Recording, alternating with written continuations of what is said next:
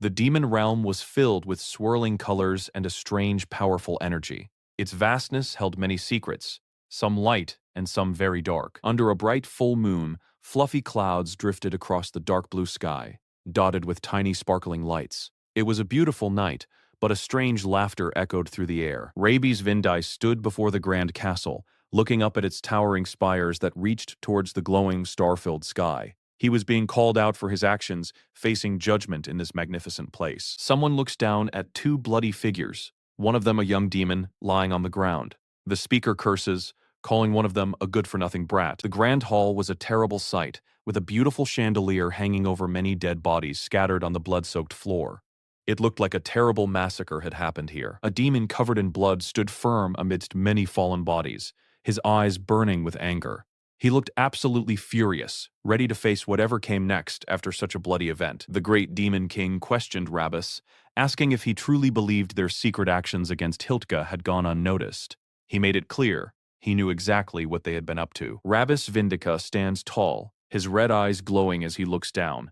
His hand is covered in blood, showing the terrible deed he just committed. The great demon king spoke sternly, asking if Ravis truly thought his actions could escape notice.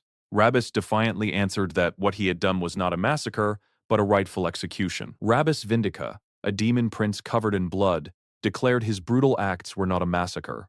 He saw them as a rightful execution carried out by his own powerful Vindes family. The young demon Ravis Vindica did not see this as a massacre.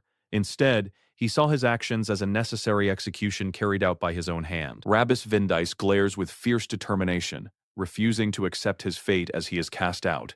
Chains try to bind him, but his power still glows around him. The demon, now in a human body, looked at the bullies who were scared after he had easily handled them.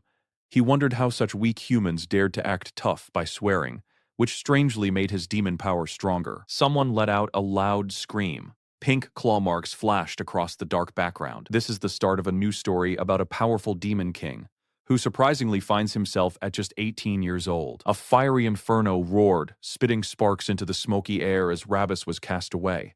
This intense heat marks the beginning of his harsh punishment to the human world. A powerful figure stood on a grand staircase, looking down with anger at Ravis Vindic. He was clearly upset, wondering how Ravis dared to pull something like this. Heavy, broken chains hang, showing a path to a different world. Many small, dark figures float above, like silent watchers in the demon realm. Someone angrily told Ravis that he was a foolish child. They said he clearly did not understand his proper place. The speaker informed Ravis that he was only asked to bring back proof of betrayal concerning Hiltka. He never gave an order to completely destroy the entire family involved. Ravis Vindic screamed in fury, his eyes glowing red and sharp fangs showing, as a chaotic bloody power swirled around him. He could not believe what was happening. His father told Ravis that as of Vindicath's time, he had gone too far by shattering the order of the demon realm. His actions were a huge problem. The great demon king Gamudere Vindica stood, an imposing figure with a fierce expression, white hair, and grand red horns. He was the ruler of the demon realm, holding ultimate power. Ravis asked his father what he was talking about, saying there had always been evidence everywhere. He reminded his father that he knew the Hiltka family was beyond saving. He complained that they couldn't punish the Hiltka family even with strong proof because of those old fossils clinging to Hiltka. He wondered how many crimes had simply been ignored because of this. Ravis Vindic was furious, bound tightly by chains, lamenting that despite all the proof, those in power refused to punish the Hiltka family. He believed that because of those old officials protecting Hiltka, many crimes were simply brushed aside. The cloaked figure was very angry, asking if anyone knew how many terrible things had been simply ignored. He was clearly upset about all the crimes that were just brushed aside without punishment. The great demon king angrily told Ravis there was a proper way to carry out executions. He felt Ravis had completely overstepped his authority and shattered the order of the demon realm. The great demon king stood firm, telling Ravis that his small decisions had no part in the proper procedure for executions. He believed Ravis had no right to act on his own judgment in such an important matter. He thought it was funny that his father talked about procedure and execution. Ravis believed in the demon realm's true law. Darkness is swallowed only by a deeper darkness. Isn't that the law of survival in the demon realm? The demon prince, Ravis, let out a furious roar as his true form began to surface, horns and sharp teeth showing. He felt a surge of demonic power, an unexpected reaction to the vulgar curses from the humans. Ravis looked at his father, questioning if such harsh survival wasn't simply the law of the demon realm.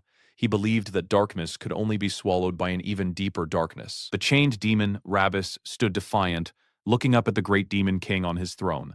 Ravis questioned how the king could lead the demon realm if he couldn't even deal with such clear evil. Ravis Vindica angrily questioned how Vindica could even call itself the king of the demon realm. He reminded his father that the nobles were truly the ones controlling the order of the demon realm right now. The great demon king looked down, upset with Ravis. He believed Ravis's understanding of the situation was too limited and short-sighted, calling him truly foolish. Ravis Vindice was sentenced to be cast down into the human world, where his great power would be sealed. He would have to pay for his actions there and learn what true Vindica dignity means. Ravis believed the Hiltka family had to be completely wiped out for his own family, Vindica, to survive. He knew they were committing every sin they could just to seize the throne. Ravis, bound in heavy chains, looked straight ahead with a furious glare. He questioned why his father had sent him out as an investigator if this was how he would be treated. He explained that he only acted in place of those cowards hiding behind Hiltka, who turned their backs on order. Ravis believed he was just doing what was necessary. The great demon king, Ravis's father, watched on with a stern expression. His fiery red eyes reflected a deep resolve after delivering his harsh judgment. The old man let out a small sound of surprise, then looked away, feeling like it was no use trying to reason with the boy. He knew there was nothing he could say to change the boy's mind. Ravis Vindic knelt in chains, hearing his punishment had already been decided together with the 12 black seats. He questioned what kind of punishment awaited him. The great demon king stood firm, his angry eyes fixed on Ravis. He declared that Ravis Vindice would be punished for breaking the laws of the demon realm and slaughtering Hiltka. The great demon king finally announced Ravis's punishment. He declared that Ravis would be cast down to the human world. Ravis Vindic couldn't believe his ears. He was being sent to the human world. He looked truly shocked, unable to accept his father's decision. Ravis Vindicat couldn't believe his ears, his face twisted in disbelief. He roared in protest, utterly shocked by the harsh punishment his father had handed down. The great demon king made a serious announcement to Ravis. He told Ravis that he would be cast down to the human world, where his power would be sealed, and he would pay for his crime and learn what true vindicity dignity is. Ravis begged his father, shouting that he had not wiped out their whole soul line, even though he killed the Hiltka brats. Despite his pleas, the great demon king did not change his mind. Ravis, chained and angry, insisted that he did not completely wipe out their whole soul line. He then demanded to know what everyone was doing to him. The great demon king angrily demanded that everyone carry out the sentence at once. His followers, clad in hooded robes, began to gather their dark magic and glowing weapons. A bright pink magic circle glows strongly around Ravis, showing his demonic power activating. Even though his powers should be sealed, they are reacting powerfully to something in the human world. The magic glowed intensely as the ritual continued. The characters shouted in anger, yelling, "Damn it! I won't accept this. Stop right now." Ravis, bound by magic chains, shouted that he was not going, and he didn't do anything wrong as he was dragged away. A hooded figure used powerful magic, forcing him to accept his banishment. The human's attack made Ravis feel a surge of intense pain. His demonic power, which was supposed to be sealed, suddenly flared up, making him glow with fierce energy. Ravis screamed out loud as Bombay, with a wicked smile, told him to have a lovely stay, Highness, you delinquent prince. Bombay then sealed Ravis's power and sent him away, despite Ravis's pleas that he had not done anything wrong. The demon prince Ravis screamed in pain as he was forced into the human world. Meanwhile, another demon, Bombay, watched on with a smirk, saying he would take care of things back home. Rabid, now in a human body, was filled with rage at the bully.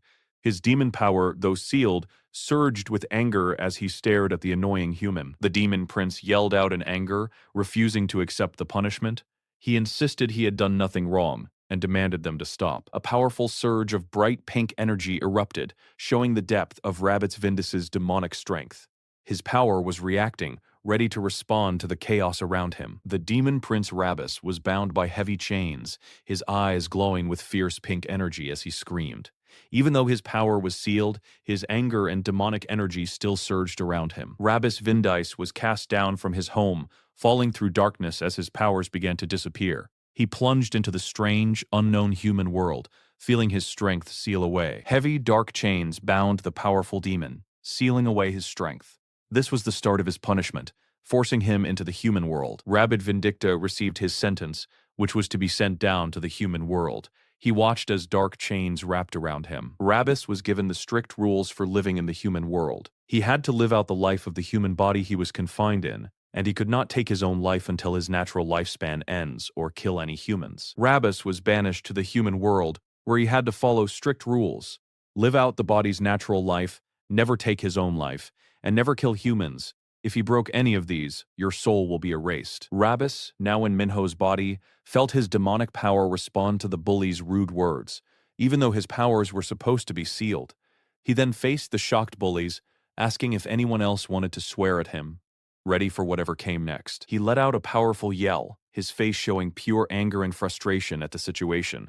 Even with his powers sealed, the demon inside him was clearly awake and reacting. The Demon King Ravis let out a gasp, slowly realizing he had truly landed in the human world. He found himself trapped in this weak human body, which hurt all over. Ravis suddenly woke up, feeling confused and disoriented, in a strange bed. He slowly looked around, wondering if he had truly landed in the human world. The young demon prince found himself in a human body that was very weak and in a lot of pain. He couldn't believe he was stuck in such a pathetic form, making him clutch his chest and his hands tremble under the covers. The demon prince gritted his teeth, feeling his anger rise as these vulgar humans dared to challenge him. He wouldn't let these weaklings think they were strong by cussing and attacking him. He woke up with a start, full of anger and disbelief. He had really been thrown into the human world. The Demon King was furious with Bambay for tricking him and sending him to the human world. He found himself trapped in a weak human body that hurt all over, making it hard to even breathe. Ravis, now in a human body, woke up feeling a strange pain all over his weak body. He was furious at Bombay for sending him here, and swore to get revenge as soon as he returned to his own world. A girl looked from behind a door, making a noise of surprise. She stepped out cautiously, seeing the person in the bed. The girl looked at him with worried eyes, asking, "What's that?" Minho, or Ravis inside, looked back with slightly sharp features, asking, "Hmm?" The girl let out a loud scream. Pink claw marks flashed across the dark background. A woman cries tears of relief, thankful that someone finally woke up. She feels sad thinking about all the pain that person must have gone through. Ravis was completely caught off guard by the girl's sudden hug and worried words.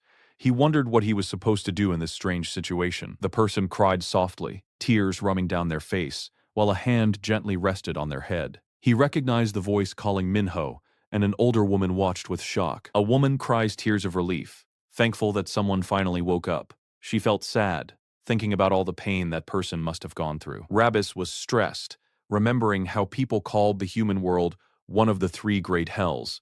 He wondered if he could even manage to live in such a terrible place. Ravis woke up to find a girl crying and hugging him tightly. He didn't know who she was, wondering if she was a family member of the human body he was now in. A woman looked shocked and called out to Minho, while someone else hugged him tightly from behind. This was the family of the human body Ravis was now trapped in. A woman cries tears of relief, thankful that someone finally woke up. She feels sad, thinking about all the pain that person must have gone through. Ravis was completely caught off guard by the girl's sudden hug and worried words. He wondered what he was supposed to do in this strange situation. Ravis was stressed, remembering how people called the human world one of the three great hells.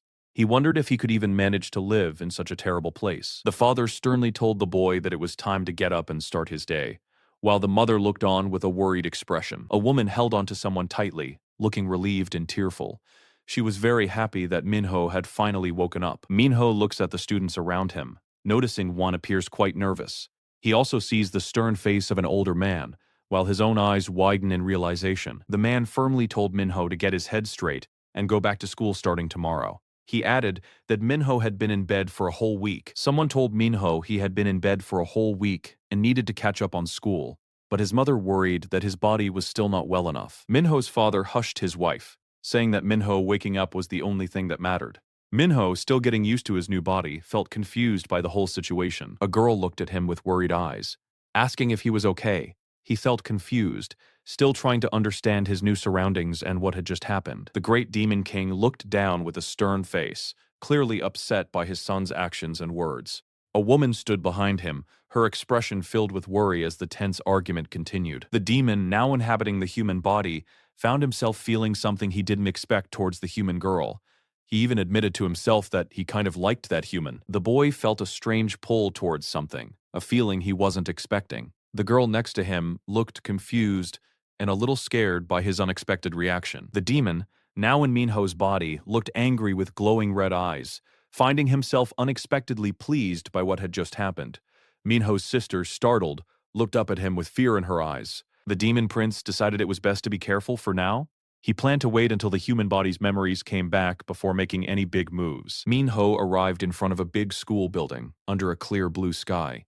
He looked at the unfamiliar place, realizing this was now his school. Minho's human mother waved goodbye, telling him to call if he didn't feel well during class. The demon prince, now in a human body, simply gave a quick reply and walked off to his new school. Ravis felt annoyed about having to go to a human school. It had been 600 years since he last went to school in the demon realm. He stood before the human school, thinking how odd it was to be attending classes at his real age.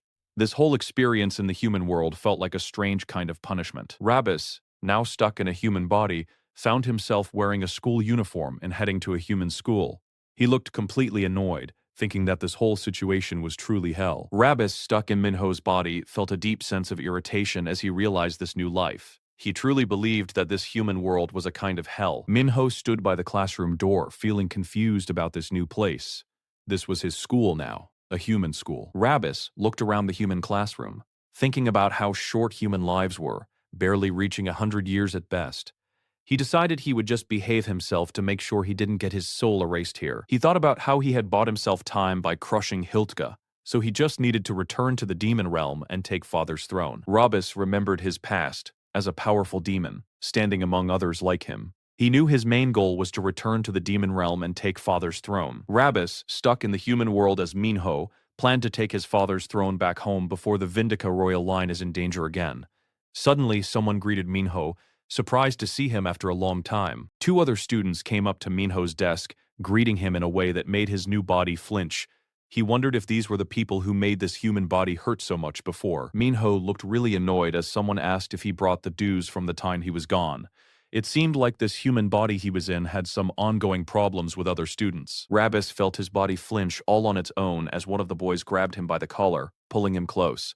The other boy just smiled, clearly enjoying the moment. Minho flinched, his eyes wide with surprise and fear, as a hand grabbed his shoulder from behind. He suddenly felt a familiar sense of dread, understanding why this human body always seemed to hurt. Minho stood tall, having easily taken down the bullies. The other boys watched him in shock, realizing they had completely underestimated him. Two bullies stood nearby, their smiles creepy and their eyes glowing purple with a strange energy. The Demon King, now in Minho's body, realized these were the same ones who had hurt the boy so badly. Ravis felt a wild new power surge through him, making his eyes glow brightly.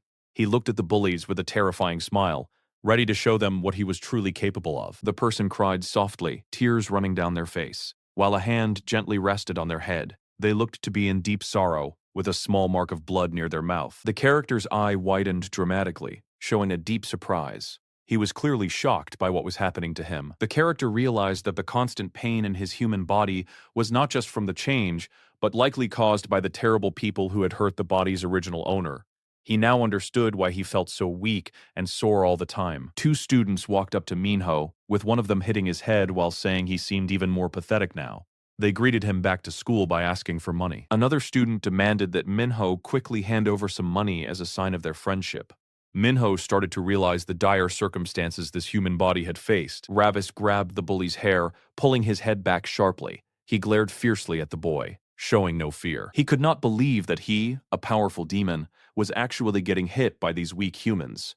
This was a completely new and shocking experience for him. A demon teacher pointed to the glowing outlines of human bodies, explaining to her students what humans look like. She instructed them to observe them. The demon prince, now in a human body, looked down at the classroom full of students, thinking how strange and vulgar humans looked without horns. He even wondered if they smelled awful, judging their human nature. The demon prince, Ravis, believed humans were incredibly crude creatures. He thought they would do anything to hide how weak they truly were. Humans are endlessly vulgar beings, doing anything to hide their weaknesses. They even foolishly worship both demons and angels at the same time. A group of people stood with their hands clasped together as if in prayer or worship. From afar, someone thought that these kinds of people were nothing but idiots who should just be burned away. He remembers a past conversation about how humans are endlessly vulgar and should be crushed. Ravis clearly agreed with this idea then, believing such beings deserve to be put in their place. A powerful memory of a past warning came to him, telling him what to do if you ever come face to face with humans. Suddenly, a fierce pink light exploded from the Demon King, covering his hands and body with wild energy. His demonic power, which was supposed to be sealed in the human world, was truly reacting to all the evil around him. A powerful demon once taught Ravis that humans are endlessly vulgar beings, who should have their depravity crushed into the ground. Ravis remembered this teaching as he faced the human bullies, his own demonic power starting to stir. The demon prince was sent falling through a strange, dark tunnel, unsure of what awaited him.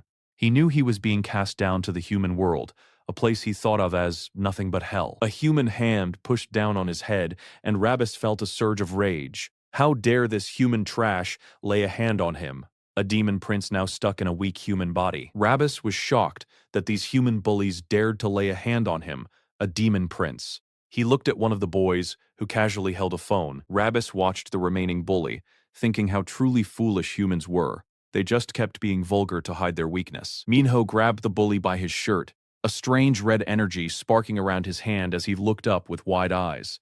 The bully was shocked, his face showing he did not expect this sudden move. The bully cried out in pain as the hit landed hard. Everyone watching was completely shocked by what just happened. The boy looked up, feeling a strange energy course through him. He was ready for whatever came next, curious to see how things would unfold. The other boy shouted in disbelief, wondering if Minho had completely lost his mind. Minho, on the other hand, felt a strange, strong energy reacting inside him. The main character's eye glowed with a bright red light as a strong aura surrounded him. He wondered if his demonic power, which was supposed to be sealed, had just reacted. Minho's eyes glowed red as he grabbed one of the bullies by the collar, who couldn't believe what was happening.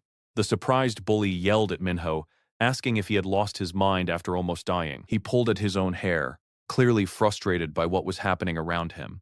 His shoulders tensed, showing his strong feelings. The attacker throws a strong punch, feeling great anger towards the person they are hitting. He believes this person is asking for trouble. Minho stood firm, his eyes blazing with anger as he faced the bullies. He was ready to show them that he wouldn't be pushed around anymore. Ravis felt a strange surge within him, realizing that his demonic power, which was supposed to be sealed, was reacting. He understood that the rude words spoken by humans actually made his power stronger. He clenched his fist, feeling a strange surge of power within him. It seemed his demonic abilities, though sealed, were somehow linked to human swearing. The demon, now in a human body, landed a powerful kick that sent one of the bullies reeling. His eyes glowed with a fierce red light, revealing a hint of his true strength. One of the bullies gets hit squarely in the face, causing blood to splatter. Another bully is sent flying back, hitting the lockers with a loud crash. Ravis felt a strange energy course through him, kicking one of the bullies hard enough to send him tumbling to the ground. The other bully stared in disbelief at his friend, who was now sprawled out. The demon prince felt his power stir, surprised because it was supposed to be completely sealed while he was trapped in the human world. The other students around him stared in shock, having never seen their classmate act so forcefully before. Even in a weak human body, the demon prince's power still reacted to the evil around him, causing his eye to glow with a dark energy. He realized his abilities were not completely gone, even in this new, unfamiliar world. He was now certain that the vulgarity of humans was somehow linked to his sealed demonic power. He wondered what else this human world would reveal as he began his forced stay. The other students stared in disbelief at Minho, utterly shocked by his sudden change. They could not believe this was the same weak Minho they knew. The bully couldn't believe Minho had actually fought back. Feeling furious at being hit, he quickly prepared to retaliate, vowing to teach Minho a proper lesson. A student full of rage lifted a desk high above his head, ready to strike down on Minho. But Minho, with his eyes glowing red, calmly watched the attack coming, unafraid. The bully dared to grab Minho, still thinking he was the weakling they knew.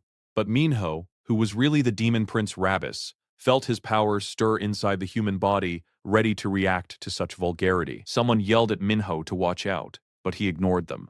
Minho's eyes glowed red as his demonic power surged from all the human cussing. One of the bullies was hit hard, collapsing to the ground with a pained groan. He gasped for air, clearly in shock from the unexpected attack. Minho realized that hearing human swearing actually made his demonic power grow stronger. He used this newfound strength to hit the bully, who looked completely shocked by the sudden change. He grabbed the punch easily, a strange energy glowing around his hand. It seemed his demonic power was still working, even when sealed in a human body. The boy suddenly doubled over, gasping for air as if he couldn't breathe. He couldn't understand what was happening to him or why his body was reacting this way. Minho stood over the last boy, who was now kneeling on the floor, shocked and scared. This weakling punk had dared to challenge him, and now saw the consequences. The demon prince realized that humans often become more vulgar to hide how weak they really are. He wondered if they truly believed that cussing made them seem strong. Ravis realized that human cursing actually made his demonic powers stronger. He then delivered a powerful kick, showing them what real strength looked like. A large foot came down, ready to stomp on the young man crouching in fear. He couldn't believe this was happening to him, a demon king, getting hit by a mere human. Minho, now filled with demonic energy, delivered a strong punch to the bully's face. The force of the hit sent the bully reeling backward through the air. Minho cried out in pain as the force of the attack hit him. He started to understand that human swearing was somehow connected to his demonic power. Ravis Vindica, with his long white hair and sharp red horns, looked on with a knowing smirk as dark energy swirled around him. He exuded an undeniable aura of power, befitting the true demon king. Ravis looked down, his eyes glowing red with a fierce determination. He had finally figured out that the source of all the vulgar human swearing he was hearing was his own mother. One of the bullies lay on the ground, defeated and bleeding from his mouth. It seemed Minho had quickly beat Taeyu and Sumhyun. The others who witnessed the fight looked around in shock. What happened? This was insane. Anyway, father, you're saying I just have to live quietly like this and then go back, right? The other students looked shocked by the sudden turn of events. They were clearly stunned by what they had seen. Is there anyone else who wants to swear at me? Dark purple energy flared around him as he waited for a challenge. Fine, let's see how this goes. Minho, with glowing red eyes and a dark aura, asks if anyone else dares to swear at him. He stands there with a sinister smile, his eyes glowing ominously. Other students stared in shock, one asking if the powerful person before them was truly Minho. Another student wondered how Minho suddenly became so strong. Minho stands calmly among the defeated bullies, who lie unconscious on the floor. His friend approaches him, still dazed, asking if Minho is okay after the fight. The friend mentions that this guy tried to help him earlier. Minho then decides that this friend looks just right to use as his attendant. The story continues into a title card referencing episode 18. The next day, Minho's friend marvels at his incredible strength, praising him for beating all the bullies alone. Walking home from school, the friend jokingly asks if Minho reincarnated into another world. Minho inwardly gasps, wondering if his friend has guessed his true identity. The friend continues, asking if Minho came from a game world. Minho thinks to himself that if this human attendant truly knows who he is,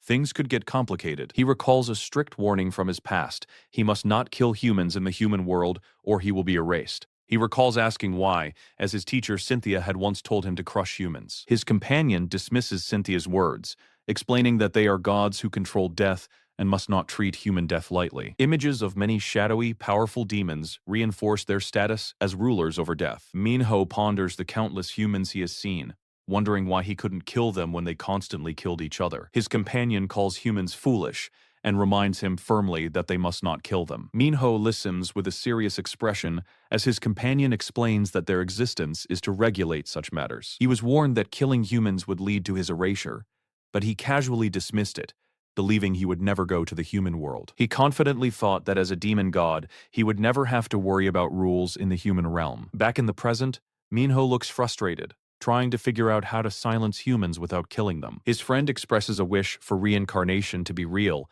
hoping to wake up in a different world. Minho looks at his friend, sensing the deep, desperate suffering that the boy carries. He understands that reincarnation might seem impossible to humans, but he recognizes the sincerity behind his friend's wish. Minho realizes his friend has been holding in a lot of pain for a long time before finally breaking down. He feels relieved that his friend hasn't truly figured out his secret, especially as the friend continues to praise his amazing actions. The friend laughs heartily while praising Minho. Minho makes a comical, annoyed face, feeling odd about being praised by a human. Later that evening, Minho concludes that his demonic power only activated when the humans started swearing at him earlier. Minho wonders how he, a demon locked in a human body, is able to use demonic power at all. He clenches his fist tightly, contemplating the mystery of his awakened abilities and wondering what is going on. A knowing smile crosses his face as he looks down at his hand. He proudly declares that as Ravis Vindica, There is really no limit for him. Suddenly, a wave of intense pain hits him, making him cry out in agony. He clutches his shirt, writhing as the pain overwhelms him. Lying in bed, Minho realizes his human body is far too weak to withstand his immense demonic power, complaining that his whole body hurts. He looks intensely pained, noting he has only lived as a human for 1 day, and it is already agonizing. Minho's face contorts in pure agony, thinking that at this rate, he won't be able to sleep a single wink. The next panel shows Minho finally asleep, drooling slightly, ending his restless night. The night passes in restless discomfort for Minho. Time flies by, showing transitions from a starry night to a bright blue sky, and finally a golden sunset. The school building stands under a golden sunset, marking the end of another day. Walking home from school, the friend happily notes how long it has been since they had a normal day at school, thanking Minho. Minho, looking bored, declares he'd rather just fight head-on and wants to test his power even more. Suddenly, a voice calls out Minho's name, drawing his attention as he turns away from his friend. A group of bullies, led by a menacing older student, confronts Minho, asking if he was the one who messed with his little brother. The older bully accuses Minho of betrayal, claiming he had been protecting his brother for money all this time, making the friend look worried. As the older bully swears, Minho's demonic energy begins to react, eliciting a questioning sound from his friend. Minho grins widely, confirming he was indeed the one, and tells the bully to come with him. The older bully looks taken aback by Minho's confident response, while Minho's friend looks utterly shocked. Meanwhile, Tae, the younger brother, is being lectured by the older brother about getting into fights under the setting sun. The older brother chastises Tae for being beaten by a weakling, and Tae apologizes profusely. Minho confronts the older brother, thinking about what he should do with him while his friend hides behind him. The older brother glares at Minho, feeling his reputation would be ruined if he let this slide.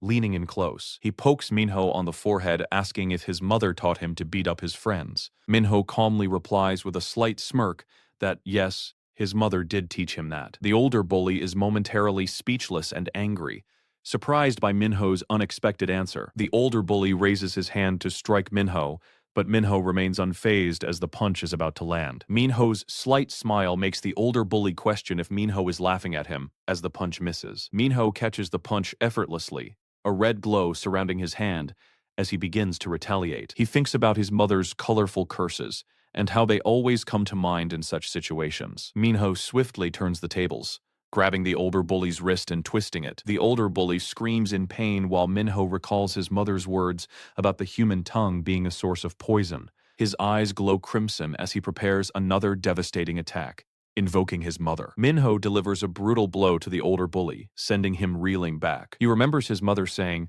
that violence only affects the body, but he then thinks about how a rotten voice truly damages the soul.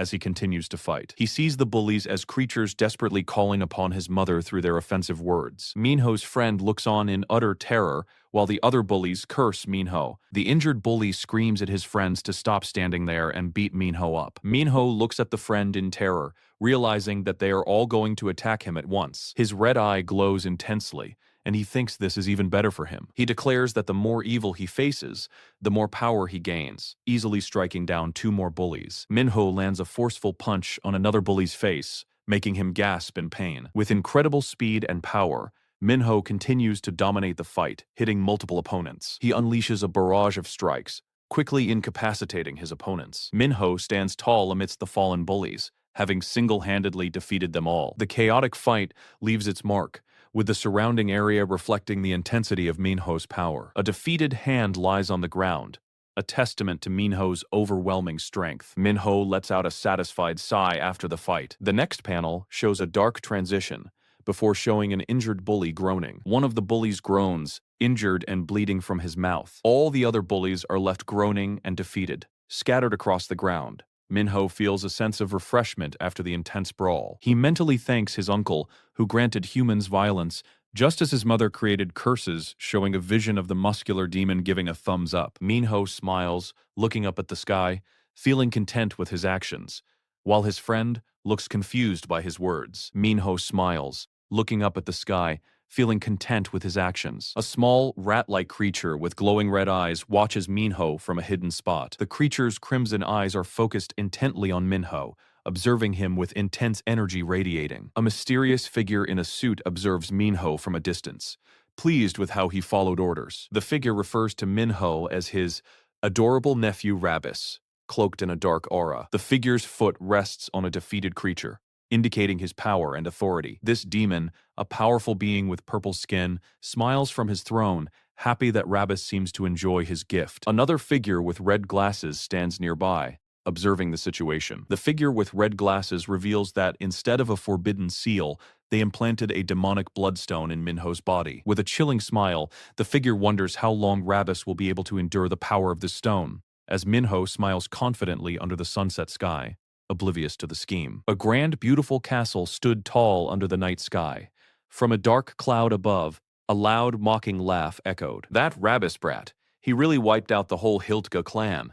Someone with bright blonde hair and red sunglasses watched the scene deep in thought. The person with red sunglasses stated that Ravis can only relax once he gets exactly what he wants. Ravis, a demon with wild purple hair, was a stubborn sort.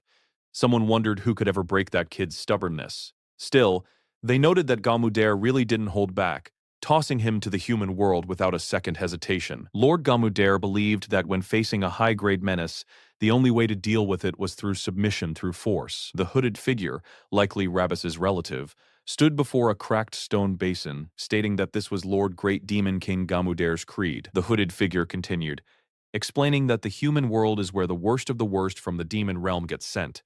They added that it won't be easy at all for Ravis to adapt there. A small demon boy cried out for his uncle to save him, as another demon stepped right over him. His uncle just looked back calmly, seeming quite pleased with himself. The hooded figure asked the Demon King if that was why he gifted Ravis the demonic bloodstone. The figure in the dark cloak stood ready, telling Lord Varkan they were ready to project the sinners who were sent to the human world. Ravis, with a menacing grin showing sharp teeth, commanded the figure, "Show them to me, Bonbei." The hooded figure began channeling intense purple energy outward from their position. A figure wearing an eerie bone-like mask exclaimed that now that Ravis has gone down to the human world, he'll end up facing those sinners whether he likes it or not. Ravis, showing his demonic features, was seemingly part of the projection, ready for the challenge. The plan was set for Ravis to confront the sinners who were sent to the human world, whether he wanted to or not. A purple hand reached out, swirling dark energy around it, showing his power to manipulate the darkness. Two figures stood near the stone basin, as dark, swirling purple energy erupted from it. A surge of dark, swirling purple energy exploded,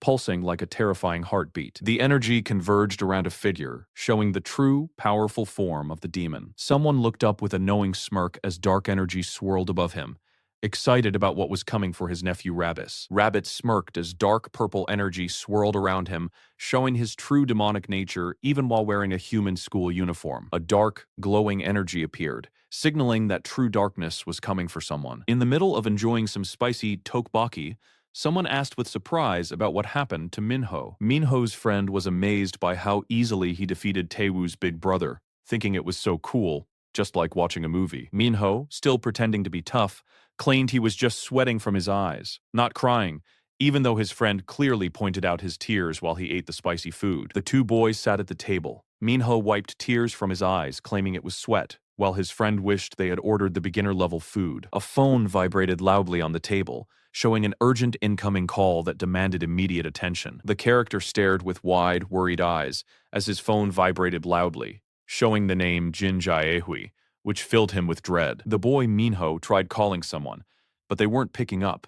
Elsewhere, another person's face showed pure shock and distress. Minho's friend got an urgent call and had to leave, happily telling Minho to enjoy his food before heading out. The student with glasses looked surprised while the other student calmly ate, still claiming that the pit of fire was nothing special, even though tears were streaming from his eyes. A young man tried to eat his food, but drops of liquid fell from his face, making him look upset as he struggled with another bite. The city lights twinkled under a deep blue sky, showing the calm of the night, as tall buildings stood against the glowing clouds. The old, worn buildings and tangled pipes along the alley made the whole area feel a bit gloomy. A hand held a specialized pen, and a few drops of dark liquid dripped from its tip as a sudden, sharp sound echoed. In a dark room, a person was being held down on a table while another tattooed person worked on them.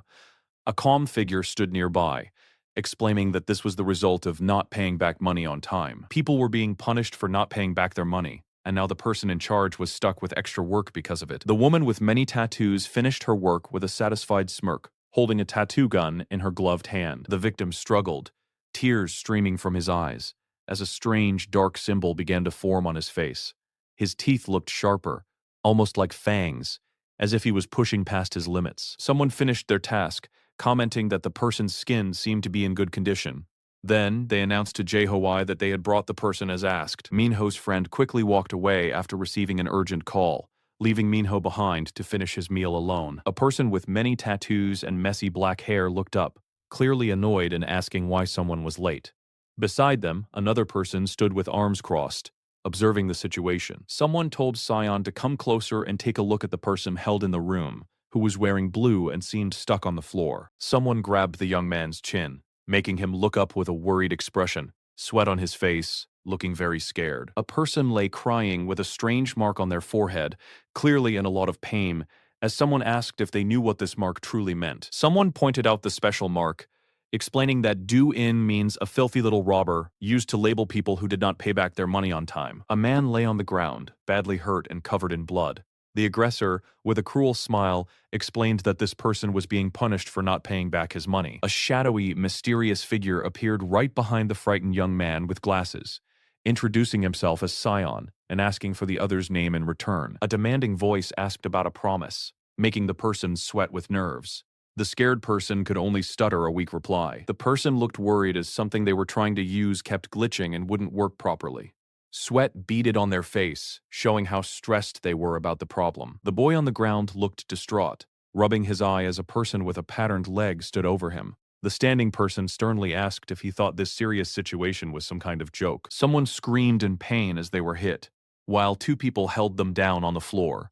The person delivering the blows seemed annoyed, asking why they couldn't understand simple instructions. A person with black hair grins wickedly while holding a tattoo gun over someone's arm, who looks upset and in pain. Someone's hand held the boy's head tightly as tears streamed down his face.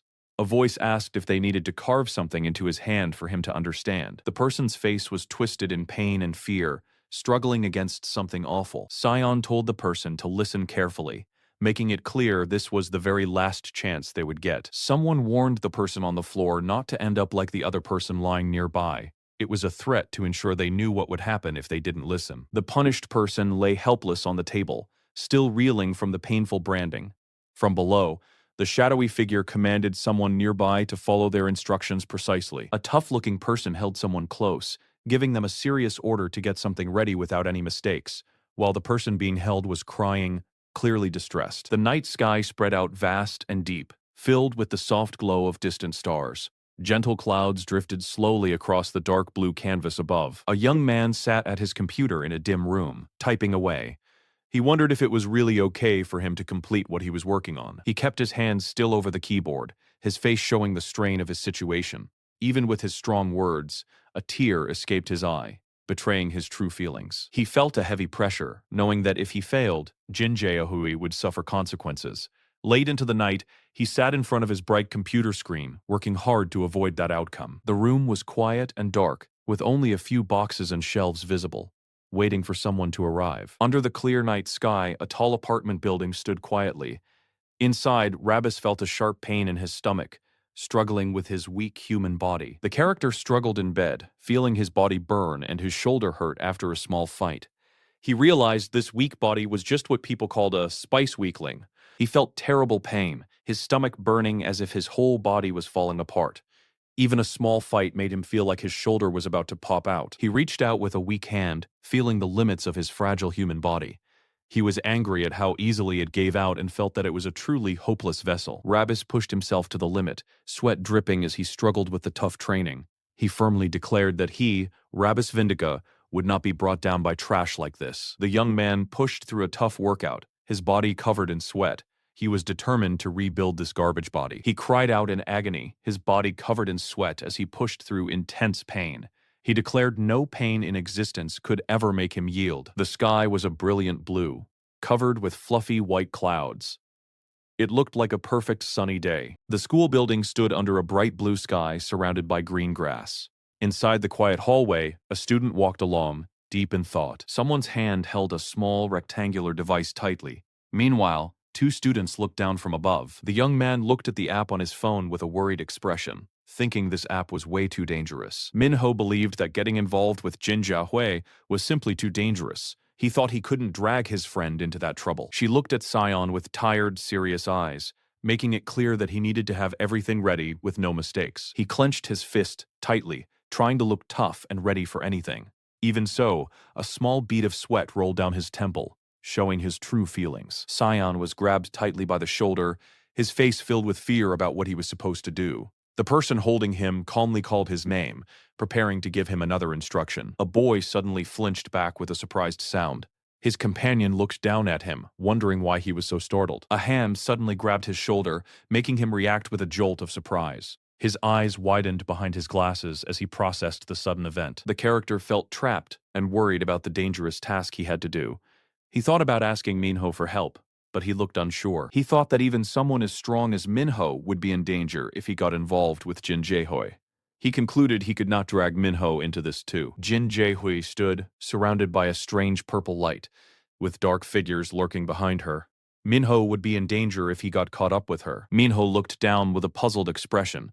Meanwhile, his friend observed him with a worried face. He thought about how he couldn't get Minho involved in this dangerous situation.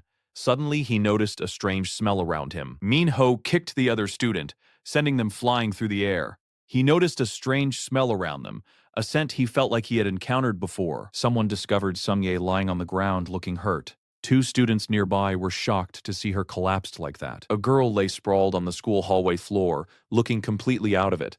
Another student knelt beside her, desperately trying to get her to wake up, while others watched in concern. The boy with curly hair looked down at the girl lying on the floor, asking if she was hurt. He seemed concerned about her condition. The young woman lay on the ground, her face bruised and bloody, with tears falling from her eyes. She was in great pain, barely able to make a sound. Someone stood tall while two students lay on the floor, screaming in pain.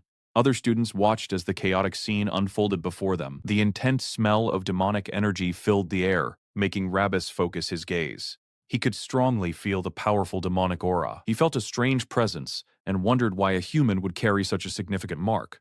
Down the hall, other students were simply walking by, completely unaware of what was unfolding. A young man rushed forward, seeing several people lying on the ground, including a girl named Sum Yue.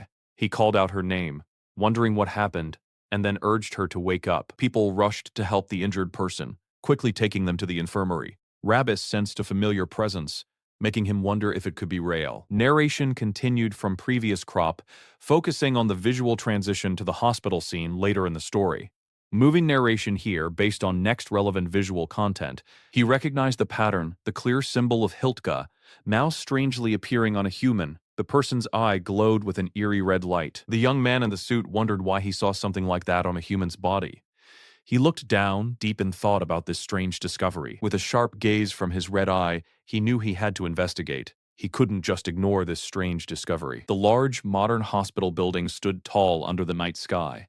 Soft clouds drifted by as tiny stars twinkled above the many windows of the building. Someone sat in a waiting area, quietly looking at their phone. Suddenly, the sound of footsteps came closer as another person arrived. Someone in a uniform quickly stopped a person in a hoodie who was about to open a door, asking if the hooded person was a friend of Sungye. A person in a blue uniform blocked the hooded figure, firmly telling him that the person inside needed rest and could not have visitors. The police officer was shocked by the sudden change in the person's eyes, which now glowed with a fierce red light. A dark, powerful aura surrounded the figure, revealing a hidden demonic nature. The demon, Ravis, used his power to grant forgetfulness to the police officer. The human's eyes glowed as the magic took hold, wiping their memories away. The person, disguised in a police uniform, looked up with a fierce gaze. Their eyes glowed with a dangerous red light, revealing their true, powerful nature. A person sat calmly, dressed in a blue shirt and dark pants, unaware of the powerful entity who had just arrived. Ravis, in his temporary human body, walked down a quiet hallway towards a closed door, while a person in a uniform sat nearby. He realized that even with this tiny bit of power, he could manage much. The character in the gray hoodie had a thoughtful look, knowing that his temporary power boost would only last for a short time. He let out a determined sound as he made a decision. A young man in a hoodie looked down, deep in thought. Meanwhile, a woman with long orange hair and heavy eyes watched something from the side. A person sat in a hospital bed, surprised by an unexpected visitor who had just walked into the room. They looked up with wide eyes, wondering who the stranger was. The person in the hoodie looked defiant and said he should be the one asking who the woman was. She stared back at him, completely shocked by his words. A girl in the hospital bed stared in surprise, wondering who would just burst into the room like that. A hand suddenly reached out, grabbing the other person who was lying there. The surprised woman in the hospital bed reached out and grabbed the man who suddenly appeared, yelling because he startled her. The man who just walked in seemed unbothered, even as she complained that he hurt her. He looked closely at her arm, completely confused by the symbol marked on the human's skin. It was the symbol of Hiltoa, and he wondered why a simple human would have such a powerful mark. Ravis wondered why a regular human was carrying such a powerful demon symbol. Suddenly, the person in front of him reacted with anger, realizing she was facing a real demon. A hooded figure stared with one eye glowing a bright red, giving off a dark and scary feeling.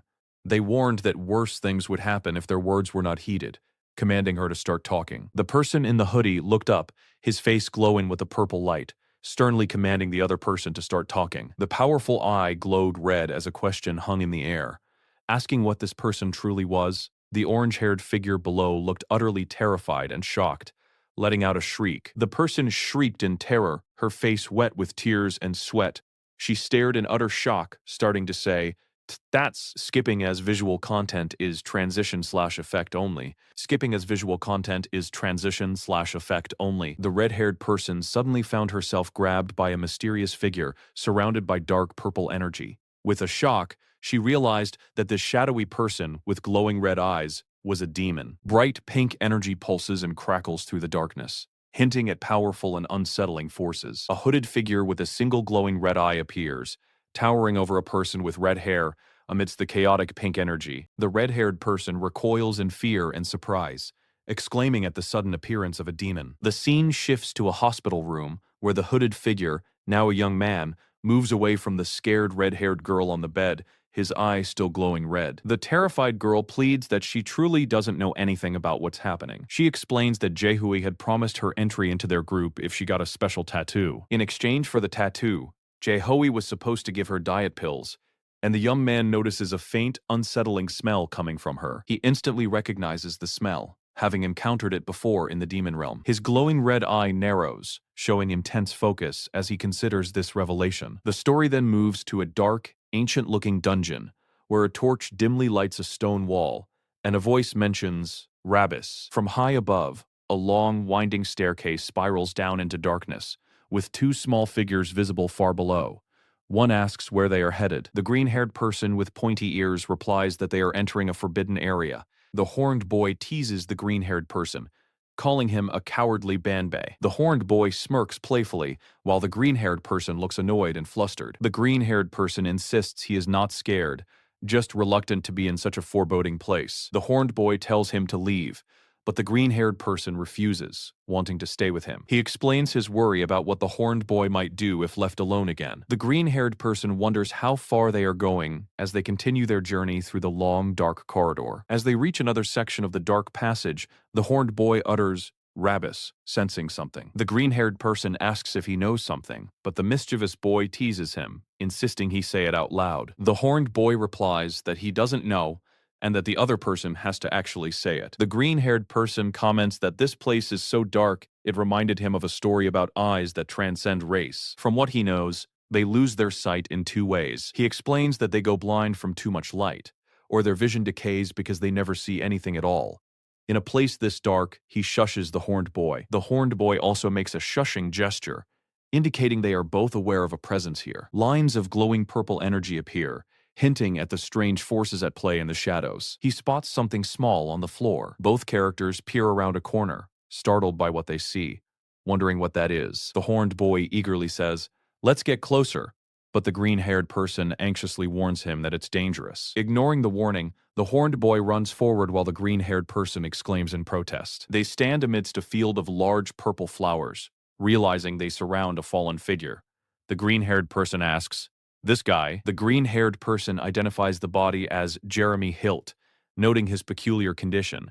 He declares that, judging from the state he's in, he's already dead. The purple flowers are growing from his eyes. The green-haired person warns the horned boy not to touch the flower, asking what's with this flower. Ignoring the warning, the horned boy plucks a flower, which immediately sprouts thorny, blood-red tendrils. The horned boy recoils from the flower's foul smell, while the green-haired person looks on in utter horror, realizing what it is. The green-haired person's eyes widen as he begins to recognize the true nature of the flower. The horned boy crushes the flower, releasing more thorny tendrils and blood, and the green-haired person identifies it as a gnawing flower. The sinister, thorny tendrils, stained with blood, spread out menacingly from the crushed flower. The young man from the hospital, his red eye still glowing, confirms that the smell is just like a gnawing flower. Back at the hospital, the scared girl in the bed desperately pleads for him to spare her. He stands by the hospital window, gazing out at the dark, moonlit sky. Outside, a large bat with glowing red eyes hangs upside down from a tree branch. The bat transforms into a menacing figure,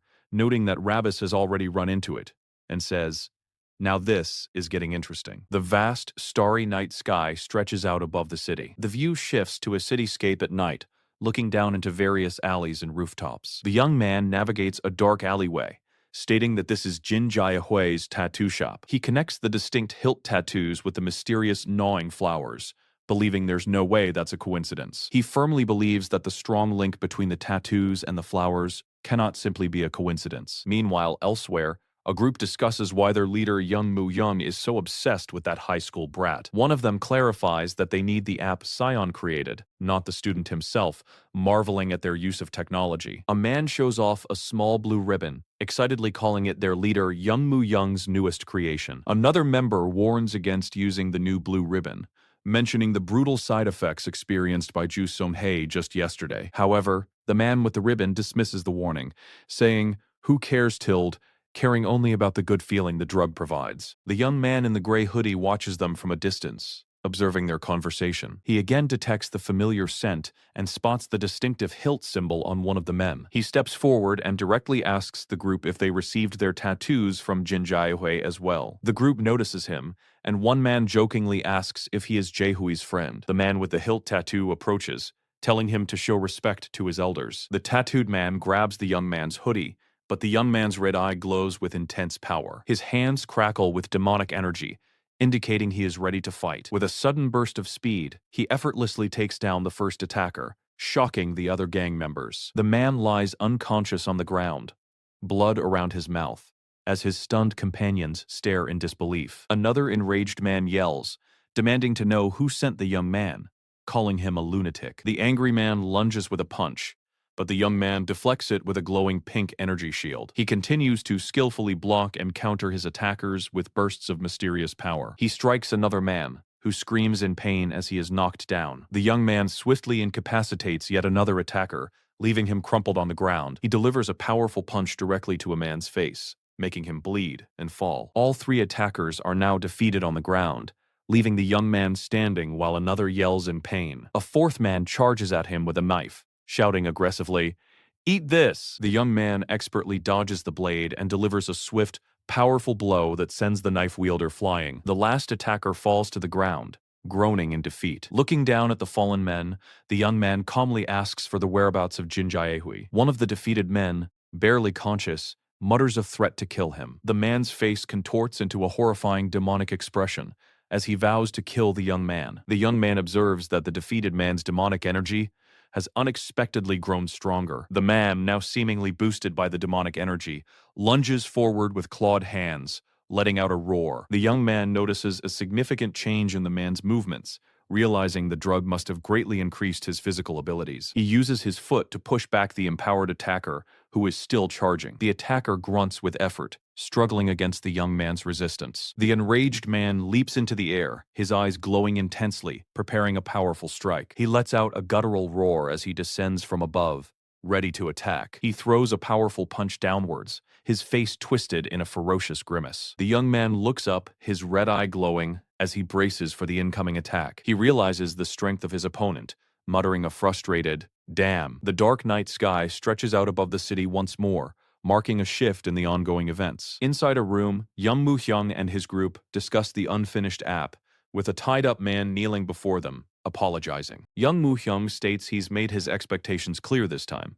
But another person reminds him that he said the same thing before. Young Moo-hyung adds that he also captured the one who was skimming blue ribbon. The bound man on the floor desperately apologizes, admitting his mistake. He pleads for mercy and begs for just one more chance. He promises he won't mess up again, while the others watch silently. One of the group members takes a bunch of blue flowers from a vase. He pulls the flowers out, revealing their dark, twisted roots. The captive man, drenched in sweat, continues to look terrified. He cries out, pleading for forgiveness from his tormentors. As a blue glow surrounds the man holding the flower, the captive screams as dark energy lashes out. The man, now emanating a chilling blue light, raises his arm with the flowers, looking menacingly at the captive. Dark energy lashes out, causing the captive to scream in agony. Bright pink energy engulfs the captive, intensifying his pain. The captive collapses to the floor, writhing in unbearable agony. He gasps, tears streaming down his face as he chokes for breath. Jae-hui watches the horrifying scene with a troubled expression. The powerful man with the blue flowers looms over the captive,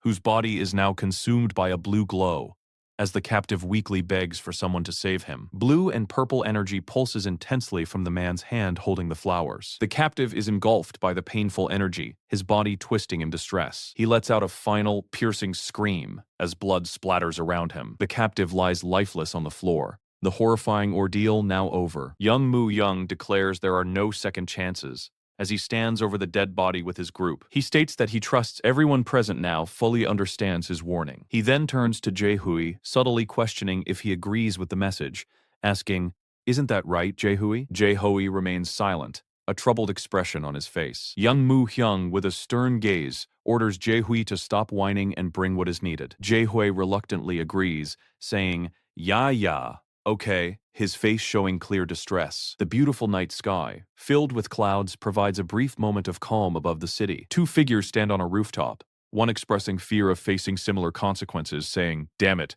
at this rate I'm gonna get screwed too." The worried figure frantically calls out to Im Seon, demanding that he answer his phone immediately. Im Seon's phone vibrates loudly, glowing blue on his desk. Im Seon is deeply absorbed in his computer work, unaware of the urgent calls. He slowly reaches for his glowing phone, finally noticing the call. He answers, hesitantly saying, hello, to the caller, who simply greets him as Sion. The caller, Im Seon's superior, explains that he had intended to come check in person, but the chaos from the street fight prevented him. He further explains that the kids here won't listen to him, leaving Sion confused and asking, "What do you mean?" The superior then asks Sion if he knows Jin Jae-hui, hinting at a connection to the ongoing events. The young man in the gray hoodie listens intently on his phone, looking worried. Pink energy subtly emanates from his body, indicating his powers are still active as he processes the call. A man was talking on the phone when the person on the other end asked if he had answered Jin Jae-hui's call previously.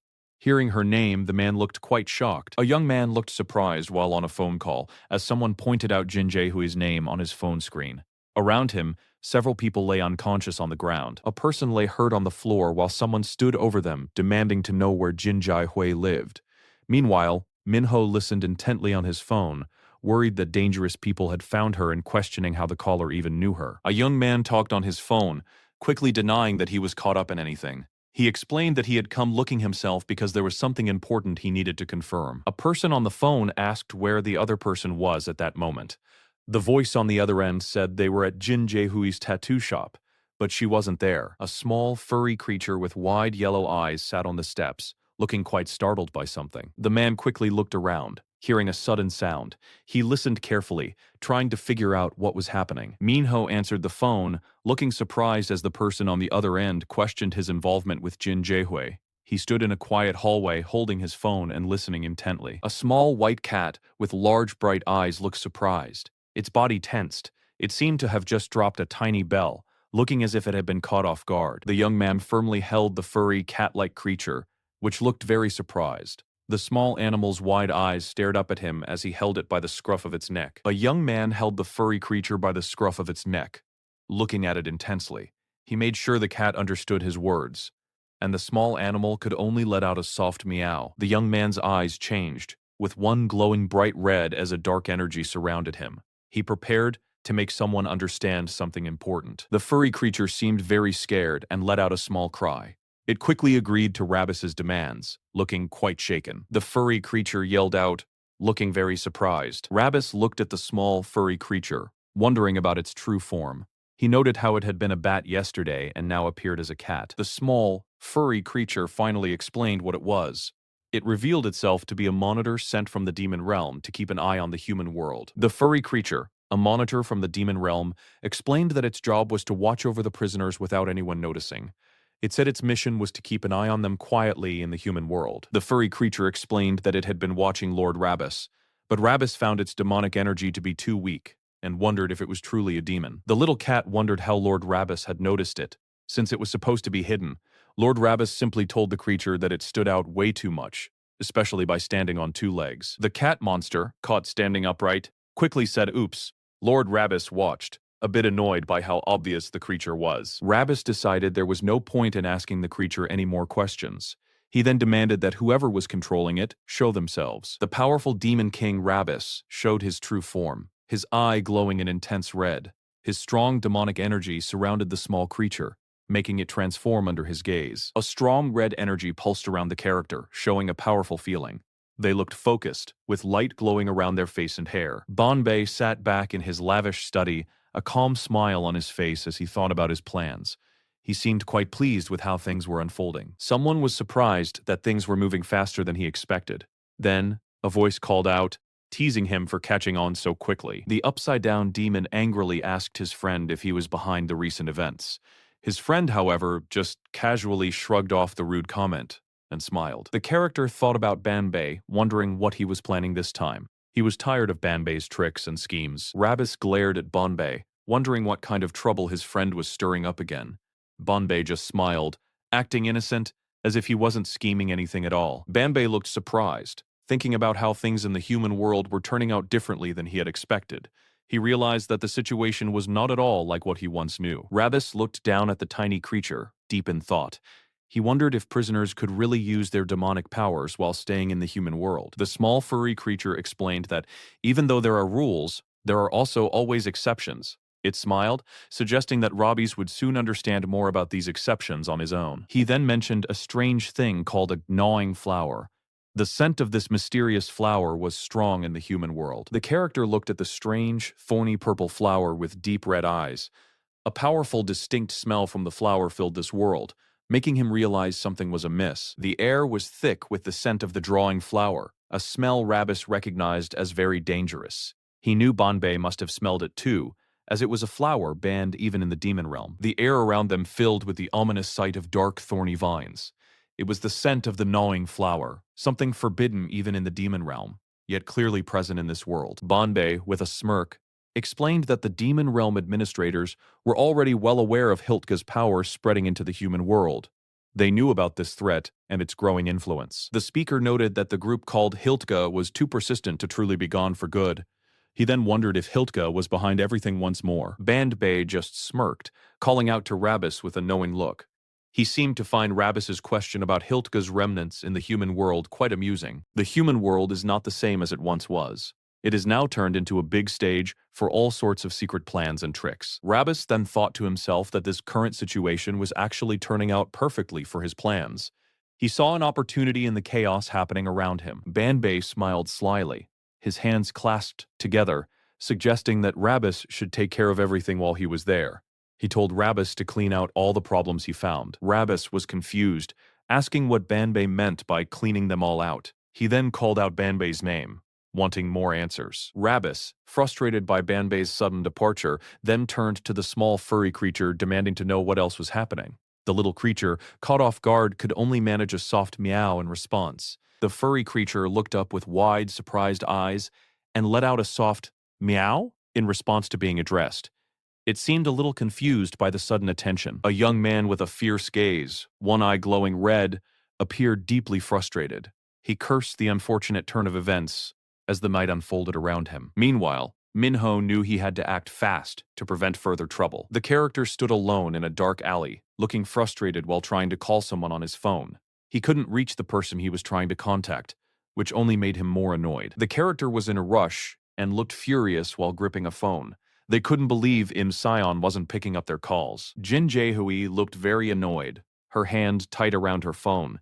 She was trying to call someone, but they were not picking up at all. Someone's phone was ringing, displaying an incoming call from Jaehui.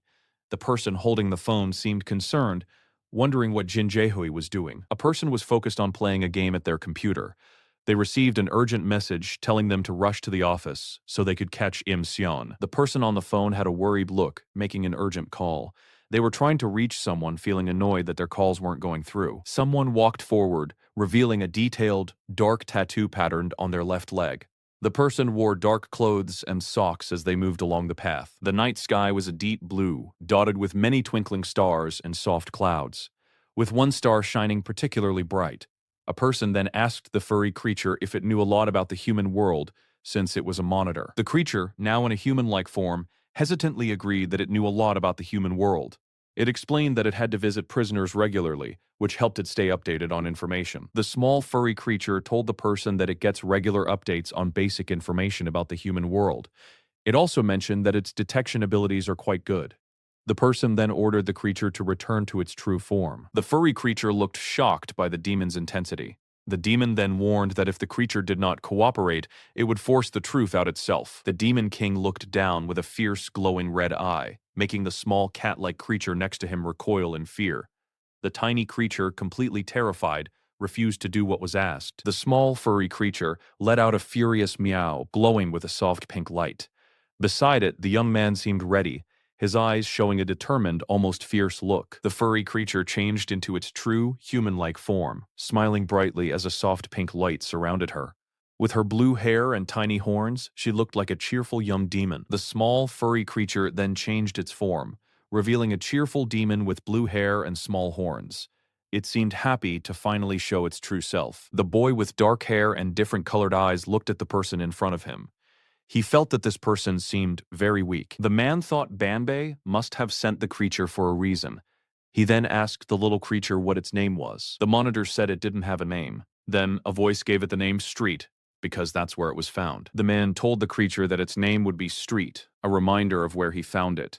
The creature softly repeated its new name, feeling a sense of belonging. The creature was so excited to finally have a name given by Lord Ravis.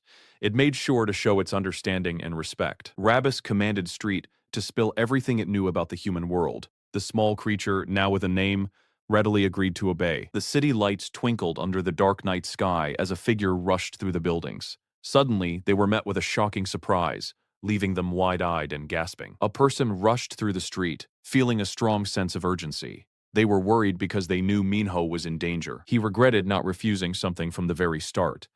Now he ran as fast as he could, carrying a potted plant, feeling a sense of urgent worry. A person holds an award from an app challenge, surprised by their big win.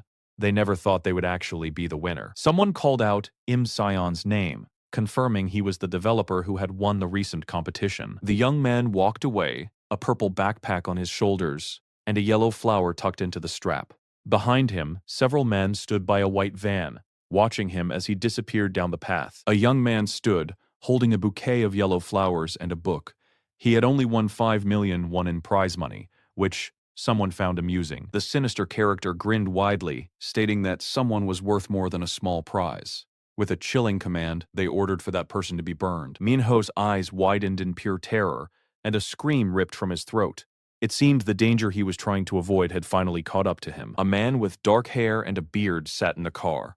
Looking out intently, he held a lit cigarette between his lips as he seemed to be waiting for someone. The purple-haired man told the other person to stop making a fuss, explaining that this was just business. He then calmly instructed the scared, curly-haired person to look beside him. A sound of extreme distress ripped through the night, set against a dark, starry sky above some tall buildings. A young man sitting on the floor looked up in shock as 3 other figures stood over him, blocking the doorway. One of the standing figures spoke, telling him they needed the app inside. The young man, sweating and wide-eyed, weakly tried to object. The dark-haired woman among the standing figures looked down at him with a cold expression, warning him not to try anything. The young man recoiled, looking utterly defeated in the presence of the imposing man in a suit. He muttered a weak, negative response. He looked down, clearly feeling hopeless about his situation.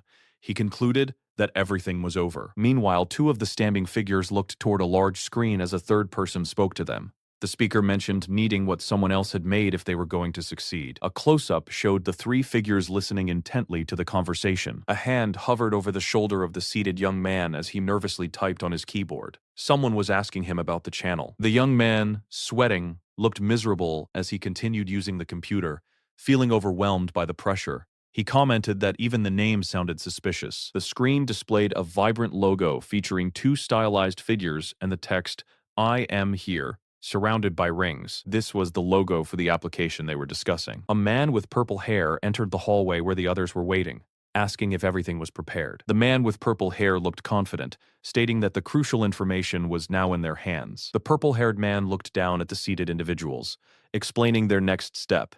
He said that with the information they acquired, they could control the market however they wished. The purple-haired man continued, focusing on the applications. He mentioned the importance of location-sharing features. The two figures standing next to the seated person smiled, confirming the plan's success. A hand, tattooed with dark, swirling patterns, held up a small, blue-wrapped candy that seemed to glow with inner energy. The caption identified it as Blue Ribbon. The purple-haired man looked forward with a menacing smile, declaring their intention to show the blue ribbon to everyone. A close-up showed the tattooed hand holding the blue candy again, emphasizing the object of interest. This panel shows the stylized title, likely for the chapter or arc, featuring dark Gothic script and fiery red accents. The scene shifts to a bright, sunny day outside a large school building.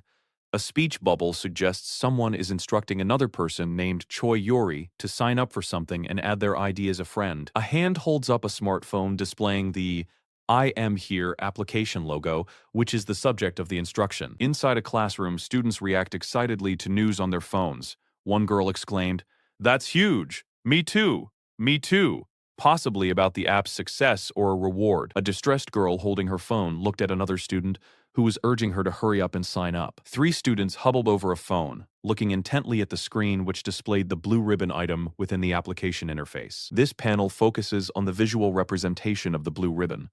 Two blue candies wrapped with bows inside a light blue circle with a white bow above. The scene switches to a city alleyway during sunset. Someone expressed disbelief that the user count for the app was increasing so much in just one day. Back with the group indoors, the dark-haired woman showed excitement while looking at her phone, attributing the success to their work. A chaotic room reveals a group surveying the damage to what appears to be a laboratory or workshop. Someone angrily demanded to know who trashed their shop. A close-up on the dark-haired woman shows her looking intensely at the wreckage. The scene shifts to a security room, where a small, furry, bat-like creature peers up from a computer monitor, prompting someone to look and question the status of other cameras. The dark-haired woman pointed toward the screen displaying the creature, while another person tried to check the other cameras. The creature on the screen looked quite content, causing disbelief among the observers. The dark-haired woman looked furious and exclaimed in shock at whatever she was seeing on the monitor. The man with the tied-back hair checked the time on his phone, noting it was 17:21. The dark-haired woman shouted in surprise toward the man with the tied-back hair, possibly reacting to new information or a command. She looked back with wide, intense eyes, asserting that they were told something important. The scene changes to a colorful sunset over a cityscape, signaling a transition or passage of time. A young man in a dark school uniform stood with a serious, somewhat unimpressed expression. A small, wide-eyed, cat-like creature with large blue/orange eyes peeked out from beneath some debris in an alleyway. The young man looked down at the creature, mentioning he had gained weight since they last saw each other, and then asked about something he requested to be investigated. The blue-haired girl, looking ecstatic, grabbed the young man's face playfully. The young man stood over a blonde man lying unconscious on the ground, bleeding slightly from the mouth, with a few blue candies nearby. The young man picked up one of the blue candies, sniffing it intently, and confirming his earlier suspicion about the smell. He realized the smell was that gnawing flower smell. A close-up on the unconscious man showed his eyes rolled back and blood smeared around his mouth, illustrating the effect of what he consumed. The young man holding the candy frowned, wondering how they possessed something originating from the demon realm when they thought they had wiped out the seeds. The blue-haired girl shushed him, surrounded by glowing blue ribbon graphics, and whispered that the substance was spreading. The young man looked away thoughtfully, considering the implications of the spread. The blue-haired girl looked distressed, perhaps worried about the rapid spread. She mentioned it was hard to control. The young man reacted with intense shock and anger, looking down at the smaller figure, suggesting he was very displeased with the situation. The blue-haired girl looked terrified as a massive truck sped by, perhaps implying the scale of the spreading influence or her fear of the consequences. The young man sharply poked the blue-haired girl on the forehead, telling her to figure things out herself from the start. The young man looked down at the girl, asking if she understood the gravity of the situation. The blue-haired girl cried, clutching her head in distress, apparently overwhelmed. The young man stood tall against the backdrop of the city sunset, demanding a choice from her. He asked her to choose between him or Bombay. In response to the demand, the girl started to cry but seemed to try and answer. A dark, shadowy, demonic figure enveloped in purple energy loomed as a voice offered liberation if she chose it. The blue-haired girl, seen from behind, raised her hands as the dark entity promised to free her from being a pathetic creature. The blue-haired girl suddenly appeared in a bubbly, bright pink setting, laughing gleefully, seemingly in a different state or memory. The cheerful image was interrupted as she was suddenly grabbed from behind, looking distressed with an exclamation mark appearing above her. The young man stood over the blue-haired girl, who had collapsed onto the ground, while a voice declared something about the darkness. The young man introduced himself as Ravis Vindica and extended a hand toward the frightened blue-haired girl, asking her to accept him. A small, glowing, spiky yellow spirit, or familiar, floated near the girl's eye. The young man smiled sinisterly at the spirit, telling it that it could now leave. The young man instructed the group, "All right,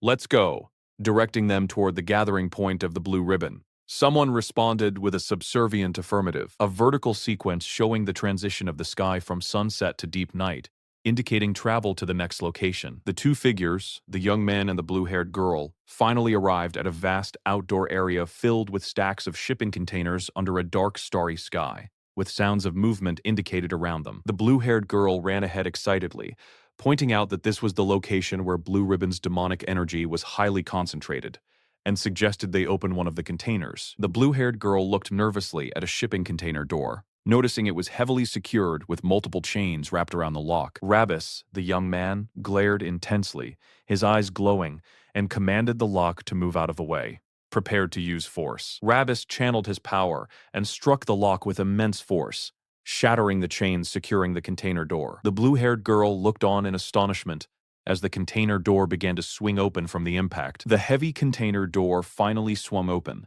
leaving the broken chains scattered on the ground below where Ravis stood. As the door opened, the young man and the girl reacted with surprise to what was suddenly revealed inside. Both figures flinched and winced as a powerful wave, possibly negative energy or sensation, washed over them, causing them to instinctively clench their fists. A terrible smell rushed out as the container doors swung wide, accompanied by a dark, swirling energy mix of purple and red, confirming the presence of the concentrated demonic power of the blue ribbon they sought. Ravis looked up at the eerie, pulsating structure formed by the containers, noticing the ancient lock that once secured it, now bypassed. Both Ravis and the girl displayed extreme shock, with wide eyes and signs of distress, overwhelmed by the sight before them. Ravis stared at the stacked containers, realizing with shock that this was the source of the mysterious candy, the blue ribbon. Ravis and his subordinate stood amidst the containers, surrounded by the eerie blue glow emanating from the surrounding transformed forest,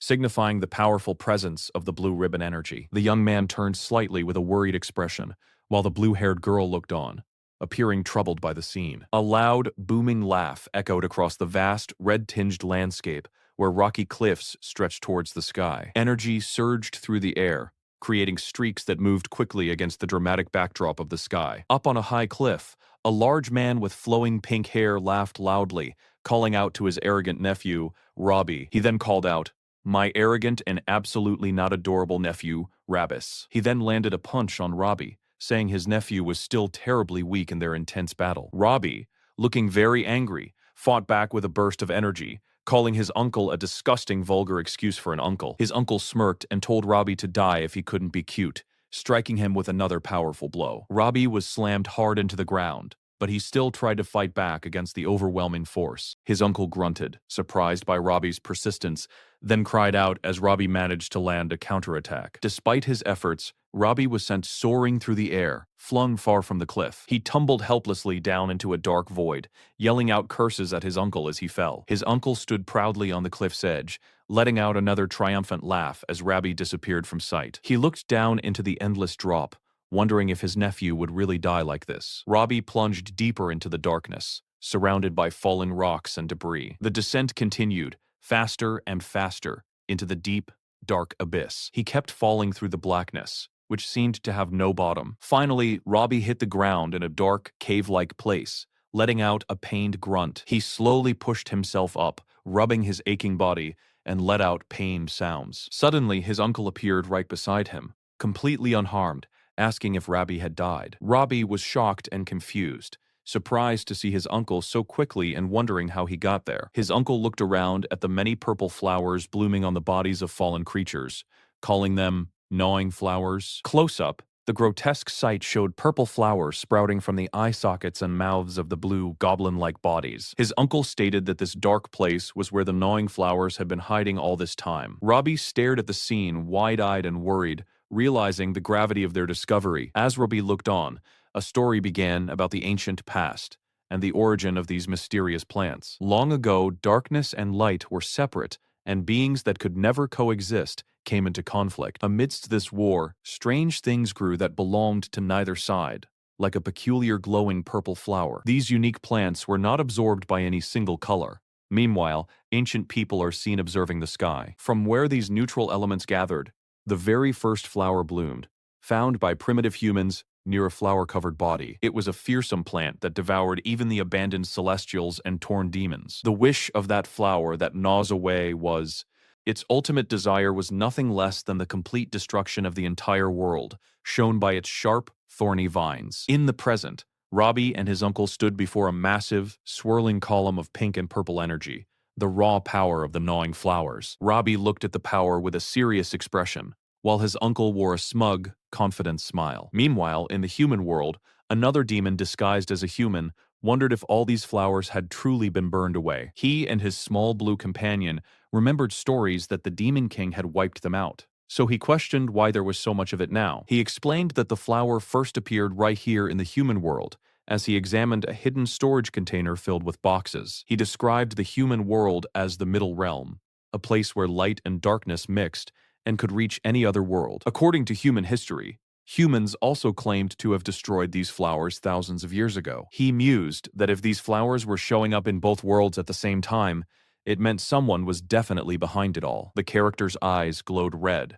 as he looked determined, knowing a mastermind was at play. Suddenly, a bright light from a flashlight cut through the darkness of their hidden location. The little blue creature, Ravis, was startled by the unexpected light and looked up in surprise. The main character, holding the flashlight, noted that someone had wandered into their secret spot without knowing where they were. Jin Jaehui and her group emerged from the shadows, and she instantly recognized the main character, calling him the bastard from the tattoo shop. Ravis quickly identified Jin Jaehui to the main character, who then angrily asked her why she trashed his tattoo shop. Jin Jaehui ignored his question, demanding to know how he found their hidden base, and if she was the one managing all of this. She challenged his odd way of speaking, confirming that she was indeed in charge and asking what he wanted. The main character looked at her, asking if she knew anything about the raw material for the flowers. Jin Jaehui accused him of trying to steal business secrets, then casually stated she didn't care about his concern. The main character explained that he simply disliked leaving things that felt nasty alone. One of Jin Jaehui's men nervously reminded her of what young Mu Oppa would do if they messed up again. Jin Jaehui then distributed some of the glowing blue flowers to her waiting men, calling it a special distribution. Her men looked greedy and excited, eagerly asking if they were really getting the strange plants for free. Jin Jaehui simply told them to shut up and eat the flowers without question. The men quickly devoured the flowers, chewing them down with hungry looks. The main character told Ravis to stay hidden, saying her current power was too weak and she would only get in the way. The men began to transform, dark purple energy swirling around them, twisting their faces into monstrous grins. Jin Jaehui pointed at the main character, declaring that she would stomp him flat right then and there. The ground beneath them cracked and burst with energy as her transformed henchmen prepared to attack. The monstrous gang charged forward, their eyes glowing, ready to fight the main character. The main character calmly observed them, calling them fools for being so arrogant and not knowing what power they were using, then invited them to come. With glowing red eyes and a determined face, he stated that there was more than enough demonic energy in this place to draw upon. He moved swiftly,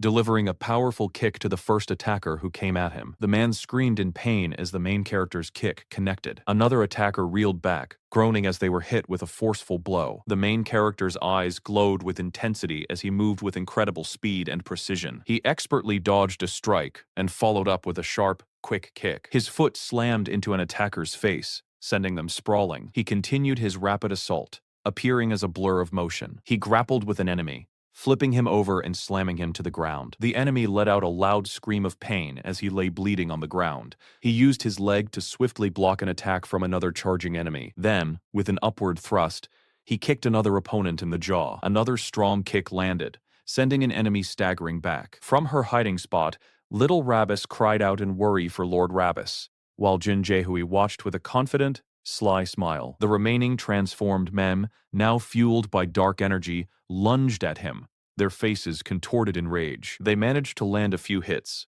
showing that they were indeed very strong. The main character wondered if their increased strength was because they had consumed more of the flowers this time. He realized he needed a different strategy and prepared for a more serious attack. He stomped his foot down, creating a powerful shockwave around him. He grabbed an enemy, his hand glowing with dark purple energy. His eyes glowing fiercely, the main character unleashed a powerful swirling attack. He blasted the group of men with a wave of purple energy, making them gasp and cough. He could barely stand the foul, low-grade stench that came from their demonic energy. He declared that the more evil spread, the more violently his own immense power responded. His body began to glow with vibrant purple energy, showing his power surging. One of the enemies screamed in agony, overwhelmed by the surging power. The main character continued his fierce assault, striking with unrelenting force. He landed a powerful kick to the chest of an enemy, sending them flying. With a fist crackling with purple energy, he delivered a devastating punch. The punch connected with brutal force, splattering blood. He followed up with a hard kick, sending another enemy reeling. One of the attackers was knocked out cold, collapsing to the ground. The main character stepped on a fallen foe, his power clearly dominant. He delivered another strong kick, his red eyes burning as he continued to defeat his opponents. A large enemy screamed in frustration, lunging at him with a desire to kill. The enemy's face was contorted in pure terror as the main character's power intensified. The main character blocked a punch, then spun around for a powerful counterattack. He let out a powerful roar, unleashing even more of his demonic energy. He landed a final, crushing blow, sending another enemy to the ground. Jin Jaehui watched in horror as her men fell one by one, completely astonished by his strength. She wondered aloud how he was able to defeat all of her men by himself. Jin Jaehui looked truly terrified, realizing the overwhelming power the main character possessed. Dark, swirling energy intensified around the main character, making him appear even more formidable. He stood amidst the fallen, his eyes glowing fiercely red, completely enveloped in raw power. Jin Jaehui trembled, questioning who he really was. She was utterly scared, wondering if he was a ghost or something even more terrifying. A stage is ready, draped with rich red curtains and illuminated by a warm spotlight. Above, a blue banner announces the 5th SC competition, hinting at an important event about to begin. A ballerina stood alone on the stage, bathed in a single spotlight, as an audience watched her performance. She wore a delicate ballet dress, poised for her moment to shine. The woman sat on the couch, looking upset and demanding to know who these people were. She seemed confused and annoyed by their sudden appearance. Someone encouraged Yuri, assuring her that with her current skill level, she was more than capable of getting into the Venus Ballet Company. They also reminded her that she was Kang Hyunju's daughter. A woman sat on a couch, dreaming of her daughter dancing in a famous ballet company. Suddenly, 2 men opened the door and walked in, announcing their arrival to someone in the room. Someone angrily asked the intruders who they were, questioning if they knew where they were, barging in like thugs. One of the visitors then apologized, saying they were there to deliver a bulk order of blue ribbon. A woman was shocked when some people showed up to deliver a huge order of blue ribbon. She couldn't believe her eyes at the sight of the large jar filled with the blue pills. The woman sat on the couch, looking upset and demanding to know who these people were. She seemed confused and annoyed by their sudden appearance. The woman looked very surprised and pointed at something unseen, as the man with pink hair asked why she seemed so shaken. He looked down, seeming to know exactly what was making her so nervous. The woman sat on the couch, looking upset and demanding to know who these people were. She seemed confused and annoyed by their sudden appearance. Someone said they handle everything themselves, from making the product to selling it, so there's nothing to worry about. But the woman still looked very worried and asked if there really wasn't any problem. The woman looked very surprised and pointed at something unseen. As the man with pink hair asked why she seemed so shaken, he looked down, seeming to know exactly what was making her so nervous. The man looked at the worried parent with a knowing smirk. He reminded the parent that they had already given their daughter a lot of the substance before sending her on stage. A man watched a ballerina dancing on a screen, thinking about how he quickly sent her onto the stage. He seemed to be in a big hurry for her to perform. Someone calls out to Yori, who is covered in sweat and looks like she is in serious pain.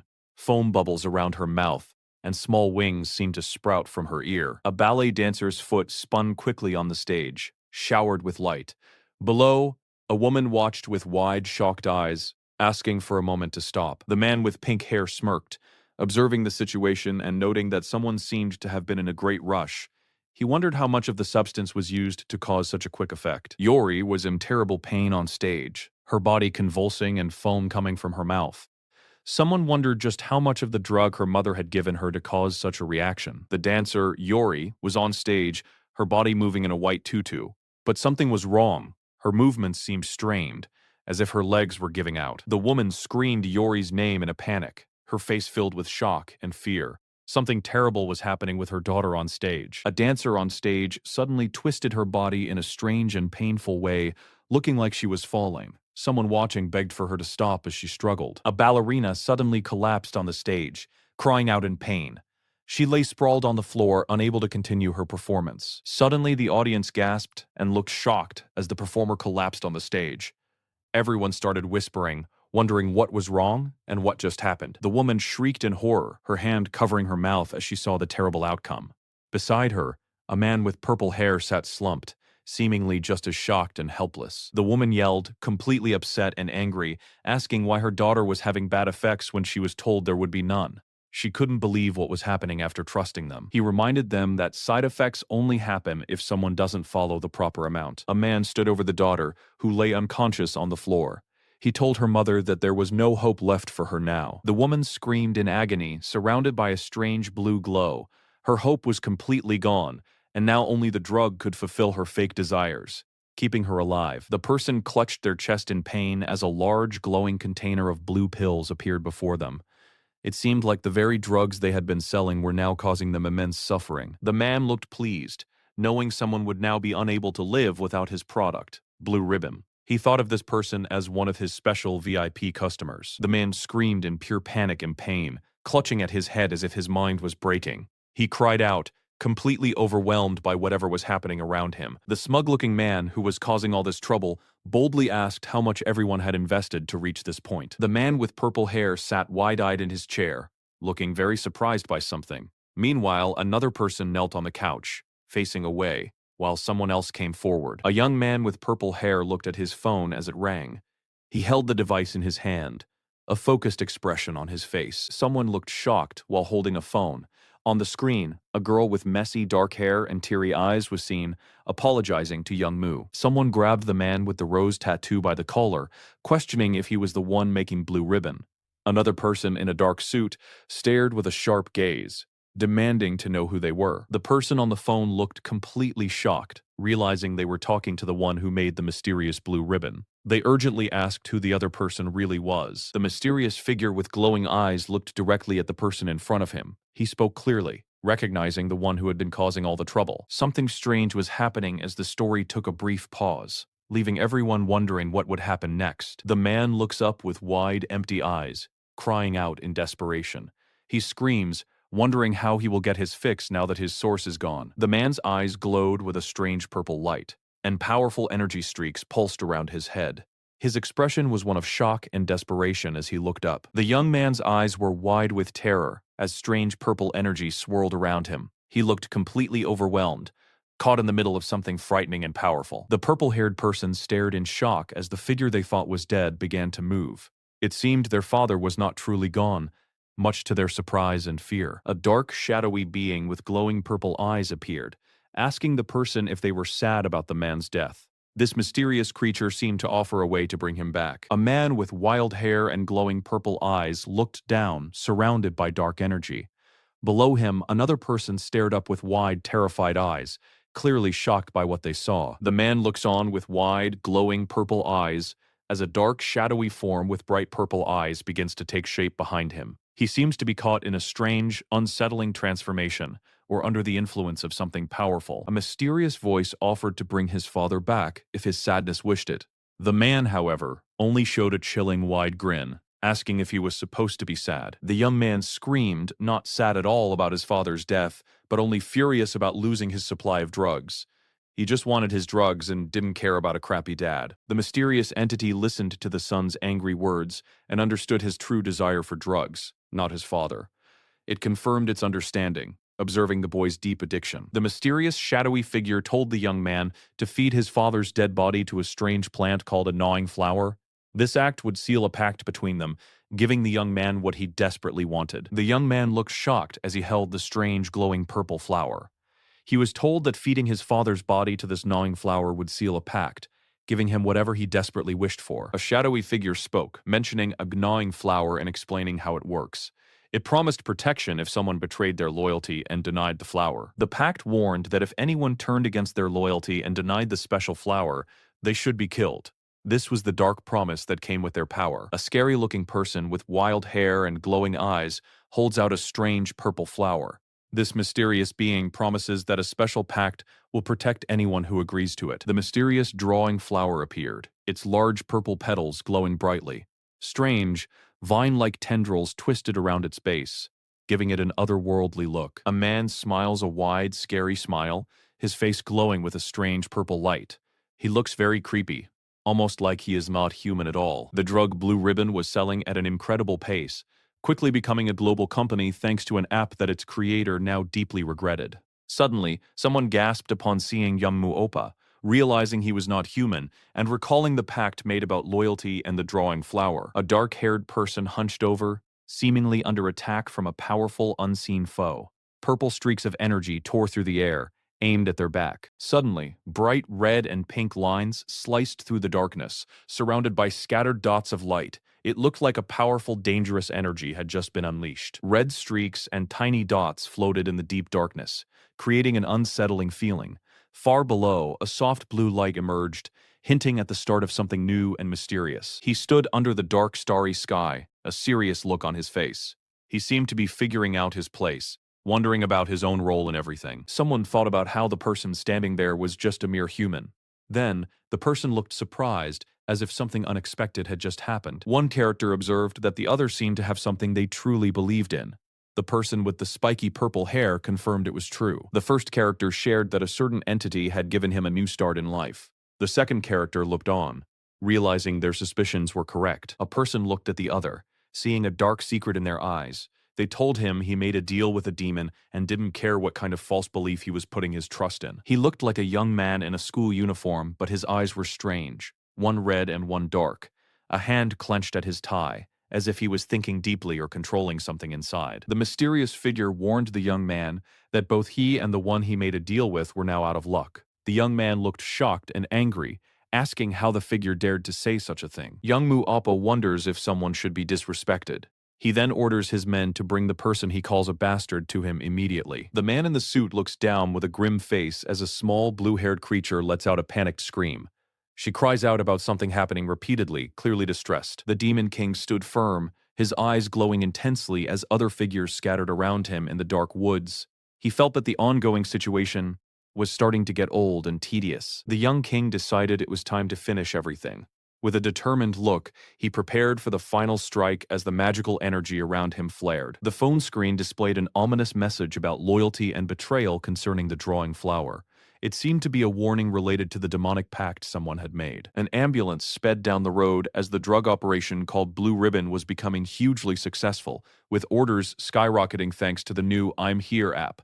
The person who created the app worried about how quickly drugs were spreading because of their creation. The woman tried to help the person who was struggling, holding a jar of blue pills that seemed to be the cause of all the trouble.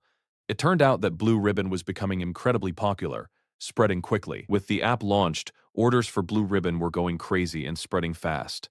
The company was becoming huge, getting VIP customers all over the country, and even expanding into other countries like China and Japan. Someone hands over a jar full of blue pills, like they are making a big deal. The business of selling these blue ribbon pills is growing fast, almost becoming a global company. But in reality, it leads to people like this man ending up dead, surrounded by the very drugs he craved. The business was booming, with one of the men noting that Young Moo Hyung had already expanded their operations to China and Japan too.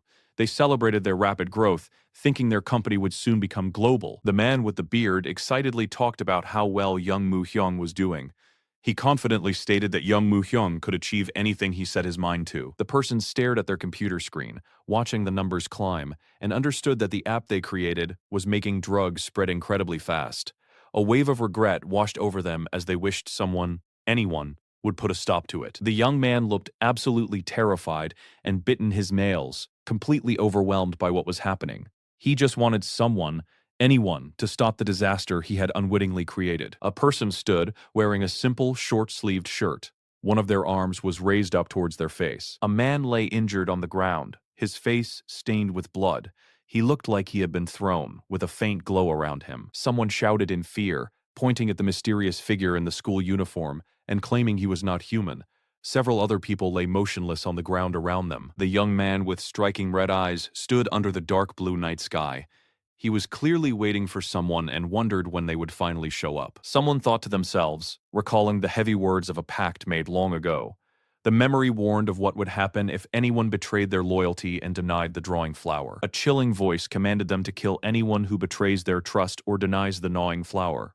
This powerful dark presence warned of severe consequences for disloyalty. A mysterious man with purple hair and a black mask stood surrounded by a dark purple aura, giving off a strange vibe. In his hand, he held 3 small glowing blue pills, the infamous blue ribbon. A character made a strong promise, agreeing to do exactly what was needed to uphold a pact. He was ready to take action. A powerful dark figure appeared, their eyes glowing purple and a chilling sharp-toothed grin on their face.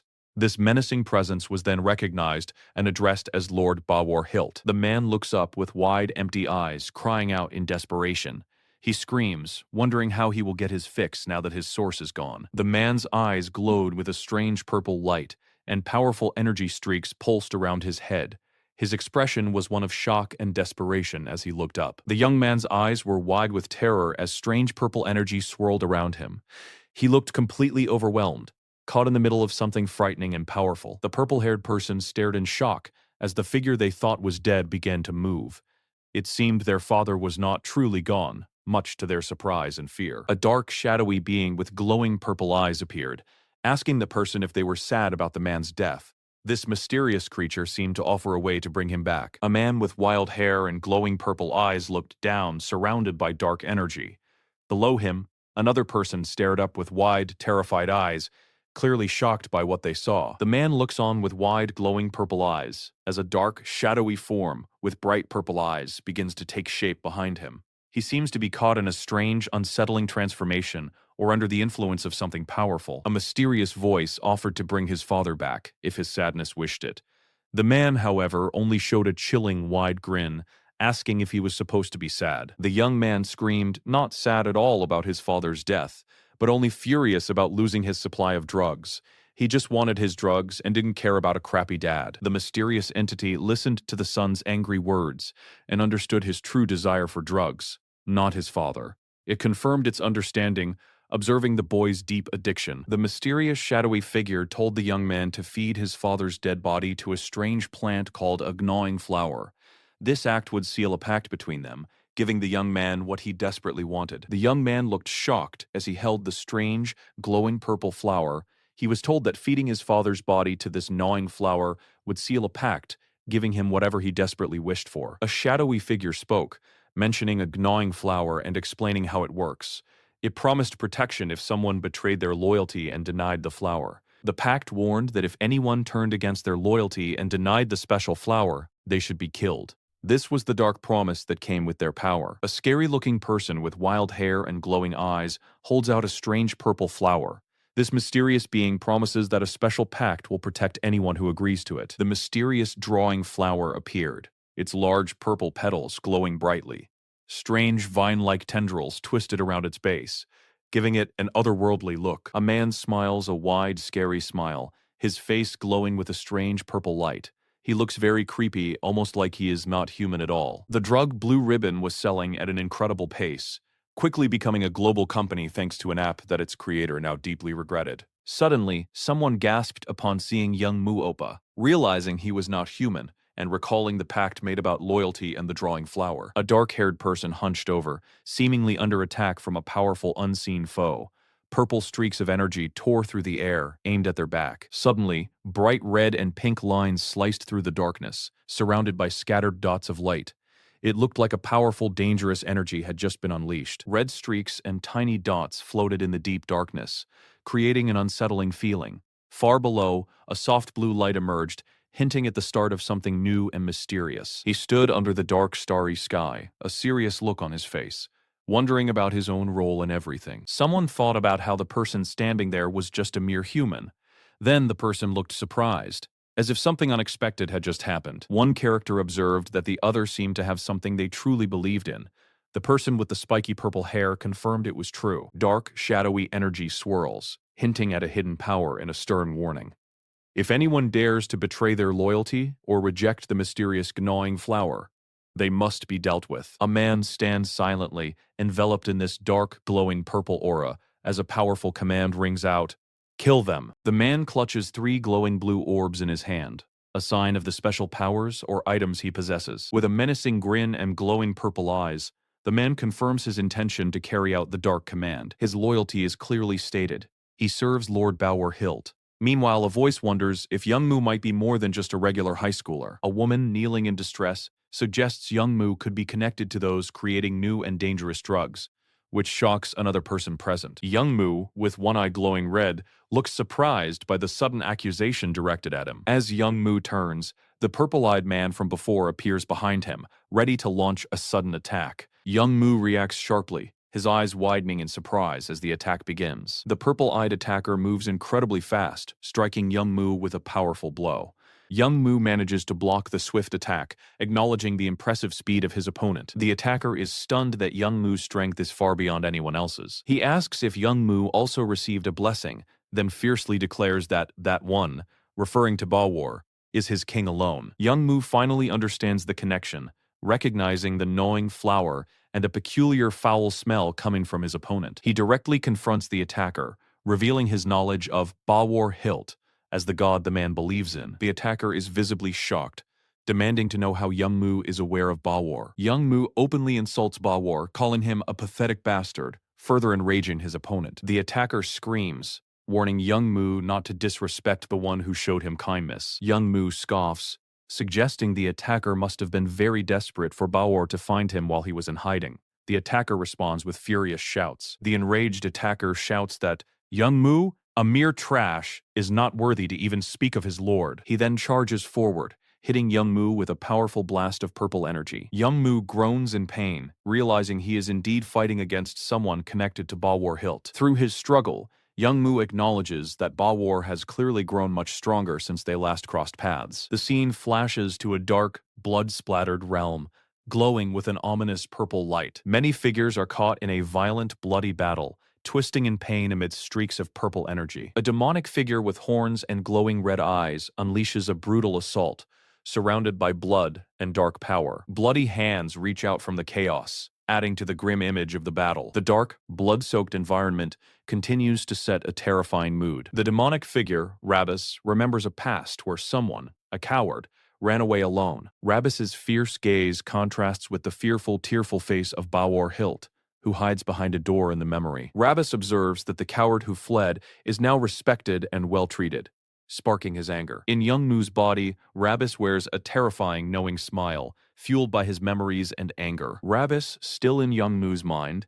wonders about Bawar's current whereabouts, while the attacker, furious, vows revenge for the insults against Lord Bawar. The attacker growls, his body crackling with dark purple energy, preparing for another fierce assault. Young Mu grimaces, bothered by the unpleasant stench radiating from his opponent. The attacker, enveloped in dark power, declares that anyone who dares to insult Lord Bawar will be severely punished. He hovers directly over Young Mu, his eyes glowing with destructive intent. The attacker vows to personally kill anyone who offends Bawar, then slams a powerful strike onto Young Mu. Young Mu is brutally struck, absorbing the force of the blow. The impact sends Young Mu flying backward through the air. Young Mu crashes onto the ground, clearly in significant pain. He lies there, looking severely injured and in agony, with blood staining his face. The attacker stands over Young Mu, ready to continue his merciless assault. He thinks about both Blue Ribbon and Lord Bawar, showing his unwavering devotion to them. The attacker lets out a furious roar,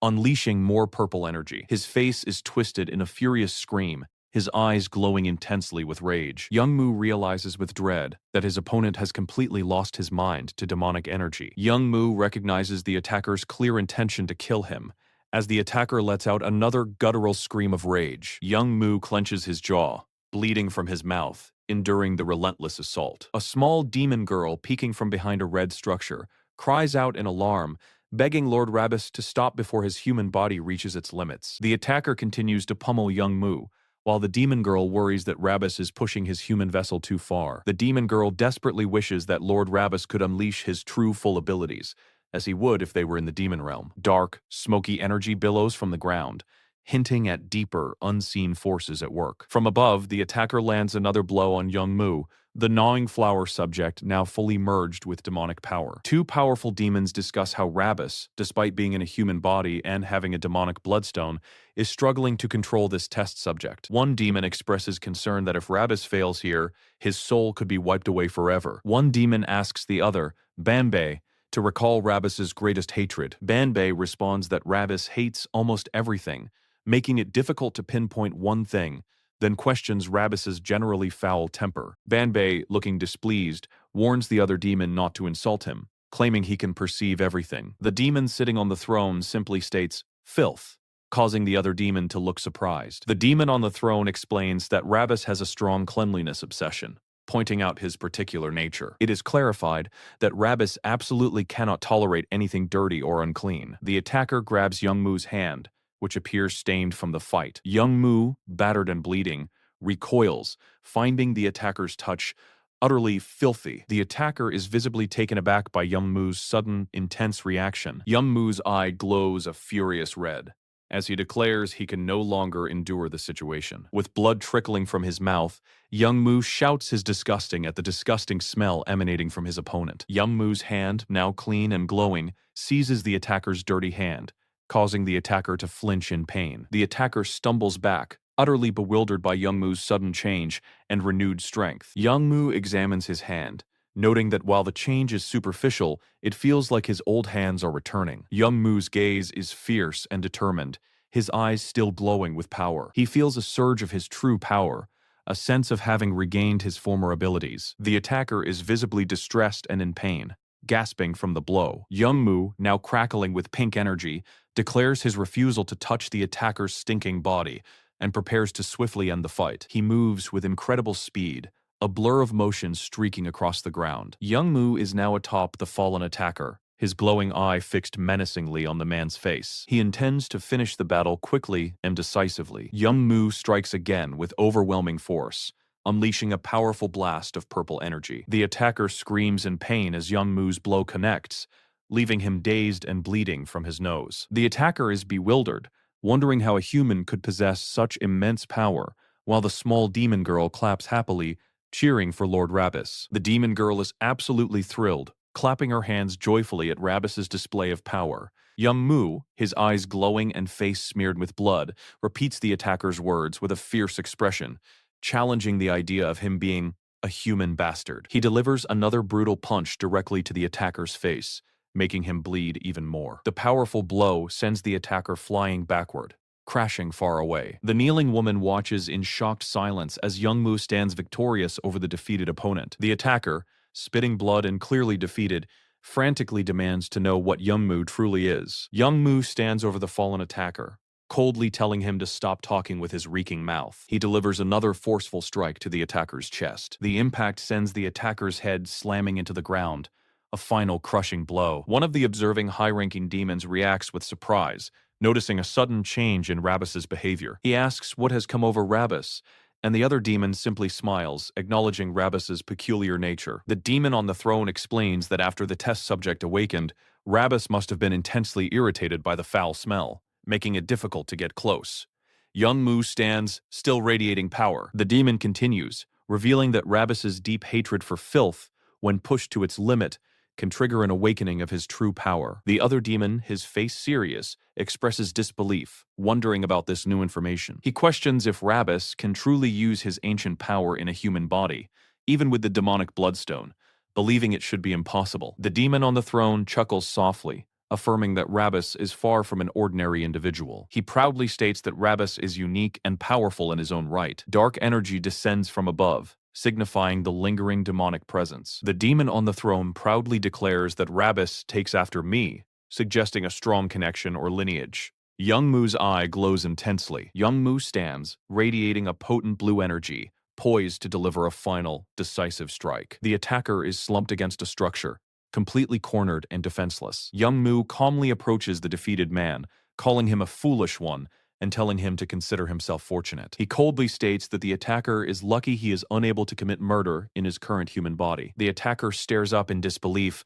unable to comprehend the immense power Young Mu wields. He struggles to understand how he, a direct recipient of Lord Bawar's blessing, could be so utterly defeated. Suddenly, a new realization dawns on the attacker. He thinks about Lord Bawar's blue ribbon, as Young Mu prepares for another strike. Young Mu warns him not to even think about it, promising to deal a crippling blow without actually killing him. Young Mu lunges forward, a surge of purple energy accompanying his attack. He leaps high into the air, ready to strike from above. His foot connects powerfully with the ground, creating a visible impact. More purple energy radiates from his descending strike. Young Mu delivers a devastating punch, his fist glowing, directly to the attacker's head. The attacker's head snaps back violently from the force of the blow. Blood splatters across the scene as the attack connects. The attacker's body slumps to the ground, fully defeated. Young Mu lands one last powerful blow on the unconscious attacker, ensuring his complete incapacitation. The ground beneath them cracks and shatters from the sheer power of the final impact. Young Mu gazes at his hand,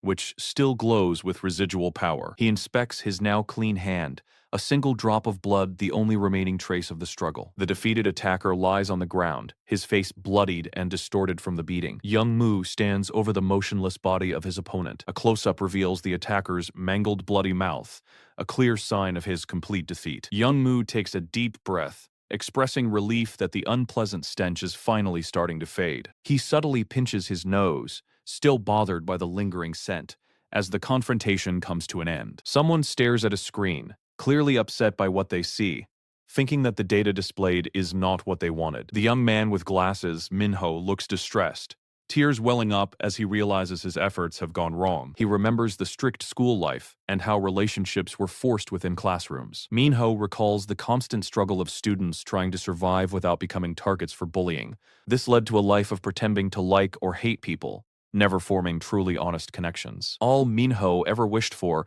was that people could find real and meaningful relationships. But his pure intentions were cruelly twisted when his creation was used for dark purposes, like selling drugs. Minho's face is now filled with fierce anger and determination. He furiously types on his keyboard, trying desperately to fix the problem. Minho looks up, realizing the app is acting strangely, not just for him, but for others, hinting at a major bug or sabotage. Panic sets in as he quickly pushes a chair against the door, trying to buy himself more time. Outside, the men question what he's doing in there, demanding someone check on him. They start banging on the door, yelling for him to open it, while Minho's only thought is to permanently delete the app. He desperately urges himself to work faster, as the men outside grow increasingly impatient and angry. A red alarm flashes on the screen, just as the door's glass shatters from the force of the men breaking in. The men finally burst through, one grabbing a fire extinguisher and preparing to attack. Minho is immediately struck, crying out in pain as he tries to protect his computer. He falls to the floor,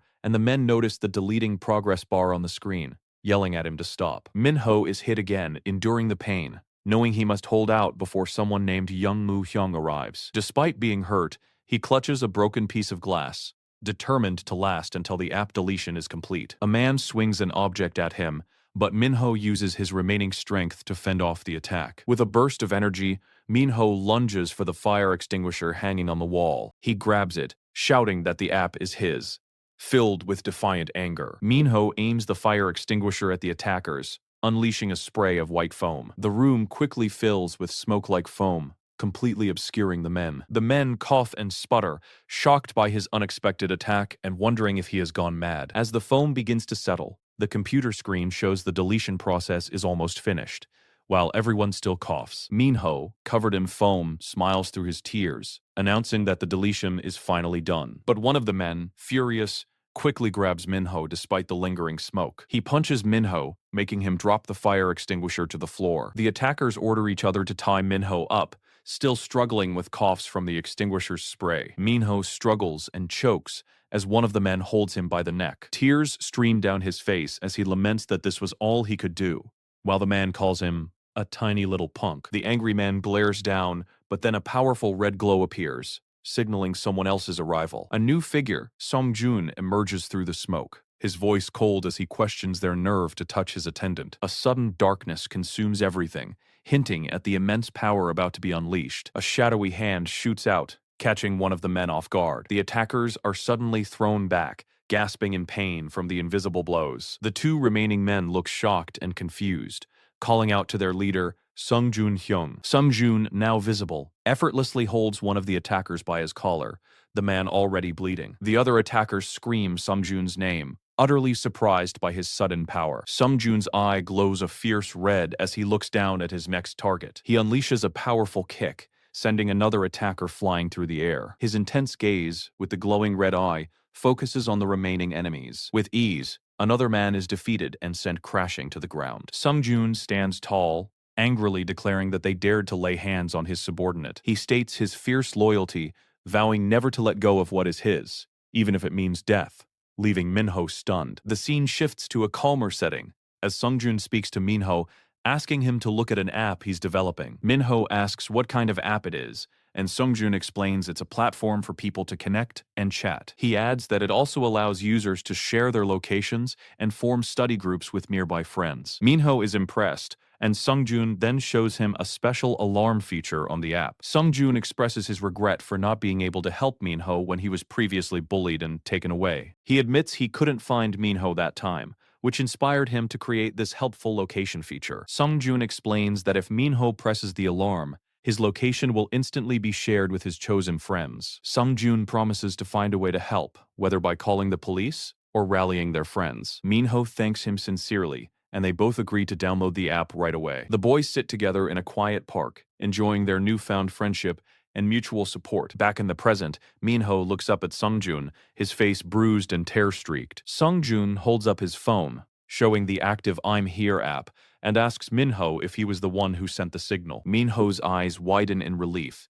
realizing his distress signal had indeed reached Sung-jun. A single tear rolls down Minho's cheek, reflecting his overwhelming gratitude. Through his tears, Minho manages to thank Sung-jun. He keeps thanking Sung-jun, truly grateful for his friend's help. The scene then changes to a dark street at night, where two figures are being forcefully restrained. One person struggles violently, demanding to be released, while a voice calmly tells them to stay still. Another figure cries out the name Lord Ravis, as the person being restrained groans in pain. The injured person is then told that their captors no longer need it, implying their plans have changed. Sung-jun, looking down, notes that for now, all the dangerous gnawing flowers have been removed from the area. Below, a massive fire, burning with red and purple flames, rages across the land. The enormous fire illuminates the night sky, but thankfully it hasn't spread further yet. Firefighters and police officers quickly arrive, preparing to fight the massive blaze, bewildered by its intensity. Many more emergency workers rush into the fiery landscape, trying to contain the spreading flames. A woman watches in horror, stunned by the widespread destruction caused by the fire. Nearby, a man lies on the ground, his face bloody and eyes wide with pain. He remains on the burning earth, surrounded by tiny glowing red embers. Away from the chaos, Sung-jun, Minho, and the blue-haired girl walk through the streets at night. Minho is deep in thought, while the blue-haired girl skips happily beside them. Sung-jun looks ahead, a realization dawning on him that Banbei and Uncle were manipulating him. His expression hardens with intense anger and betrayal. He makes a silent promise that he will not let their actions slide when he eventually returns. High above the city, the night was calm and quiet, but in a room below, a conversation was just beginning. Someone asked if Minho needed to go to the hospital. Minho, sitting on a bed with a blue-haired girl named Street nearby, simply said no, It was too much trouble. His friend, who was on the floor with a first aid kit, then thanked Minho for coming. The friend explained that he pressed the SOS button without really thinking Minho would show up. Minho looked a bit surprised by the thanks. Minho started to say something about just passing by, but Street quickly covered his mouth, making a playful sound. She looked at Minho intently, asking if he was about to call his timely arrival a coincidence. It seemed she knew he was trying to hide something. The night sky was a deep blue, with stars twinkling overhead as the group moved outside, away from the scene of the earlier events. Street told Minho that he was definitely heading to the bad guy's hideout, and that if he wasn't, things would have gone badly for someone much sooner. Minho's friend, feeling confused, wondered if Minho was doing all this because Im Sion was his friend, asking why else he would go this far. Minho confirmed that the bad guys had Im Sion, which made his friend realize that was why Im Sion hadn't been at school. The friend was frustrated, asking Minho why he was helping if it wasn't for Im Sion, and that he couldn't just call it a coincidence. He gripped his phone tightly. As he spoke, a red emergency light flashed on his phone, showing he was in distress and sending another signal for help. Street, still annoyed, insisted that Minho couldn't pretend it was a coincidence, because that's not how human relationships worked at all. She then reminded Minho that he wasn't going back to the demon realm in just a year or two, meaning he needed to connect with people here. His friend was looking at Minho like he was a hero who had come to save him. The friend then asked who the person with Minho was. Minho casually introduced Street as his subordinate. His friend's eyes widened, utterly surprised by the word subordinate. The friend's mind raced, wondering if Minho had changed because of something unexpected. He then directly asked Minho a question he was curious about. He questioned Minho about his sudden, impossible change, and how he even had a subordinate dressed in such unusual clothes. The friend grew worried, fearing that Minho had joined some bad organization and hoped he wouldn't get involved with dangerous people. Minho thought to himself that with so many people now targeting his attendant, he couldn't keep his true identity a secret forever. He looked up, deciding to tell the truth. He confirmed that what his friend was thinking was right. Minho revealed that he was Ravis Vindica, the son of the great demon king, who had come down from the demon realm. His friend was completely stunned, only managing to stammer out a question about who Minho was. Minho simply said, "Well, that's how it is." Minho then told his friend that, now that he knew the truth, he would have to help him with his work from now on. The friend was shocked, calling the idea of Minho being the son of the Demon King complete nonsense. Suddenly, a small cat jumped onto his lap, startling him. He yelled, "Ah!" Minho, rubbing his neck, told Street to explain everything to his friend, saying he was tired from fighting all day. The cat, which was Street, chirped, "Sure thing," and told the friend to listen carefully to what she was about to say. The friend's eyes grew wide with terror, and he screamed, realizing a cat was actually talking to him. He cried out in fear, overwhelmed by the unbelievable sight of a talking cat, his mind struggling to process everything. Far away, somewhere else in the city, the sounds of a struggle continued. Two men were in a car, with one injured and bloody, saying they had burned everything and were heading out first. The injured man, still furious, regretted not killing that bastard when he had the chance. Meanwhile, a police officer stood near his car when a mysterious cloaked figure approached, asking, "Huh? Who are you?" The officer tried to warn the figure that the area was for authorized personnel only, but the figure silenced him with a hand to his face. The officer collapsed to the ground, unconscious, as the cloaked figure walked past the police car. The cloaked figure, who seemed to be Lord Bawar, looked down at the injured purple-haired man, calling him a poor child. Bawar then said the man looked so pitiful. The man, surprised, recognized him as Lord Bawar. The injured man swore he would get revenge on that bastard, still fueled by anger. Bawar calmly suggested they go talk. Lord Bawar extended his hand, beckoning the man to follow him for a discussion. Later, firefighters and police were busy at a scene where a large fire had recently been extinguished. A female detective received a report that all the drug dealers involved had also been taken down. She held a blue ribbon candy, thinking about the drugs that had even been approved by the Ministry of Food and Drug Safety. She was horrified that these drugs had already spread in huge amounts to young students. The detective clenched her fist, frustrated and angry, calling the dealers bastards and damning them all, feeling a headache. Suddenly, a scream startled her. She looked over, seeing Detective Cha, who was on the ground. Detective Cha, dazed, urged her to check the car first.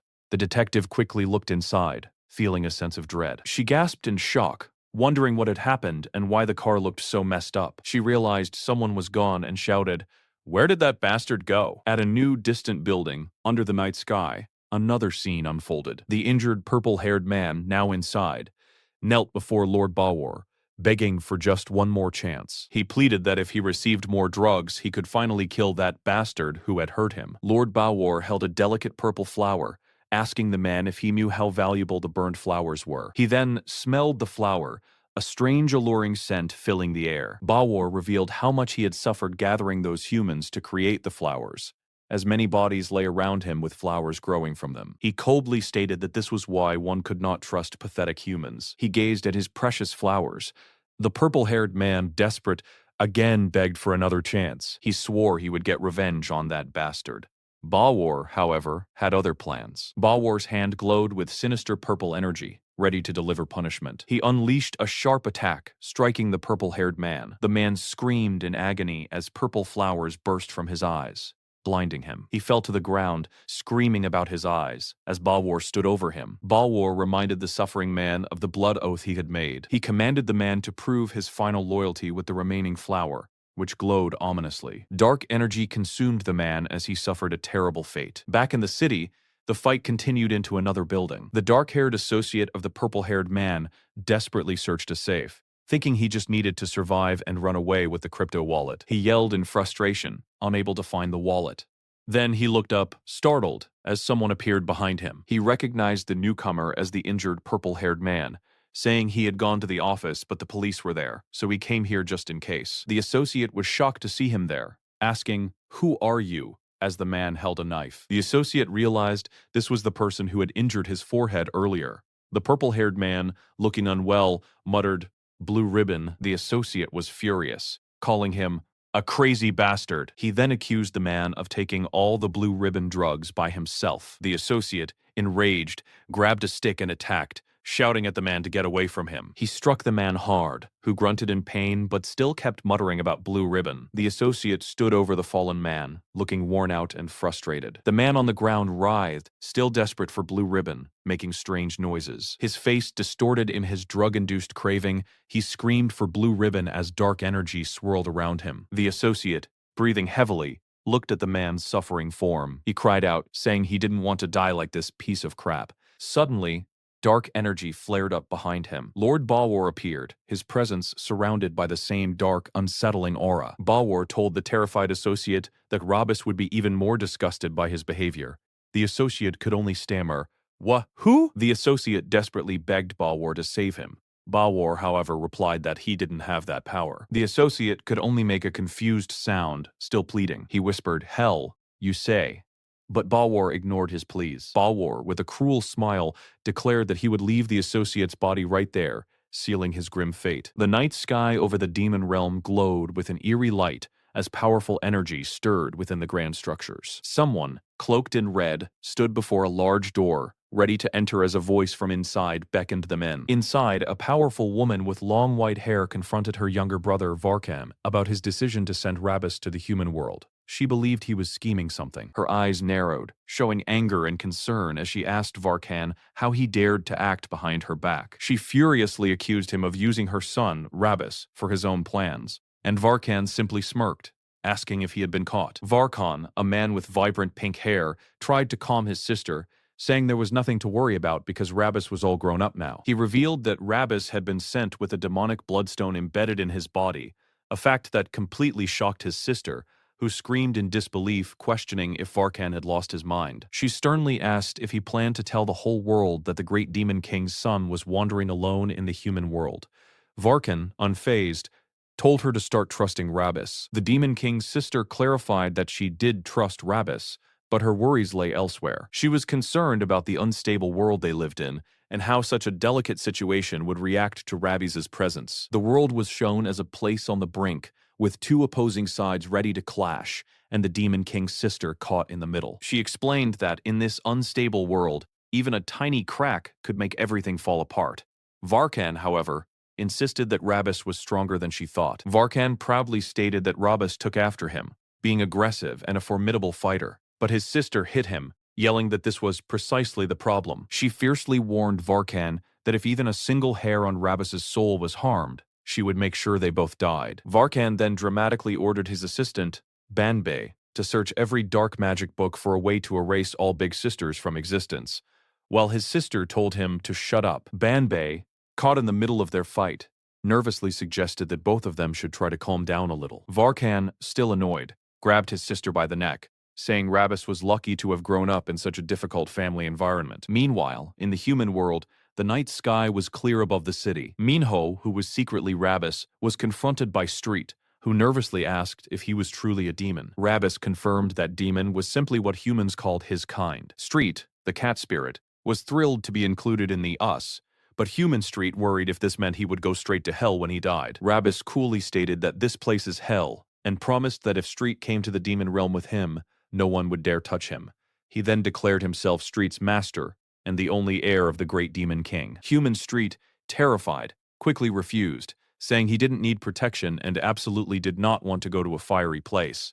Ravis just told him to wait until he got back. Ravis, with a menacing look, threatened to rip out Street's, the cat's eyeballs, and carry them around like lollipops. Then, Human Street cautiously asked what had happened to the real Minho. Street, the cat, calmly explained that the real Minho was destined to die anyway, and only people like him could have their bodies used as prisons. Human Street looked devastated, realizing that Minho was going to die no matter what. Ravis told Human Street not to look so sad, promising they could all meet again in the demon realm in a few decades. Human Street seemed worried about being guaranteed a spot in the demon realm, but Ravis dismissed it, saying humans have too much pointless imagination. He then asked Street, the cat, if the demon realm was a fun place. Street, the cat, enthusiastically agreed, describing the demon realm as filled with torn human flesh, screams, and the scent of blood. Human Street, horrified, begged them to stop.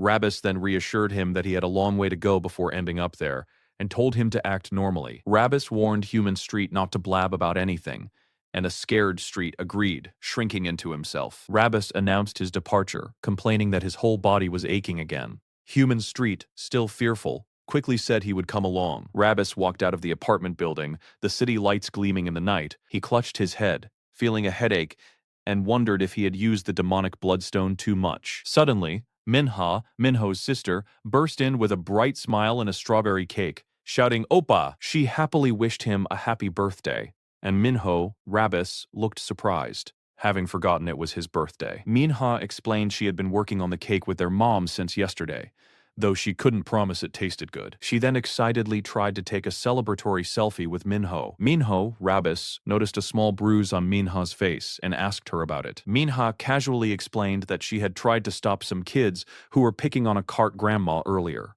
Minha Ravis responded that she had done something pointless. He found it strange that she would try to help others when she wasn't even strong herself. Minha brushed off his comment and offered him a bite of the cake, telling him he must be hungry. Minho Ravis took a bite, looking surprised by the taste. He was amazed by the white, soft and sweet flavor. But then his eyes widened and he muttered a threat, recalling the brats who had egged him. He furiously ordered his hidden subordinates to find every single one of those kids who had pelted him with eggs, promising to kill them all. Just then, his father stormed in, yelling at Minho and striking one of his men.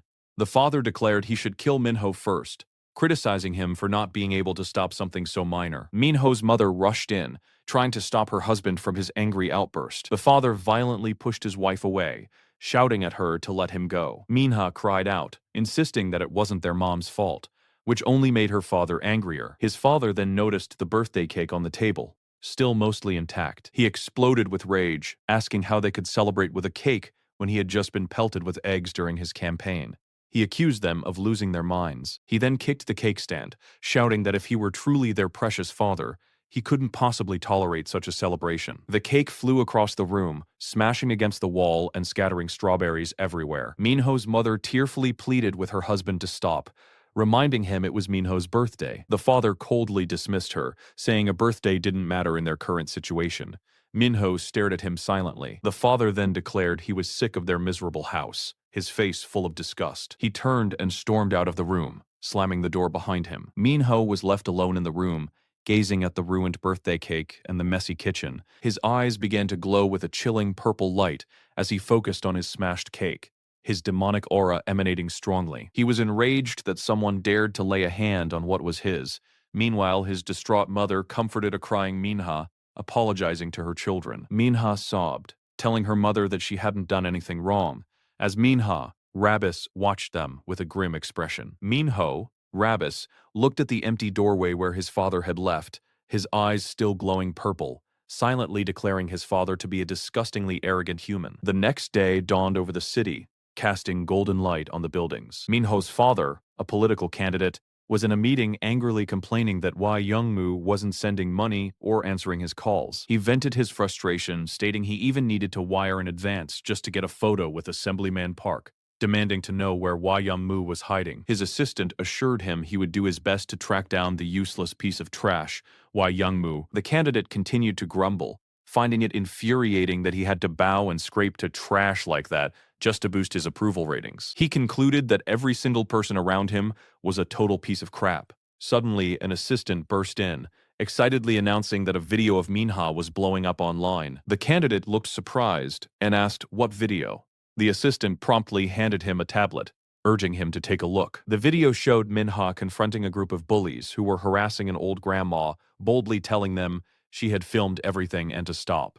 One of the bullies angrily asked who she thought she was. Minha defiantly stood up to the bullies, yelling at them for bothering the old woman and calling them brats. The bullies, annoyed, called her crazy and decided to leave. After the bullies left, Minha checked on the old grandma, asking if she was okay. The grateful grandma thanked her, calling her student. The assistant explained that this incident involving Minha, if made public, could significantly boost the candidate's approval ratings. The candidate smirked, asking if that was so, clearly seeing an opportunity in the situation. He held the tablet, a sly smile spreading across his face, thinking that this video of his daughter could actually create a positive public image for him. A tall, modern building stands under a sparkling sky. As a thought, wonders how such a pretty face has been hidden all this time. Two figures, Hanyong and Hansu, are called over by someone. They watch Minha on a TV screen, where she is described as their mom's new masterpiece, and Hansu comments that she is pretty. Another person asks the girl with short black hair, Young, if she dislikes Minha. Young denies being jealous, stating that Minha has the exact face they have been searching for. The woman sitting explains that Minha will become their mom's new body. She mentions that a human body ages too quickly. It wrinkles and withers terribly, but finding such a perfect new vessel like Minha is rare. The woman's eye reflects Minha, calling this discovery destiny. Han Yang and Han Su look at Minha, calling her a lovely little doll. They darkly wonder what sound she will make when she breaks. While Minha smiles brightly on the screen, a news report on a tablet reveals shocking information. The high school girl who helped a grandmother with a cart is actually the daughter of Uncheon's mayoral candidate. This morning's polls show the candidate has taken back first place in approval ratings,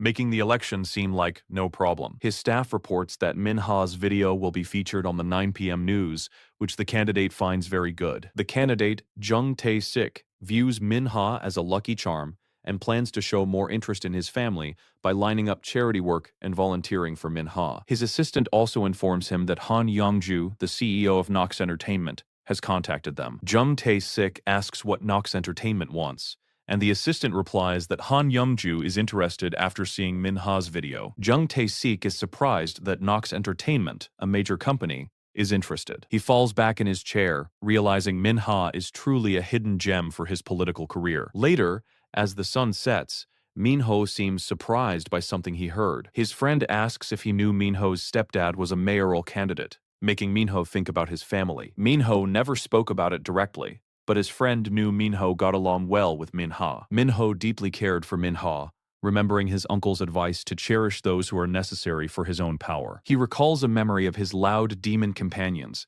including Bambay and Ravis, agreeing they too are part of those he needs to cherish. Minho, looking tired, just wants some quiet. He questions why these memories are surfacing, thinking it might be because he has been eating too much lately. Meanwhile, a small cat-like demon named Street finds a note from Banbei, wondering what it says about the cramped entrances to the demon realm. Banbei's note thanks Ravis for his good work and asks him to also catch Bawor, promising a small present soon. Ravis becomes furious, feeling used by Banbei and threatening to tear him apart, while Street nervously tries to calm him down. Street shows Ravis a news report about the leading presidential candidate, Minha's stepdad. Street worries that with such positive public opinion, Minha's father might win and essentially own the entire city. Ravis corrects Street, saying they should call it running the city rather than owning it. Ravis finds the candidate's greed similar to Cinyras, a demon, and questions if Jung Tae-sik could be Cinyras, who ended up in the human hell. Street explains that Cinyras is a glutton demon from the demon realm. He says Cinyras eats without end,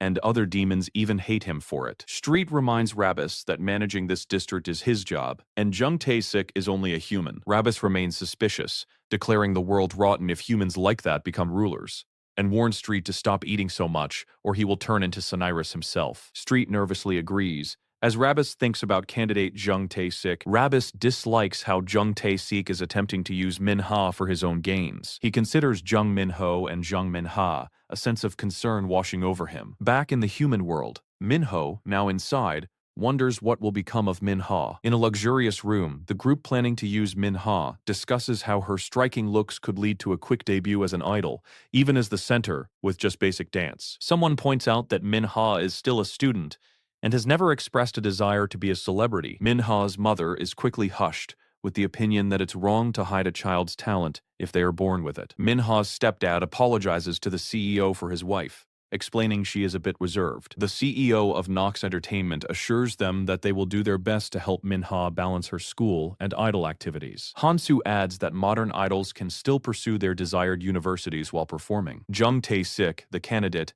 asks if all they need to do is sign the contract. The woman confirms it is a contract with Nox. She states that signing will light up both Min-ha's future and the candidates. As Min-ha looks uneasy, the CEO of Nox Entertainment notices Min-ho and introduces himself as Han Yongju, asking if Min-ho is Min-ha's brother. Min-ho simply stares at the CEO, offering no reply. Min-ha's stepdad tries to get Min-ho to greet the CEO, calling him by name, but the CEO waves it off. The CEO says it's fine, explaining that kids these days often behave that way. Minho's earlier thought, Minho cared a lot about Min-ha, crosses his mind again, highlighting his quiet concern. In a different realm, a muscular demon, Ravis's uncle, appears and calls Ravis's name. The uncle states that he is always on Ravis's side, which startles Ravis. The powerful uncle then instructs Ravis to listen carefully. He explains that this world is full of hostile forces seeking a ruler's power, and Ravis is destined to inherit Brother Gamuder's will as its ruler. With such a heavy responsibility, Ravis needs to be able to gather people to form his own faction. Ravis scoffs, confidently stating he can handle everything perfectly fine with his own strength alone. His uncle laughs and tells him that one day he will meet people he is drawn to without even realizing it. He continues, saying that without even noticing, Ravis will start to change because of these connections. Ravis grimaces, declaring his dislike for such complicated talk. He tells his uncle to hurry up and train him instead, which makes his uncle laugh and call him his nephew. The training begins, showing Ravis as a tiny figure on what appears to be a giant's shoulder or a massive, imposing landscape. Back in the human world, Minho suddenly grabs Min-ha's hand. He asks her if she is truly sure about going through with this. Min-ha, surprised, calls him Oppa, as Minho firmly tells her to say if she is being forced into it. Minho promises that he will take care of the situation if she is. A tall man looks down at someone, asking if they are being forced to do something. He promises to take care of any problems if she speaks up. An angry voice questions if she plans to leave, calling her ungrateful. The angry man yells that she will not take Jung Min-ho or Jung Min-ha with her. He reminds Min-ha's mother that the children are registered under his family name, as the mother desperately pleads for them to be released. He challenges them to try leaving and see how they fare without his support, but one child bravely says they still have what their grandpa left. The man insults the child, comparing her to her useless mother, and asks if she truly understands what is needed to survive. He clutches the mother's throat, stating that he never lets go of what he has. Min-ha, the daughter, stands with a determined look, facing her uncertain future. She firmly declares that she is making this choice because she wants to. With conviction, Min-ha states that she wants to try whatever lies ahead. She then adds a condition. Any money she earns must be under her own name. Min-ha secretly vows to free her mother and brother from their tormentor. The CEO woman listens to her condition. The abusive man pretends to be surprised, but then agrees, saying it's normal for earnings to come from one's own effort. The CEO woman finds the condition acceptable. The CEO woman, with a slight smirk, suggests they sign the contract immediately. Min-ha's mother watches her daughter, her face filled with worry. She expresses how precious Min-ha is to her, and anxiously asks if Min-ha is truly prepared for this. Min-ha smiles reassuringly at her mother, asking her to trust her this one time. She then thanks her brother for his concern. Her brother, Minho, watches her with a serious and watchful gaze. This marks the beginning of episode 14, setting the stage for new events. Inside a luxurious car, a woman thinks about Minha, finding her utterly perfect. She calls Minha her new vessel, admiring her looks, eyes, and rare innocence. The woman expresses her liking for everything about Minha, but then wonders about Minha's brother, Jung Min-ho. She asks her assistant, Young Ah, what she thinks of Minho, feeling that he is not ordinary. Young Ah responds that she sensed something special about Minha's brother, stating that he doesn't feel human. The woman considers this, suggesting that if Young Ah also perceives it, Minho might be a tracker from the demon realm. Her other assistant, Sue, asks if he should deal with Minho, but the woman warns against rushing to avoid bigger problems. She decides they should just observe for now, stating that Minha's situation is their top priority. Sue, still angry about Minho, wishes to tear him apart, but the woman urges him to be patient until the moonless night for their ritual. She promises Sue that once Minha is hers after the ritual, he can do whatever he wants with Minha. Sue asks for confirmation, and the woman, with a chilling smile, assures him it's a gift from his mom. Young Ah attempts to address the woman as Mara, but the woman's eyes glow ominously. The woman sharply cuts Young Ah off, forbidding her from using that name again, declaring her intention to be reborn as Jung Min-ha. Her eyes flash with fierce, demonic power, revealing her true nature. She proclaims that this time she will not fail, and no one will stop her. The scene transitions to a bright, clear sky above a city. Min-ha stands before a tall building, preparing herself for what's inside. She takes a deep breath, psyching herself up by saying, "I can do this." With new resolve, she takes a determined step forward. Inside, the CEO woman introduces Minha as the new center of Nox Entertainment's group, XERA, a name everyone has seen on social media. The CEO woman stands proudly with Minha, while another trainee questions the sudden decision about the center position. The CEO woman tells Hyen, who had been practicing as the center, that Minha will now take that role and that everyone should help her. Hyen reluctantly agrees, clearly upset, and then walks away in frustration. Another trainee confronts Minha, accusing her of getting the center spot through her father's connections. Hyen joins in, angrily asking if Minha only agreed to join if she was center, after Hyen had worked hard for 4 years. Hyen screams and lunges at Minha, scratching her face in a fit of rage. Hyen glares at Minha, challenging her to see how far she can go with her father's help. Minha stares blankly, her face bleeding from the attack. The CEO woman is seen entering a room, seemingly alerted to the commotion. Sue watches TV, looking shocked, and calls out to his mom about what just happened. He tells his mom that Hyen scratched Minha's face. On the TV screen, Minha is shown with a bleeding face, shocking Sue. The CEO woman's mouth twists in a furious snarl, angered by the injury. Her eyes blaze with intense red energy, showing her extreme rage. She is furious that a mere girl dared to scar her precious vessel, Minha. Meanwhile, the Demon King, in Minho's body, and Street discuss Minha's debut, agreeing that Nox is a big company and she could conquer the human world. Minho, Ravis, says that Minha's career isn't his concern, but he's bothered by the people who accompanied the CEO woman. He explains that he couldn't sense any demonic power from them, yet they met his gaze without flinching, suggesting they might be demons hiding in the human world. Street clarifies that demons can hide their power more easily the longer they stay in the human world, so being careful is a good idea. Street then scolds Lord Ravis for his constant glaring while using Minho's body. Street warns that no one will like Minho's Ravis glare,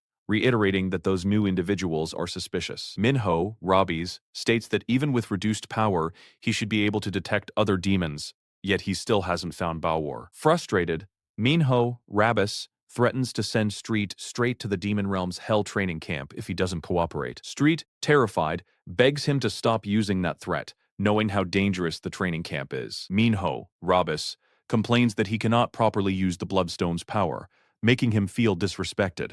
He asks Street if there is a way to restore it. Street excitedly confirms he found a way for Lord Ravis to regain his power, and Ravis orders him and Attendant Number 1 to investigate Han Yongju and the twins. Street enthusiastically agrees, while Attendant Number 1 looks shocked at being given such a task. Hyen walks alone down a street, looking very sad and defeated. She sadly thinks about how her 4 years of training have gone to waste. Suddenly, a sharp object appears, sticking out of the ground. Hyen looks up in shock as more sharp objects fly through the air. She gasps, wondering who is there, as a mysterious figure appears from the shadows. The mysterious person stands menacingly, dressed in dark attire and holding two blades. Hyen trembles, asking the mysterious woman if she did something wrong. Crying, Hyen apologizes for hurting Minha, admitting she lost her temper. The mysterious woman's eyes are cold and unforgiving, showing no sympathy. She quickly moves and attacks Hyen with her blades. Blood splatters around as the attack continues. Hyen falls to the ground, leaving a pool of blood. The mysterious woman asks Hyen why she dared to target Minha's face. She reminds Hyen that Mom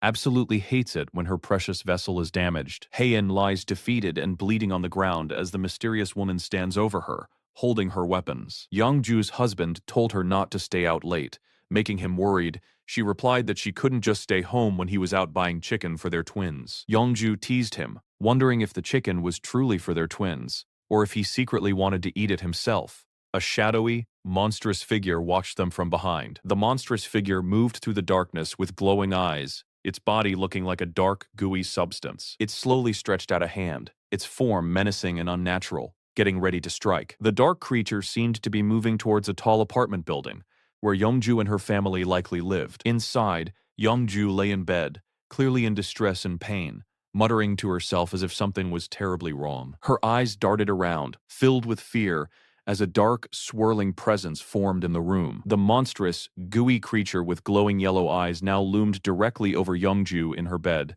its presence terrifying. Youngju, startled and scared, asked who the creature was, but it told her to be quiet so she wouldn't wake the humans. It then reassured Youngju not to worry about her children, saying it would raise them with care. The creature added that it needed children, causing Youngju to scream in terror, fearing for her unborn babies. Youngju cried out, begging it not to take her babies, but the creature's dark energy seemed to pierce through her. She gasped, choking and crying as tears streamed from her eyes, powerless against the invading force. A chilling laugh escaped Youngju's lips as her eyes glazed over, now looking deranged, indicating she was no longer herself. The possessed Youngju stared down at her bulging belly, a strange look on her face as her husband entered the room. Her husband, hearing the strange noise, called out to her asking what was happening, then saw the horrifying scene. He screamed his wife's name in terror as the dark purple energy crackled around the room, signaling danger. The possessed Youngju grabbed her husband by the throat, asking if he was the husband.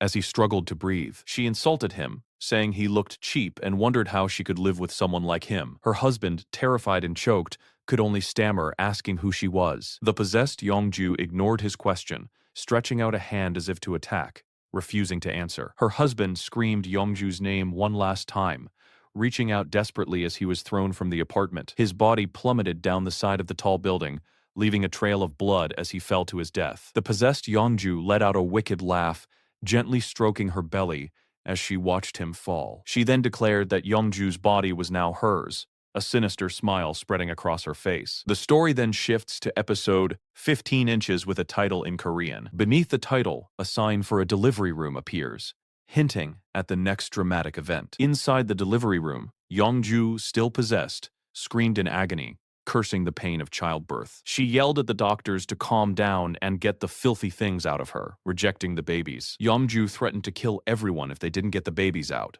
blaming a Emmaus witch for her suffering. The scene flashes to a memory of a powerful horned woman with glowing eyes, suggesting the true identity of the demon possessing Youngju. Pink energy radiated from the powerful woman, highlighting her menacing presence. A doctor in the delivery room wondered how such a chaotic and violent birth could have happened. Two babies lay bundled together, looking completely helpless and innocent. The doctor could only gasp, realizing something was terribly wrong with this situation. Later, in what looks like Youngju's apartment, the possessed woman complained about her body after giving birth, calling her belly fat disgusting. The two babies now crawled on the floor. The babies looked up at her, calling out, "Ma," but she seemed annoyed by their presence. The possessed woman lightly kicked one of the crawling babies, demanding that if they took her power, they should pay her back. She asked how long they planned to crawl around. She ordered the twins to grow up fast and protect her, stating she would use them until she found a perfect body to fully hold her soul. Elsewhere, people gossiped about Youngju, saying her husband's death was a shock, but her behavior was way over the line. They remarked that she was no longer the Youngju they knew and wondered about the twins, whom she didn't let anyone see. They also noted that she rarely came home anymore, despite how happy she had been about getting pregnant. A woman then asked a man, her appa, if he worked in broadcasting. The possessed Yongju, now looking stylish and cunning, spoke to the man at a club, asking if he knew many pretty and handsome young people. Purple energy swirled around her, subtly affecting the man as he looked at her with a dazed expression. The man seemed captivated by her, agreeing that he did know many such people. The possessed Yongju leaned close to him, her power visibly influencing him as she charmed him. She revealed her wicked intent, stating that there were plenty of pretty people, even in the human realm, and she would make them all hers. Her demonic form, with horns and glowing red eyes, briefly appeared, reinforcing her true evil nature and goals. The possessed Yongju then declared that someday she would personally kill someone, likely the Aeneas witch she blamed earlier. In another scene, a detective was informed that a trainee named Haiyan was meant to debut as a star, but was now the victim of a crime. A crying woman explained that Haiyan was incredibly talented and loved.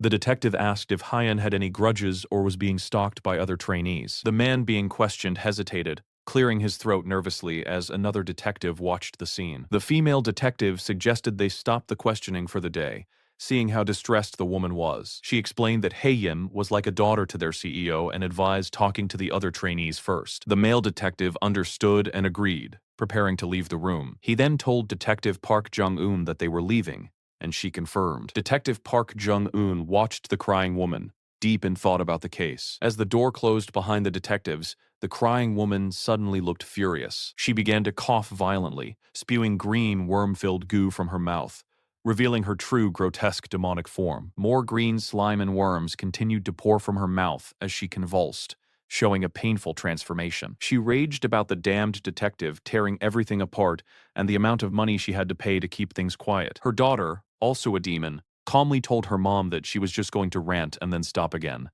She was growing worms on her head, too. The demonic CEO, with worms crawling on her face, screamed about her body rotting away and her desperate rush. Her daughter asked if she was anxious and promised to get Jung Min-ha's body ready as quickly as possible, hinting at another transfer. The CEO looked at her daughter with a fierce gaze, still filled with rage and urgency. She ordered her daughter to hurry up and start, before mentioning Haiyan's situation. She wondered if Haiyan's attack was by some crazy bastard or some crazy girl, implying a lack of concern for the victim. The CEO then gathered the trainees, stating there were too many unstable people in the world, and she was worried about their safety. Therefore, she announced that all trainees would move into the dorms starting tomorrow, which made some of them question if it was truly necessary. She dismissed their concerns, saying dorms were standard for idols, then added ominously that she wanted them to become one with my body. This was directed at a specific trainee, Minha. One trainee, Young Ah, hesitated, worrying about her mom and Oppa if she wasn't home. Another trainee, Minha, with a dark and serious look, told Young Ah that she had too many demands. She subtly threatened that if Young Ah refused, she would just. Minha then softened her tone, telling Young Ah to calm down, but her eyes darkened as she inwardly wondered what Young Ah was about to do. Min-ha's inner thoughts revealed a threat. If Young Ah dared to scratch the girl's face, presumably the chosen vessel for the CEO, her mom would kill her. She explained that Young Ah had always cared for Haeyeon. Min-ha continued, telling Young Ah not to anger their scary Unmi and to just listen. She added that the CEO had already explained everything to their parents and instructed them to bring their belongings tomorrow. Young Ah, looking worried, reluctantly agreed to the dorms, feeling uneasy about the situation. She worried that she was already on edge because even her appa had been acting strangely lately. Meanwhile, a young man named Ravis was training vigorously with weights. Finding it exhausting, he grumbled that this was what they called training. As he strained with the weights, Ravis felt his demonic power slowly getting stronger, enough to handle humans with demonic energy. However, he knew that in his current state, facing a full demon would be too much. He cursed Banbei for not teaching him how to control the Bloodstone. Ravis recalled Banbei's letter, where Banbei had promised to include instructions for the Bloodstone. The letter began, "My dear friend Ravis," and stated that since Ravis was still weak, Banbei would give him 2 presents, starting with how to control the Bloodstone. Banbei explained that while demonic Bloodstones usually suppress power, he had modified Ravis's to connect his soul's power directly to his human body. This power would fully unleash only once the Bloodstone was shattered, Banbei cheerfully advised a good smash to the eye would do the trick. The letter continued, saying the second present was a kid that Banbei had sent. Banbei finished the letter with an apology and declaration of love, asking Ravis to take good care of the kid and to read the letter well and stay strong. Ravis, furious, cursed Banbei for trying to use him as he pleased, threatening to tear him apart. He clearly hadn't read the letter fully. A small, cat-like creature appeared, pointing out that Ravis hadn't read the letter. Ravis, still focused on his training, looked annoyed and wondered if the letter actually contained the instructions he needed. Suddenly, the cat creature burst in. The cat creature, wide-eyed and panicking, screamed, "Lord Ravis! Lord Ravis!" Ravis, surprised, asked what was happening. The cat frantically informed him about Han Yongju and the twins he was told to investigate. The cat then revealed that Rinde was actually Mara, the CEO, Han Yongju. It was a huge revelation. The cat reiterated, "She's Mara." The other small figure, Ravis's friend, looked confused and asked, "Mara?" Ravis's friend asked who Mara was, and the cat explained that she was one of the 12 black seats, the Witch of Greed. The cat clarified that Mara Beliax was still alive, having stolen a human body. Ravis let out a small laugh, a knowing smile on his face. He then calmly stated, realizing the truth, "So that woman was hiding here." In the demon realm, Queen Aeneas was known as the greatest beauty. Many admired her, even saying her silent lips were beautiful. Aeneas, with her elegant appearance and distinct horns, prepared to share her wisdom about beauty. She explained that for lips to be beautiful, one must first learn to speak the truth. Another demon praised her words as poetry and said she too would become beautiful by speaking only truth. This demon also mentioned teaching her daughter to speak with refinement, hoping she would resemble Aeneas, as words are both a weapon and a mark of dignity. Aeneas smiled gracefully and offered to bless the young lady with a sharp tongue. The demon was delighted and thanked Lady Aeneas profusely. Meanwhile, another demon, Beliax, watched with a stern expression. Beliax grumbled, calling their talk a load of crap, as she held a drink, clearly displeased. Despite Beliax's obvious disdain, Aeneas kindly complimented her, saying Beliax was beautiful as well. Beliax thanked her and offered a blessing for Aeneas's daughter in return, but her eyes glowed ominously. Her blessing was actually a harsh curse, wishing Aeneas's daughter to be trapped in desire and suffer until she died.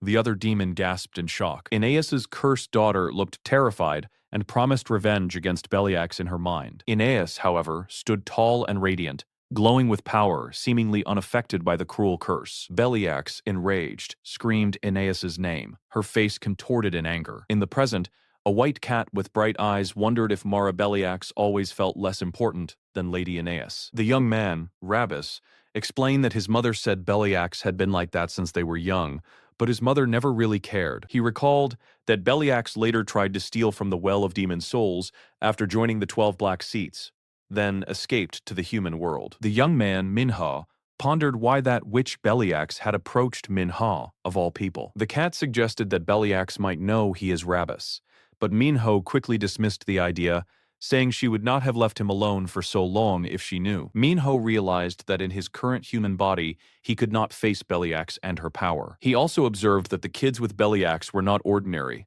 so they needed to make his bloodstone stronger as fast as possible. The cat quickly agreed, saying it would get things ready right away, calling their plan Witch Hunt Prep, Stage 1, cleaning up the neighborhood trash. The cat looked fierce, repeating its plan to clean up the trash, as the title for episode 16 appeared. The scene then shifted to a well-stocked storage area of a large mart. Minha's mom looked worried, asking if Manhwa wanted to stop her new activities because bad things had started happening since she joined.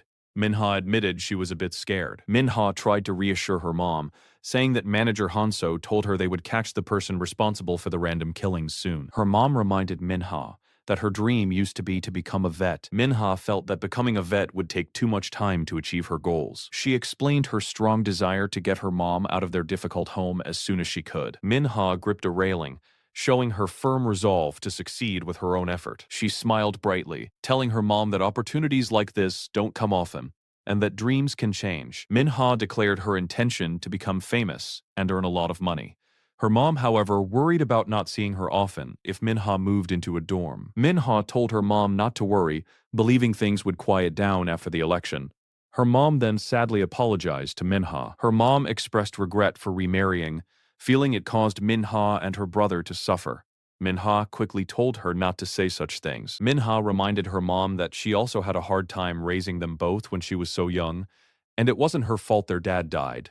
She added that their stepfather seemed good at first. Minha then thought to herself that her mom had been completely fooled by him. Seeing her mom's sad face, Minha told her to just wait a little longer. Minha gave her mom a confident smile, promising to work very hard. Elsewhere, at an amusement park, loud screams could be heard from various rides. People on a roller coaster screamed in terror as it plunged down. Minho, watching them, called humans pathetic for being scared of such things. His friend with glasses pointed out that Minho was a demon, which is why he seemed to throw up so easily. Minho looked annoyed. Minho insisted his upset stomach was from eating something bad, while his friend urged him to wipe his mouth. His friend also questioned why Minho had insisted on riding the roller coaster. Minho looked sick and declared he would never ride that again. Later, Minho and his two demon attendants arrived at a dark, eerie street with twisted glowing trees and a red sky overhead. Minho asked his attendant, Street, if this was the correct location. Street confidently confirmed it, calling him Lord Ravis. Street explained that a demon who had been imprisoned in the human world had recently slipped past their monitoring system. She proudly stated that with her keen senses, she had tracked it down. Minho then asked for the demon's name. The demon's name was Scream, and it had the power to turn people's screams into its own strength. Street further explained that Scream converts the sound waves born from fear into demon realm frequencies, using them to inject demonic power into itself. She concluded that the most effective way to lure Scream out would be with the person who screams the best. Minho looked at his friend, hinting that he was the best screamer. His friend protested loudly, claiming he was a man who knew no fear. His friend insisted he had never screamed once in his life, but Minho dragged him inside anyway, telling Street to stand guard at the entrance. Inside the building, strange glowing threads hung in the dark, making the place feel very eerie. They walked past terrifying monster-like decorations and spider webs. Minho's friend wondered why humans were afraid of such mere decorations. Minho, however, could feel something strange, confirming that there truly was something here, and they were there to catch it. Minho impatiently told his visibly scared friend to stop making a fuss. Suddenly, Minho's friend let out a terrified scream, clinging onto Minho as something unseen startled him. He continued to shriek loudly in pure terror, holding tightly to Minho. Minho teased him, asking if he had just sworn and if he had really gotten scared. His friend tried to cover it up, claiming he was only pretending to see if an enemy would react. Minho then noted that it was his friend's first scream ever, to which his friend weakly agreed. A single glowing green eye watched them from the shadowy depths of the room. Minho's thoughts revealed that his bloodstone released a bit of power every time it reacted to evil in the human world. He explained that by absorbing evil from demons whose power was stronger than humans, he could trigger an even bigger release from the bloodstone. The demon, Scream, appeared, its large green eyes and wide, toothy grin looking pleased.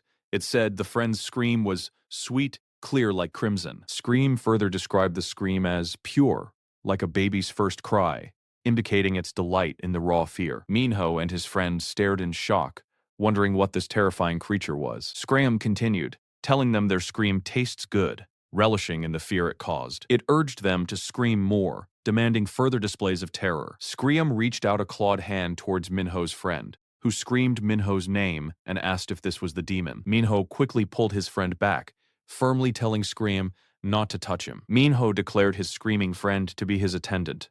Scream then looked at Minho, curious about what he was. Scream sensed that Minho was not human, confirming his demonic nature.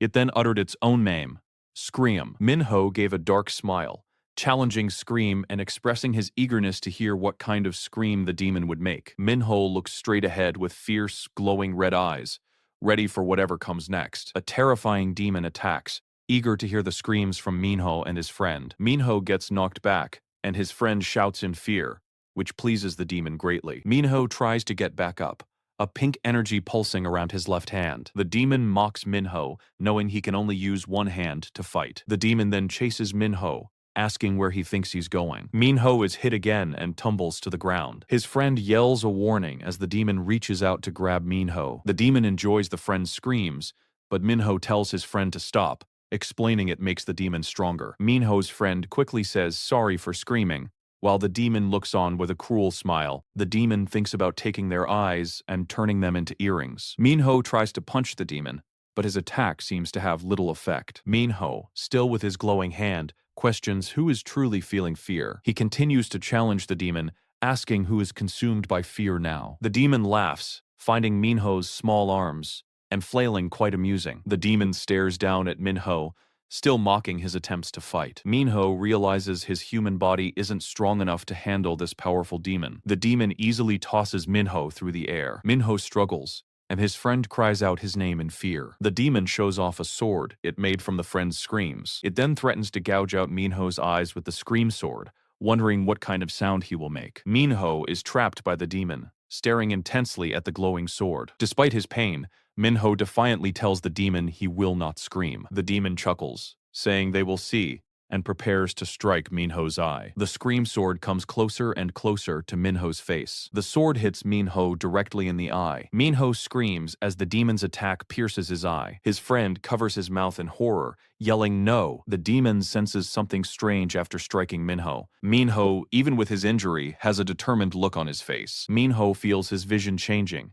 and his injured eye glows red with power. He is surprised to find that his vision has actually become clearer. It is revealed that a power in his soul is now directly connected to his human body. A smiling Banbei, a mysterious old man, explains that this power activates when the bloodstone within is shattered. Minho thinks about Banbei, the person who designed this painful activation. He realizes Banbei hid the true way to release his power by making him get hurt. The demon is shocked, unable to understand why its powerful scream sword couldn't hurt Minho's eye. Minho, now empowered, declares that he is not just a simple human. The demon grows enraged and much larger, letting out a frightening cry. Minho, now referred to as Scion, tells his friend to keep screaming, even if it makes the demon stronger. His friend is confused, but Minho insists that he just shut up and scream. Minho's friend decides to trust him, despite not understanding the plan. The friend screams as loudly as he can, following Minho's instruction. The demon begins to absorb the friend's loud and painful scream. The demon is happy with the scream, but Minho feels the seal on his right leg breaking, thanks to the bloodstone opening. Minho's right leg glows with new, powerful energy, ready for action. His friend continues to scream, feeding the demon more power. The demon laughs, thinking Minho is a fool for giving it more strength. Minho reveals that the demon's movements get slower every time it eats a scream, warning that its overconfidence will be its end. The demon is surprised by Minho's words, as Minho prepares to make the demon scream. Minho gets ready to unleash his power, aiming to hear the demon's own scream. Minho leaps into the air with incredible speed, his body glowing with power. He moves swiftly through the air, attacking the demon. Minho hits the demon with glowing, powerful punches. His attacks are fast and furious, striking the demon multiple times. Minho delivers a strong, glowing kick to the demon. He feels his power increasing now that the bloodstone shell is cracked. Minho continues his assault, pushing the demon back. He realizes that absorbing evil from demons will quickly bring back his full power. Minho is confident that his strength will return very soon. The demon lets out a pained cry as it is absorbed by Minho's power. The demon disappears completely, leaving only fading energy. Minho looks up, feeling the immense power he has just absorbed. He confirms that power, far greater than human evil, is now building up inside him. Minho stands tall, radiating with his newly awakened power. With the bloodstone released, he now just needs to keep absorbing evil to regain his original strength. His friend looks at him, asking cautiously if he's okay after absorbing the demon. Minho, with a confident smile, asks if they should go hunt the next demon. The scene changes to a tall, modern building against a night sky. A young girl thanks her manager for showing her around their new apartment. The manager, a stern woman, tells the girl to unpack and not leave until practice time. The girl looks a little sad, but replies, "Okay." She slowly walks towards her room, looking down. The girl thinks of her mom and older brother trying to find her courage. Standing in her new room, she tells herself that she can do this. A hidden camera is seen in the corner of the room, secretly watching her. The camera keeps observing her every move. A creepy voice asks if the girl will still obey mom, even with their new plan. A disturbing figure, who seems to be mom, hugs a monstrous creature, saying the girl will listen and start right away. Everyone was walking when a strange smell caught the attention of a blue-haired girl. It was the strong scent of blood. She congratulated Lord Ravis Vindica for getting his powers back, as he stood there looking serious. She called him the master of the blood of all living things, and promised to always follow him like a shadow. Lord Ravis told her not to try too hard, and pointed to a building called Lost House. He gave her a task: find the next demons and track down Mara so he could get stronger and deal with her quickly. A powerful fiery energy started to swirl, signaling the start of their mission. The first demon, Apep Sheol, appeared, feeding on the bad energy from people's lungs, like the man smoking. The demon greedily tried to take more energy, but a powerful force stopped it. Minho, also known as Lord Ravis, stood strong against the demon and told it to follow him. Bright pink energy blades shot out, making the demon scream in pain as it was attacked. Minho looked disgusted by the demon's smell and covered his nose, feeling sick. He kept coughing, clearly bothered by the awful stench lingering in the air. After that,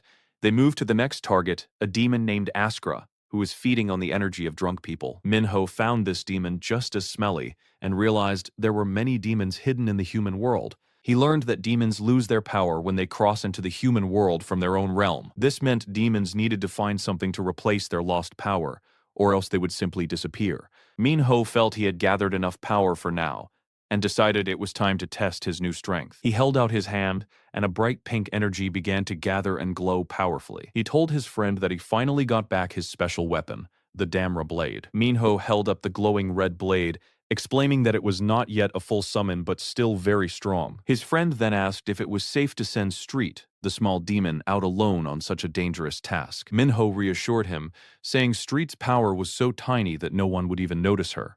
Street was shown flying like a small bat. Street, flying in her bat form, suddenly felt very hungry. She worried she would starve if she didn't find something to eat very soon. Then her eyes lit up as she spotted something interesting and quickly flew after it. She successfully caught a strange, worm-like bug with her claws. Street looked at the bug closely, realizing it was more than just a regular insect. She immediately understood that this bug carried Mara's power, making it a very important discovery. Knowing the bug's importance, Street decided she had to tell Lord Ravis right away about what she found. Meanwhile, a fancy car pulled up to a building, with a mysterious and urgent feel in the air. The scene went dark, suggesting something unsettling was about to happen. A shadowy figure with a chilling smile whispered to hurry, looking very creepy. The figure sat in the car next to an unconscious girl named Young Ah, urging them to go. Young Ah remained still in the car, her eyes closed, completely unaware of what was happening. Back with Street, she tried to explain her discovery, but her bat noises were unclear, making it hard to understand her. Minho told her to spit out whatever was in her mouth so he could hear her properly. Street spat out the strange bug, and Minho immediately sensed its horrible smell, confirming it was one of Mara's parasites. Minho then realized that Mara must have lost her original form when she crossed into the human world and possessed a human body, which was why these parasites were coming out, and she needed a new shell. His friend quickly put the pieces together, realizing that the recent offer to scout Minha's body was actually Mara's plot. Minho confirmed it made sense, as Mara always loved things that were young and beautiful, even though she was much older than his own mother. His friend was shocked and asked how old Minho's mother was. Minho calmly replied she was around 6,375 human years old. This made his friend wonder about Minho's own age, as Minho paused, trying to recall it himself. Minho then remembered a time from his childhood when his uncle showed him the human world, and people were busy building pyramids. His uncle, Varkan,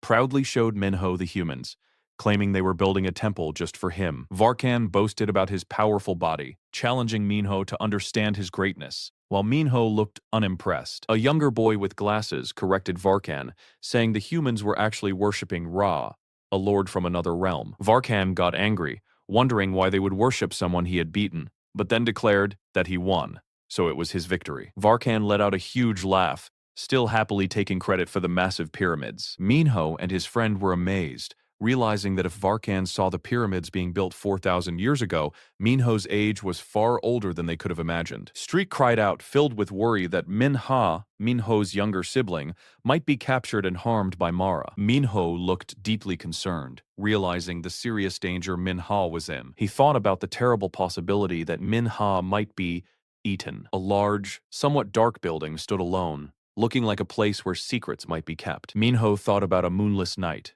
the night he was born, as the same car from earlier drove away from the building. Two shadowy figures, one carrying an unconscious person, walked through a desolate landscape under a sky with no moon, just as Minho had described. The woman in the pair asked if this mysterious, dark place was where they were supposed to be. The man, carrying the unconscious girl, confirmed it was a special gap between the demon realm, the human world, and heaven. The woman looked confused and disturbed, wondering what exactly this strange place was. They walked past many unconscious bodies lying on the ground, scattered everywhere. A tall, intimidating figure with long hair and horns suddenly appeared, asking who they were. The hooded figure holding a purple flower revealed her identity as Mara Beliax. Mara declared that this mysterious gap belonged to her, shocking the other demon with her presence. A powerful figure, once a respected black seat, is now mocked for being a runaway who can't even use proper power in her current state.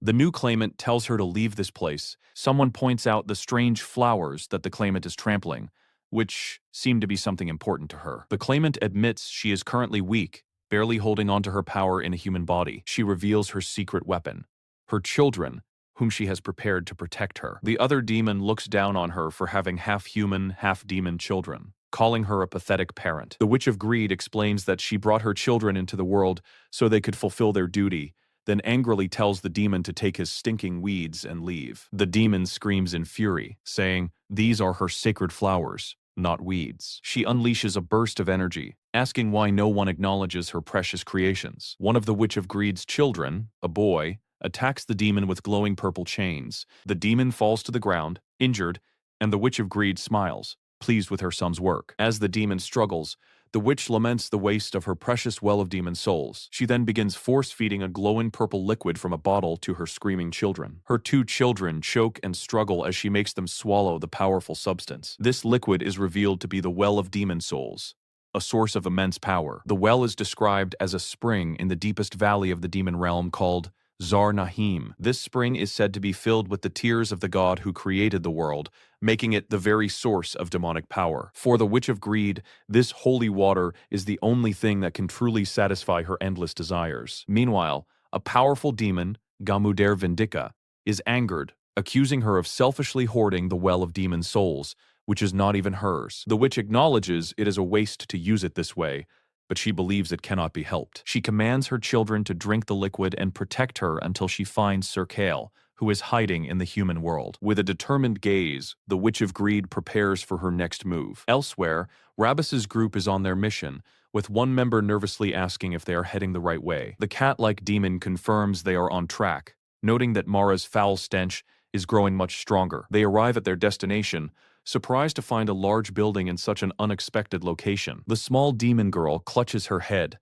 complaining that Mara's stench is so overwhelming it makes her nose useless. Minha's brother, Mu, desperately begs Minho. Minho grabs Mu, telling him they are going, despite Mu's protests that he will only be a burden. Minho casually states that Mu would make a decent shield, shocking the young boy who had hoped to help. The demon girl vows to take down Mara for good, and Minho instructs her to join them as well, to balance out the numbers. The demon girl is utterly surprised, exclaiming that she has to go too. She grumbles about how all her luxury and fame are gone, wishing she had stayed loyal to Bombay. Back at the building, the Witch of Greed watches as a girl is held captive within a glowing magic circle. The captive girl, trapped, desperately begs for mercy from the Lady Witch of Greed. One of the witch's sons asks his mother to let him handle the captive, complaining about having too many annoying errands and wanting to dump the small tasks on her. The demon leader Bawar eagerly agrees to do anything the witch commands. The Witch of Greed notes that Bawar, a druggie who betrayed his family,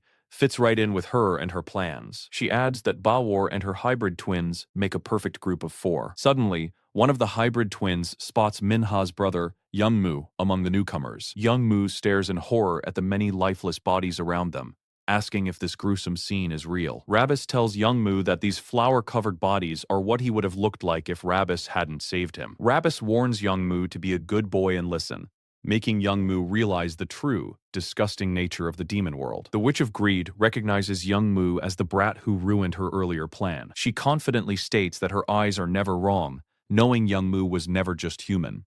Her son asks who he is. The small demon girl proudly introduces Ravis Vindica, explaining that he is the one who massacred the Bawar clan and was sent to the human world. The Witch of Greed is shocked to learn that Ravis is the noble and precious son of the Demon King. She screams in disbelief, recognizing him as Ravis Vindica, Aeneas's good-for-nothing brat. Bawar, the demon leader, is enraged, calling Ravis the butcher who wiped out his family, and sees this as his chance for revenge. He believes Ravis is currently just a prisoner in a human body, giving him an opportunity to avenge his clan personally. Ravis glares with fury, realizing that Aeneas, the infuriating woman, sent her son specifically to get in his way. He calculates that with his current power, he cannot take on all three of them at once. Ravis decides he will deal with Balwar later, knowing the demon leader is likely to betray him at any moment. He then sharply tells Balwar to get out, but Balwar, still angry, threatens to kill Ravis with his own hands. Ravis unleashes a burst of power,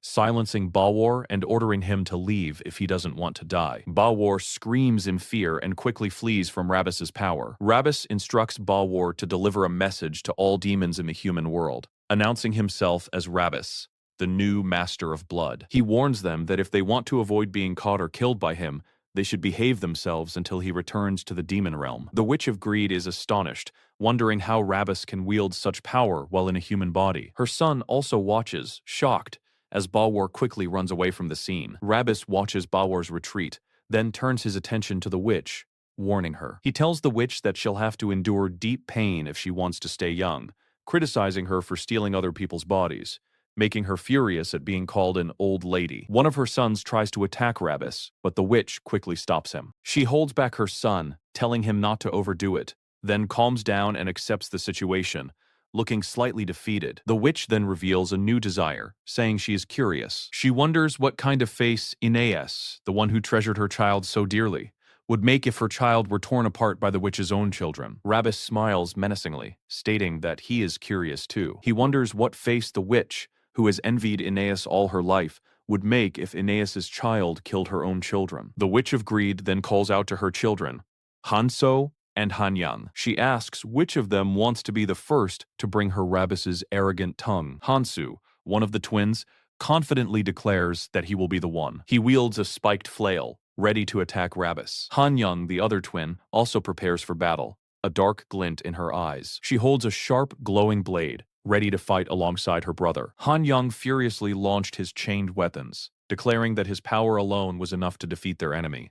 Another fighter barely dodged his wild attack. Energy, slashes, and chains flew everywhere as the fight turned into a chaotic mess. The fighters moved quickly, trying to hit their target. A skilled fighter blocked an incoming blow with their sword, sending sparks flying with the impact. Their eyes were sharp and focused on the enemy. Hansu told someone to back off, but Hanyang seemed too angry to listen.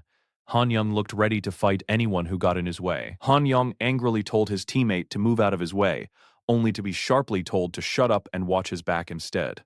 The tension between them was clear. An observer watched the chaotic battle, noticing how poorly the two fighters were working together. He decided to use their bad teamwork to his advantage. The observer realized that before the two could even harm him, they were more likely to attack each other. Their attacks often clashed and got in each other's way. Hanyang screamed in annoyance, angry that his teammate's attack nearly hit him. He looked extremely irritated by their lack of coordination. The observer noted how they constantly stumbled over each other's attacks. He saw that Hansu was too proud, and Hanyang was too negative. Their clashing personalities made them a perfect pair to fall apart, creating openings for their enemy. Another strong blow was unleashed, showering sparks. The observer, seeing his chance, swung his sword with force. He aimed a direct hit at one of his opponents. A swift purple attack landed with a strong impact. The battle continued to rage with fast movements and powerful blows. Hanyang, still bound by chains but fighting fiercely, cried out for more action. He seemed to enjoy the intense battle, despite the danger. Hansu looked very annoyed, clicking his tongue in frustration. The fight was clearly not going as smoothly as he wanted. The main character expertly dodged an attack, while Hansu seemed to be getting tired. The fight was pushing everyone to their limits. The observer admitted that even these mixed-blood fighters packed a strong punch. He wondered what Lady Mara had done to the twins to make them this way. Hanyang, with a fierce grin, shouted that he would be the one to silence their enemy first. He was clearly focused on personal revenge. More streaks of purple energy sliced through the air, showing how intense the battle had become. The fighters continued their aggressive exchanges. The main character declared he would be the one to finish off their enemy. Meanwhile, Hanyang was still in the air, swinging his heavy chained weapon. Hansu prepared to strike down with his blade, his face set with determination. He aimed to land a decisive blow. The main character was struck by an attack, gasping in pain. The battle was taking its toll on him. Hansu's intense gaze showed his serious resolve.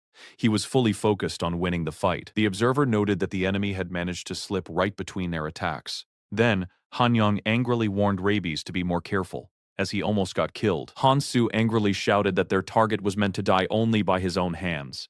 The rivalry between the twins was still strong. Energy attacks continued to fly across the battlefield, highlighting the speed and power of the fighters. The ground itself was being torn apart by their clashes. Hansu moved with a powerful spin, his sword cutting through the air with deadly grace. His attacks were precise and strong. The main character lay wounded on the ground as Hansu relentlessly attacked, wanting him to die. The situation looked dire. Hansu looked down at his opponent with a grim face. Blood splattered on his clothes. He appeared determined to finish the fight. The main character realized he was not strong enough to fight both of them at once. He needed a new plan to survive this difficult battle. Thinking quickly, the main character decided to provoke them, commenting that Hansu's Nuna was quite strong. This immediately angered Hansu, who demanded to know who he was calling Nuna. Hansu screamed back in rage, correcting his enemy by saying he was born 18 minutes earlier than his twin. The insult clearly struck a nerve. Driven by anger, Hansu lunged forward with his chains, ready to kill his enemy. His attacks became even more uncontrolled. The main character was surprised at how well his simple provocation worked, as Hansu completely lost his temper. He braced himself for the wild attack. Hansu's enraged attacks became even more reckless, almost striking his own twin. The main character used this chaos to quickly dodge the blows. Hansu's twin yelled at him, calling him an idiot for rushing into the fight so carelessly. She criticized his foolish tactic. Hansu ignored her, shouting that he would bring their enemy's body to their mother first. His twin coolly noted that while his attacks were wilder, he had also moved right into her range. A strong burst of energy was now directed straight at Hansu. His reckless charge put him in a dangerous spot. Hansu was caught by the attack, just as his twin had predicted. He had indeed stepped right into the danger zone. Lady Mara appeared, looking grotesque and twisted by greed. A character who once respected her expressed deep disappointment in her changed form. Lady Mara roared back in anger, demanding who dared call her grotesque. She then called her accuser a low-grade little beast. The blue-haired character cried out as she was struck by Mara's powerful attack. She took the hit to protect someone else. The blue-haired character urged Mr. Scion to act quickly, despite her own pain. Mr. Scion stepped carefully over a fallen body, his eyes fixed on his goal. Mr. Scion cried out as a burning attack hit him, making him feel an intense heat. Confused by the sudden strange sensation, Mr. Scion wondered if the attack was hot or cold. Mr. Scion screamed out in pain, enduring the attack. Mr. Scion desperately pleaded with Manhwa to wake up, while the blue-haired fighter bravely continued her fierce attack. The brave blue-haired character promised to hold out for Mr. Scion. She urged Mr. Scion to quickly reach Miss Manhwa, but he was struck again and cried out in pain. Mr. Scion's hands were raw and bleeding from the fierce battle. Mr. Scion felt despair, thinking he was just a human with no power to change things. A brief memory flashed through Mr. Scion's mind, showing him smiling happily with his friends. Despite his injuries and the pain, Mr. Scion clenched his jaw with new determination. He firmly declared that he would not give up, no matter what.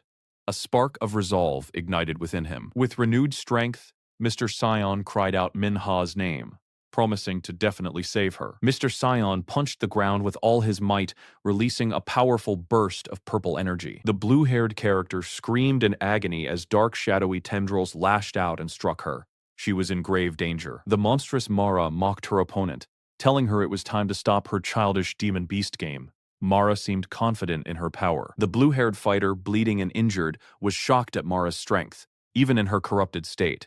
She questioned if this horrifying creature was truly one of the revered 12 Black Seats. Mara taunted them, asking if they thought her grotesque appearance meant she was weak. She questioned their confidence in facing her. The blue-haired character was hit by another powerful blast from Mara and sent flying across the ground. She was clearly no match for Mara's full power. Lying on the ground, deeply wounded, the blue-haired character cried out that it hurt. Her body was giving out. Mara looked down coldly, telling someone to watch closely. She promised to show them what would happen to their little worm. The blue-haired character desperately screamed no and urged Mr. Scion to run away. Mr. Scion watched in shock and horror as the events unfolded before him. A young man screams in pain, his body covered and constricted by a strange, dark, gooey substance. A sinister-looking woman with wild hair and a chilling smile declares that she will use him as food, along with another person. The young man struggles to break free, gritting his teeth as the black goo prevents his body from moving. Meanwhile, a woman lies unconscious on the floor, surrounded by magical symbols, as the sinister woman remarks that she wasted too much time on these brats. The creepy woman, with glowing purple eyes and hands, performs a dark ritual. Vowing to shed her old, decaying body, she chants, summoning the flames of greed and darkness, to open a path and twist her life inside out. The unconscious woman's eyes suddenly glow with purple energy, signaling that the ritual is complete and the spell has taken full effect. Another young man with intense red eyes watches in distress, unable to intervene as the dark magic unfolds. A glowing red sword appears, ready for battle, pulsing with powerful energy. The young man wields the red sword, striking at an opponent who cries out in pain. He takes a blow from another attacker, grunting in discomfort, but continuing the fight. The battle is in full swing, with multiple fighters clashing and creating sparks across the floor. A fierce woman demands for someone to stop, while a chained figure on the ground screams, trying to get ahead. The chained figure looks up, puzzled as glowing purple energy binds them even tighter. The energy seems to tear at the chained person's clothes, causing them to flinch. A magical force silences the chained person, covering their mouth and preventing them from speaking. A mysterious voice shushes the struggling figure, chastising them for daring to bother dear Ravis Opa. A dark-haired woman sits on the silenced figure, making a shh gesture with a mischievous smile. Back where the ritual happened, the dark goo rises and swirls dramatically. The sinister woman leans over, seemingly preparing to consume the rising black substance. The dark goo then forcibly enters the chest of the unconscious woman, merging with her. The last bit of the dark substance vanishes into the woman's body. With the goo fully absorbed, the woman's body remains still, seemingly empty. A chilling laughter echoes, confirming the success of the dark process. The possessed woman now sports a wide, unsettling grin, with one glowing yellow eye, a truly terrifying sight. The old, decaying body of the sinister woman lies discarded on the floor, while the newly possessed body exclaims that she finally has the perfect vessel. She raises her new hands, admiring their fresh appearance and feeling the unfamiliar sensation of a new body. With a wide, joyful grin, she celebrates this new body,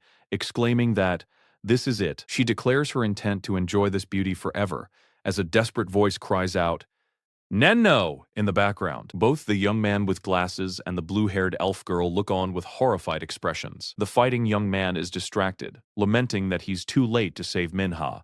He grimaces, realizing the terrible truth that he couldn't protect her. The dark-haired woman Beltia peeks from around a corner, admiring Ravis Opa's lips. She finds his new look incredibly attractive, completely smitten despite the ongoing chaos. However, she snaps herself back to reality, urging herself to get a grip. Beltia reminds herself that Ravis is in danger, and she needs to help. But the thought of Ravis looking at her makes her blush, finding it too embarrassing to step into the fight. She continues to struggle with her feelings, unsure what to do while the bound figure on the ground tries to move. The bound person still attempts to scream, their muffled cries echoing. The possessed Minha approaches the young man on the ground, Hansu, asking who attacked him. The fighting young man sees his chance and lunges, while Hansu cries out for his mom. He fiercely attacks the demon controlling Minha, striking her with his weapon. The demon in Minha's body looks down at Hansu, asking what he's doing on the ground. She then casually kicks Hansu, who lets out a cry of pain. The possessed Minha mocks Hansu,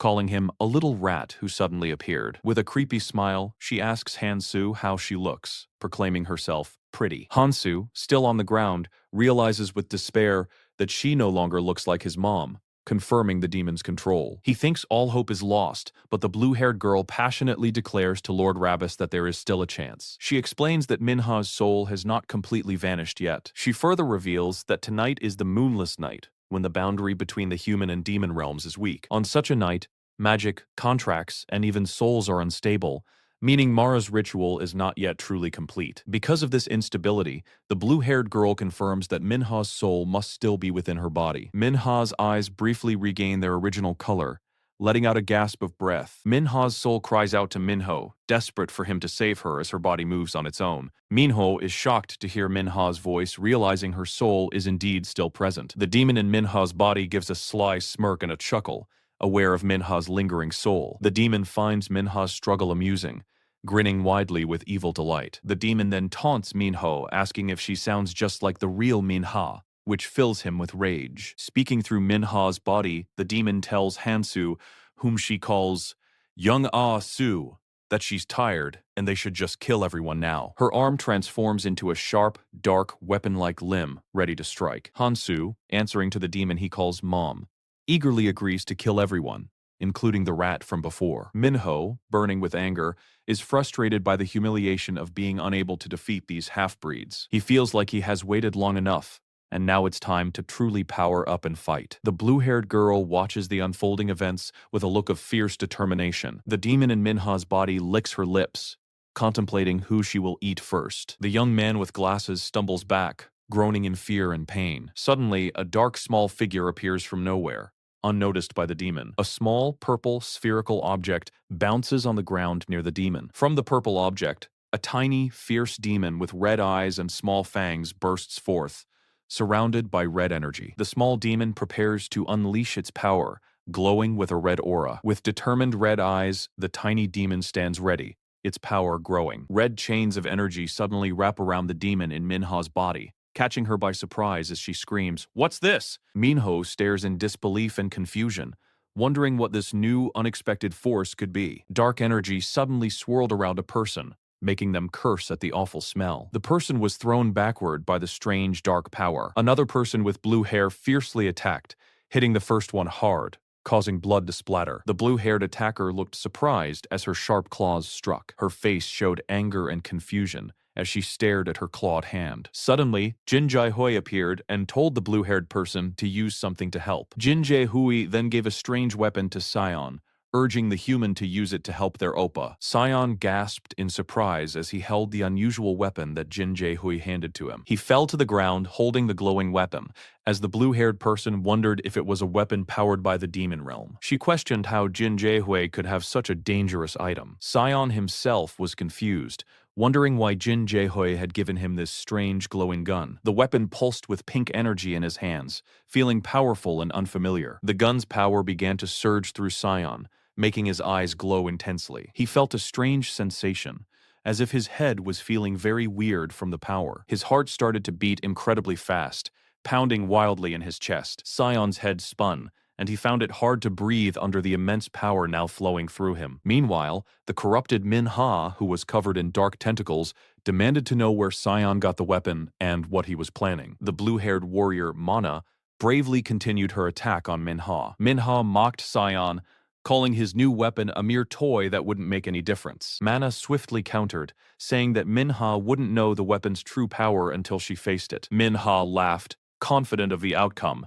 and called Mana a weak, discarded creature. Mana responded, stating that someone consumed by greed, like Minha, would never listen to reason. Dark, slimy tentacles moved quickly across the ground, threatening everyone. Minha smiled darkly, realizing the weapon wasn't just a simple toy, and declared she would simply devour everything. The black tentacles shot out and attacked Mana with great force. Mana cried out as the tentacles continued to grow thicker and stronger around her. She struggled to cut the tough tentacles, realizing that Mara was quickly getting used to Minha's body. Mana was trapped by the powerful tentacles, which pulled her down as Mara's control over Minha grew. Minha gloated, saying that the longer they fought, the worse it would be for them, and called Mana a tempting, fresh, lively little beast. Minha then wondered out loud what Mana would taste like, while Mana looked on with a worried expression. Mana suddenly noticed a crucial detail: a thick, dark cord connecting to Yongju's body. She quickly realized that Minha was still just a normal human, not fully transformed yet. This meant Minha couldn't handle all of Mara's power at once, and Yongju's corpse lay within a protective magic circle. Mana continued to fight off the attacking tentacles, trying to gain more time. She declared that they needed to cut the cord linking Minha to Yongju's corpse. Mana then understood that breaking the magic circle around Yongju's body was their only hope. Sion, holding the glowing gun, felt his breathing steady and wondered how he was supposed to use this new power. He looked at the magic circle, then back at the weapon in his hand, a plan forming in his mind. Sion closely observed the black tentacles that connected Manhwa to the prone corpse. He confirmed that the corpse and the tentacles were still linked together. This crucial connection meant that Mara hadn't completely taken over Manhwa's body yet. Sion figured out that the magic circle was there to protect the original body until Mara's transfer was finished. He saw a glimmer of hope, realizing there was still a chance to stop the transfer. Sion knew then that their only way to win was to destroy that powerful magic circle. His eyes glowed brightly with a newfound understanding of the situation. Sion stood surrounded by pink light, shocked by what he was suddenly able to see. He could now clearly see the inner workings of the magic circle, realizing it was all just geometry. Sion further understood that shapes in geometry could be turned into mathematical equations. He concluded that a magic circle was simply a structure built from numbers and calculations. Sion saw that this specific magic circle was keeping Manhwa connected to Youngju's corpse. He knew he had to solve the magic's equation to find its weak point and break it. Sion began analyzing the barrier's formula, seeing a cubic polynomial at its center and an S-curve in its mana flow. He located the core of the seal hidden in the extremum, understanding he needed to differentiate the equation to find it. Mana, amazed, questioned if Mr. Sion was actually solving the complex magic formula right then and there. She then understood that the weapon Jin Jaehoi gave Sion allowed him to analyze the magic as she continued to fight back the tentacles. Manhwa, still in her monstrous form, angrily told Mana to come closer, calling her a little rat. Mana gritted her teeth, knowing she had to keep fighting and buy Mr. Sion as much time as possible to break the magic circle. Sion was busy converting the magic circle structure into a matrix form, writing complex equations in the air. He found the main diagonal and the symmetric mana vector, knowing that finding the eigenvalue would show him the magic circle's single weak point. Sion's eyes glowed as he found the critical point where the equation's derivative was 0. He excitedly announced that the magic circle's critical point was now exposed. Sion aimed his glowing weapon, declaring that the magic circle's lowest point would be its end. With a determined and intense smile, he fired a powerful beam of pink energy. A brilliant pink light shot out from Sion's weapon. The beam of light struck its target with immense power. The impact created a blinding flash of energy. A massive explosion of light consumed the area. The fierce energy continued to expand, filling the space with light. Waves of bright pink energy pulsated outward from the explosion. The magic circle, hit directly by the blast, began to crack and shatter. A final bright burst of light indicated the magic circle's complete destruction. Sion fell backward, exhausted from unleashing such a powerful attack. Manhwa screamed in shock and rage, demanding to know how Sion had managed to break her magic circle. Sion lay on the ground, laughing wildly and joyfully after his success. He explained that he simply calculated the magic and proved its equation. Sion then announced that the powerful magic circle had finally fallen. He lay panting, completely drained after breaking the complex magic. Manhwa, enraged, called them fools and shouted that Mara's transfer into her body was not yet complete. Mana praised Mr. Sion for his hard work and declared that she would finish the rest. Manhwa looked on in disbelief and panic, wondering what Mana was about to do. Mana rushed toward Youngju's corrupted corpse, ready to strike. She savagely tore into the lifeless body with her sharp claws, splattering blood everywhere. Mana let out a cry as she continued to fiercely attack the corpse. Manhwa shrieked in anger, furious that Mana dared to harm her precious body. Mana then powerfully struck the dark tentacles still connected to Manhwa. Mana was thrown back by the powerful blow, landing hard on the ground. Despite being hurt, she refused to give up, determined not to let their efforts be wasted. Manhwa cried out for her body, desperately clinging to the remains connected by the tentacles. Mana reflected that greed, like a growing tree, eventually becomes too heavy and breaks itself apart. She added that disgusting things always cling to those broken pieces, infuriating Manhwa, who called her a low-grade beast. Manhwa roared a threat, promising to devour Mana until nothing but bones remained. Mana, bloodied but defiant, replied that Manhwa's greed and all the filth clinging to her would now burn away together. Just then, a new, sinister figure appeared, radiating dark energy, and was identified as Lord Ravis. Manhwa looked up, her face filled with horror and fear, at the sudden and ominous arrival of Lord Ravis. A powerful glow surrounds Ravis, his eyes burning red and smoke escaping his mouth, as he stands in a dark and dangerous aura. Young, one of his opponents, watches him with wide, worried eyes, clearly taken aback by his sudden change. Her brother Sue lies injured, telling their mother that Ravis sucked in red smoke and suddenly became much stronger. Young can barely believe it. Realizing that Ravis has gained an incredible amount of power, she understands that the red smoke she saw before was the key, triggering his hidden strength. A sly smile crosses Young's face as she remembers wisely taking some of Ravis's blood earlier. She thinks back to her older brother Ravis, who was once bound by chains in the demon realm. She had planned to keep his blood safe forever, but now she had no other choice but to use it. Young holds up a large syringe filled with his blood, a mischievous look in her eyes as she prepares to make her move. She recalls Ravis telling her that he had put a special bloodstone inside his new body. This special stone was meant to be a hidden power-up for him. If the stone absorbed his original blood, he would get back some of his true, powerful abilities. Young wished for Ravis to go wild and powerful once more, just like before, as Ravis himself felt a strange new clarity. Meanwhile, their mother screams at her two children, calling them useless for not being able to defeat Ravis. Sue is still struggling, caught in chains and groaning in pain. Young is also trapped,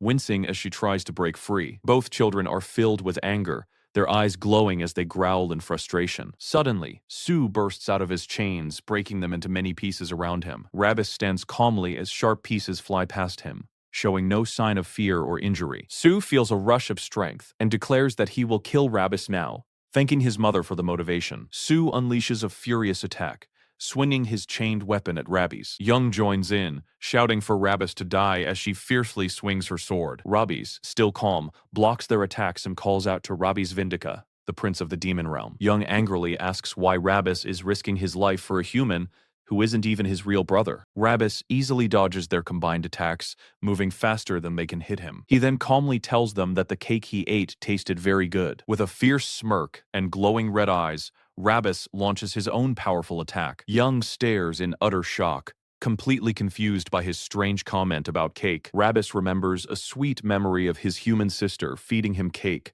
saying it tasted like the celestial realm. Sue yells back, asking why a demon would ever talk about the celestial realm, finding it insane. Ravis asks them if they have ever shared cake with each other, all while preparing another strike. Young shouts that she would only throw cake in his face, not share it nicely. Ravis smirks and asks, "Really?" before striking her quickly with dark energy. Young cries out as she is hit, a spray of blood coming from her. Ravis watches her with a cold smile, a drop of blood on his cheek. He casually licks the blood from his lips, his eyes glowing intensely. He continues his attack with powerful, sharp slashes of energy. The fierce fight makes Ravis suddenly recall a childhood memory, calling out for Mom. Little Young shows her mother a perfect score with pride, while little Sue cleans tirelessly, both hoping for praise. Their mother harshly scolds Sue to be quiet and drink water if he's hungry, calling them both useless. The two small children stand silently by the door, having finished their chores but receiving no warmth. They look sad and defeated,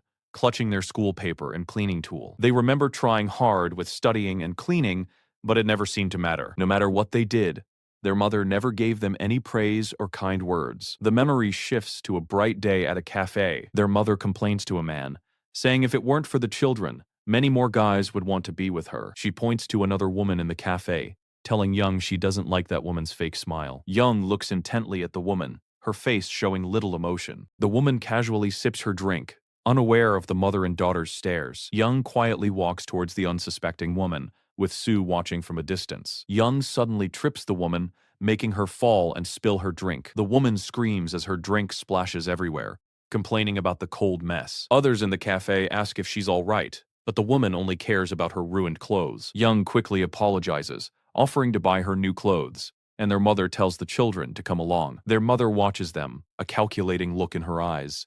As they walk away, the mother smiles cunningly. She praises Young, calling her pretty and saying she did a wonderful job. Young feels happy because her mother praised her, knowing she made that pretty woman upset. Sue, eager for praise too, asks his mother if he can do something similar next time. Their mother assures Sue it will be his turn next, thinking about how he wants to hurt people she dislikes to get her approval. The mother gives a cruel smile, while Young looks hopeful, still wanting more praise. Young thinks about how her mother only praises her when she does bad things. She imagines herself in the future, attacking someone her mother hates. Her mother watches with a pleased look, and Young feels the joy of being praised. Her mother's voice whispers, asking why Young is so good at this, and if she'll do anything Mommy says. Young's mind answers with a firm, "Yeah," as a blood-stained knife comes into view. A knife drips with fresh blood, A chilling image. More drops of blood fall, showing the violent acts. Young stands next to her smiling mother, ready to do whatever she is told. With a dead person on the ground,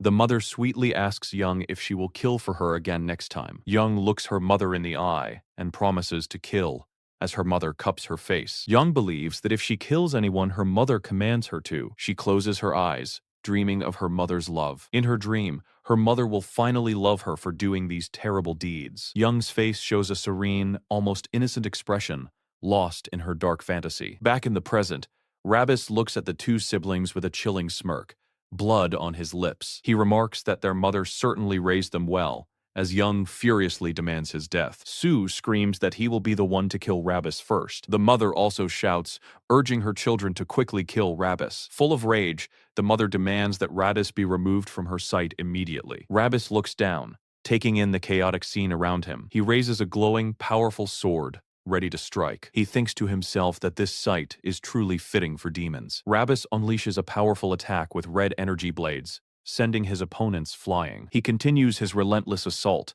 striking with intense red energy. The attack is swift and brutal, red energy flashing across the area. Powerful red energy slashes through the air, hitting his targets. Ravis declares that he acknowledges them as true demons. He looks down at his struggling foes with piercing red eyes. He states that they are worthy of being killed by his own hand. Young is stunned, noticing a dramatic change in Ravis's eyes. She stares in wide-eyed horror, realizing something terrifying. This new look reminds her of something ancient and powerful, the beast of the battlefield. She gasps, recognizing the terrifying form of Varkan. Ravis now fully embodies Varkan, his eyes glowing with purple power, a menacing smile stretched across his face. One character screams in pain, clutching their arm, while another on the ground calls them an idiot for being careless. A dark-haired character with glowing red eyes smiles eerily, asking if the other worries for their brother. The dark-haired character clicks their tongue, blaming another called Hanyan and demanding the useless bastard be killed. The injured character, bleeding heavily, shouts that Hanyang should have done his job properly. The person on the ground is given a direct order to kill their opponent right away. The injured person screams back, threatening to kill their aggressor first, who in turn calls them a little brat. The dark-haired character grins widely, holding up two sharp blood-red weapons. He thinks to himself, urging the foolish children to keep fighting amongst themselves. The injured character cries out in surprise and pain as they are struck by a new attack. Blood splatters violently from the injured character as swift red attacks hit them. The injured character is repeatedly stabbed with glowing red energy blades from behind. They fall to the ground, screaming in agony and bleeding profusely from their wounds. The injured person groans, expressing that the pain is unbearable. Reaching out weakly, the injured character calls out for Mom in their distress. A fierce-looking woman with brown hair shouts that the injured person is useless to the very end. She orders another person named Young to forget about the injured one and just fight. Young agrees, ready to strike. The injured character begs not to be abandoned, still bleeding on the floor. With a tearful and defeated look, the injured character lies on the ground, covered in blood. They softly call out, "Mom," one last time, as a voice coldly commands them to simply die. The brown-haired woman, surrounded by dark flowing energy, yells for her opponent to stop resisting pointlessly. Young launches a powerful punch, unleashing a wave of energy towards his target. Young inwardly notes that one of his opponents is now defeated. He also realizes that the transfer of Mara's spirit into the body is almost complete. A fleeting image of a smiling girl, Manhwa, appears, happily eating cake. Young is resolute, knowing that if he delays any longer, Manhwa will be lost forever. He acknowledges that he doesn't know how much more his current body can withstand. Despite the risk, Young decides he must act now and charges into battle. Young swiftly moves, delivering a strong kick to his opponent. The opponent clutches their head and groans in pain from the impact. Young brutally bites the opponent's neck, causing them to scream in shock and pain. The opponent lets out a loud, pained shout. The opponent looks utterly surprised and horrified by the attack. Young's eyes gleam intensely red, showing his grim determination. The opponent groans, a dark mark visible on their neck, where Young bit them. Young decides to push his body to its limits, forcing it to absorb as much blood as possible. He rushes forward, leaving streaks of glowing energy in his path. Young's plan is to massively boost his power all at once. His eyes blaze with potent red light, reflecting his surge in power. His hand is shown crackling with raw energy. A powerful aura surrounds Young, signaling his readiness for a major attack. The brown-haired woman, now with dark shadowy wings, screams at Ravis Vindica to stay away. Ravis Vindica retaliates with a flurry of rapid, pink energy strikes. He swings his blade, landing a precise hit on the shadowy form. Ravis Vindica presses his attack, his eyes glowing with fierce intent. More energy slashes cut through the air, heading towards the opponent. The brown-haired woman screams, demanding to know why Ravis Vindica won't die. Ravis Vindica's glowing attacks continue to assault the shadowy figure. The powerful strikes keep landing, pushing the shadowy form back. The shadowy form struggles against Ravis Vindica's relentless assault. Ravis Vindica grunts in exertion, feeling the strain of the battle. He feels as if his entire body is on the verge of breaking apart. Ravis Vindica realizes his current body cannot withstand this extreme power for much longer. He describes the feeling as his whole being torn to shreds. Despite the agony, Ravis Vindica's red eyes remain focused, continuing his attack. He attacks the shadowy figure with renewed resolve. Another series of powerful glowing energy slashes strike. Ravis Vindica laments that he missed his intended target. The brown-haired woman, furious, prepares her own counterattack. She unleashes a powerful burst of dark energy towards Ravis Vindica. The dark energy streaks through the air at high speed. Ravis Vindica is forcefully knocked back by the strong blow. The brown-haired woman yells in frustration, accusing Ravis Vindica of ruining her plans. She is incredibly angry that he is interfering just as she was about to succeed. Ravis Vindica suddenly grabs her, causing her to choke and gasp. He holds her suspended in the air, stopping her movements completely. She struggles violently, screaming at him to release her and demanding to know his identity. Ravis Vindica calmly declares that it's all over and her life source has been cut. The brown-haired woman wails, refusing to die and calling Ravis Vindica trash. Ravis Vindica offers a final chance, telling her to willingly leave Manhwa's body now. He promises to let her live if she complies, which utterly shocks her. She asks again, incredulously, if he truly intends to let her live. Ravis Vindica, now appearing in his full demonic form, swears upon his word. He swears on the honor of his father, the great demon king, a move that makes Mara consider his offer. Mara realizes he is worried she might blow herself up along with Manhwa's body. She secretly grins, thinking she can simply find another body if she survives, and trusts a demon king's heir wouldn't lie about honor. Ravis Vindica instructs her to drop the sword, promising to fulfill her wishes if she does. Mara hesitates, considering that she has no other choice for now. Her blood-stained hand releases the weapon,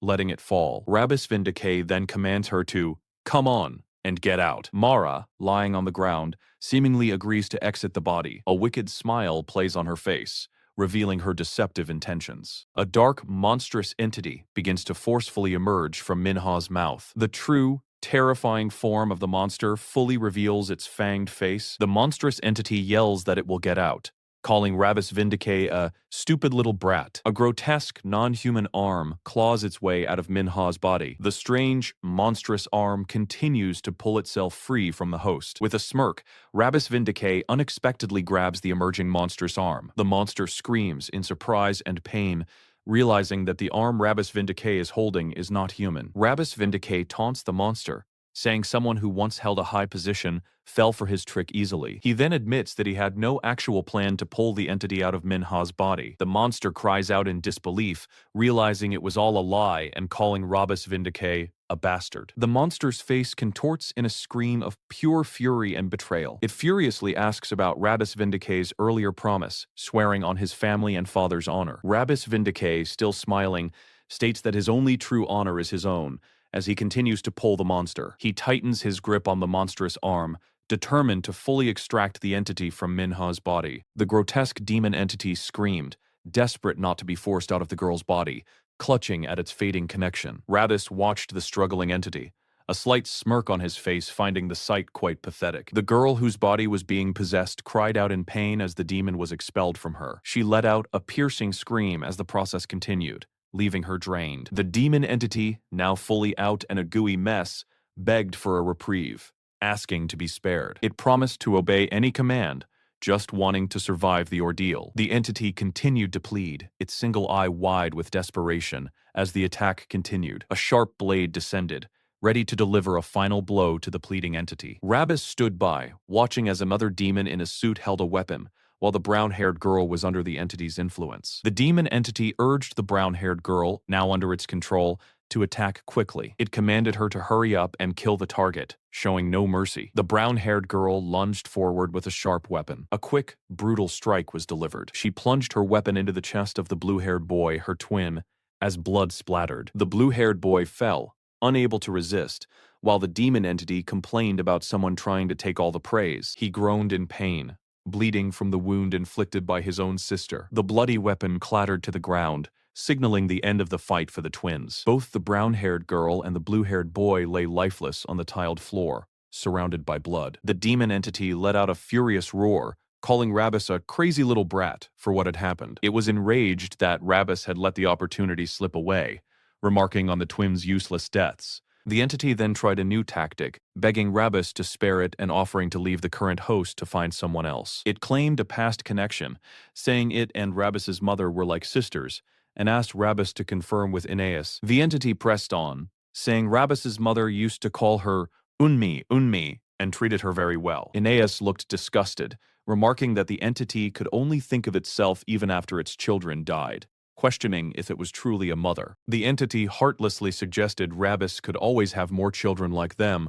still trying to get Ravis to listen. A powerful pink energy beam shot through the entity, striking it fiercely. The entity screamed in agony as the attack hit, its form distorting. Ravis looked down, noting it was a waste for someone who once held one of the 12 black seats. Dark, viscous power oozed from the dying entity as more pink energy struck it. The entity made choking sounds, completely overwhelmed by the attack. It let out a final, pained cry, cursing Ravis's name. The entity's fury surged as it refused to accept its fate. It saw the face of a powerful demoness, full of elegant resolve. The entity swore it would never accept defeat and would kill Ravis. Despite its threats, the demon entity screamed in its final moments as it was destroyed. More pink energy enveloped the entity, dissolving it completely. Ravis stepped forward, preparing for the finishing move. He delivered a decisive blow, ending the entity's existence. The demon entity was reduced to a mere puddle of dark, liquid essence on the ground, completely annihilated. Ravis stood silently, looking at the remnants of the demon. His foot was planted firmly on the dark residue left by the destroyed entity. The dark power swirled around his feet, being absorbed into him. Purple energy flowed upward, entering Ravis through his head, his eyes glowing red. The power coursed through his body, visible as vibrant streaks of light. He absorbed the energy, his eyes glowing intensely with the newly gained power. The process continued, with more energy being drawn into him. The power concentrated around him, completing the absorption. With a calm expression, Ravis declared that it was finally over. Aeneas, the blue-haired demon, praised Ravis, confirming the demon was dealt with as the twins lay dead nearby. She noted that the defeated demon was one of the 12 black seats, and its power was leaking everywhere, which Ravis then began to absorb. Ravis felt the strange lingering energy after absorbing the power. He looked at his hand, sensing the unpleasant sensation. Ravis identified the remaining essence as a vulgar, filthy stench. He expressed annoyance, feeling they had wasted time on such a trivial matter. Aeneas then asked Ravis about the dead twins, wondering if they would have lived happily with their real mother if Mara hadn't crossed into the human world. She looked at the twin children lying dead, pondering their fate. Ravis, still holding a cloth to his nose, replied that they could not know the answer to such a question. He looked down at the dead girl, a sad reality clear in his eyes. Aeneas concluded that children can sometimes die due to their parents' greed, even if their parents are not demons. She looked away as if thinking about the mysterious man with glasses, her words carrying a deeper meaning. Suddenly, a small, dark-haired figure named Beltia peeked from behind a pillar, watching with a fond expression. Beltia, realizing she might be caught, quickly decided it was time to leave. But Ravis, with sharp senses, noticed her presence and called out to her. Beltia shrieked in surprise, quickly hiding again behind the pillar, scared of being seen. Ravis, knowing she was there, told her to come out, as he had already seen her. Beltia refused to come out, insisting she hadn't seen anything, but Ravis called her name Beltia. Aeneas then revealed who Beltia was, describing her as the youngest daughter of House Murtano, cherished with much affection and love. Beltia was also known as the first weapons-making prodigy in 3,000 years, a truly remarkable individual. Ravis, confused, asked Beltia why she had followed him all the way there. Beltia explained that Bombay had sent her as a present for him, calling him Opa. She then announced that the surprise was over and she was leaving, trying to escape the awkward situation. Aeneas further explained that Beltia was known as the wildest and most shameless noble lady, and was infamous as Lord Ravis's stalker. Aeneas also pointed out something strange.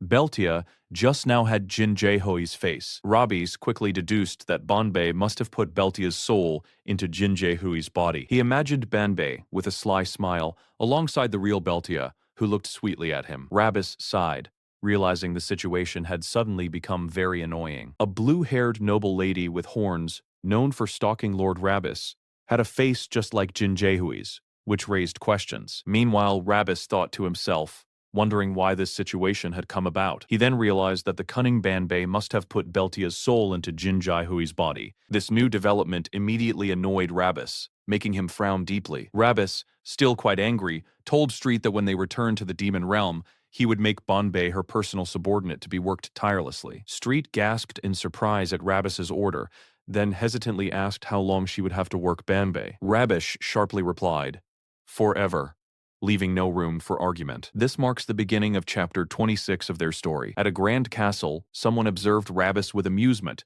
remarking on his fierce nature and comparing him to a true nephew for desiring to suck blood. Inside the castle, a group of powerful demons sat together, with Varkan asking about Ravis's actions. Another demon, a woman with pink hair, described how Ravis, empowered by the blood he drank, brutally destroyed Mara's tentacles and crushed her head, finding the details too gruesome to continue. The Demon King, a woman with long white hair, told the pink-haired demon to show her happiness properly, not just with a smirk. The Demon King then decided it was time to stop using Ravis, as he had already dealt with Mara, who had escaped to the human world. She complained that the boy in the human world never gave her a moment of peace, and noted that the tea she was drinking was a rare kind from House Roetes. Varkan, a demon with light-colored hair and sunglasses, dismissed the comment about the tea, saying it had nothing to do with their current discussion. The Demon King then said she was only joking, adding that now Ravis could use his full power.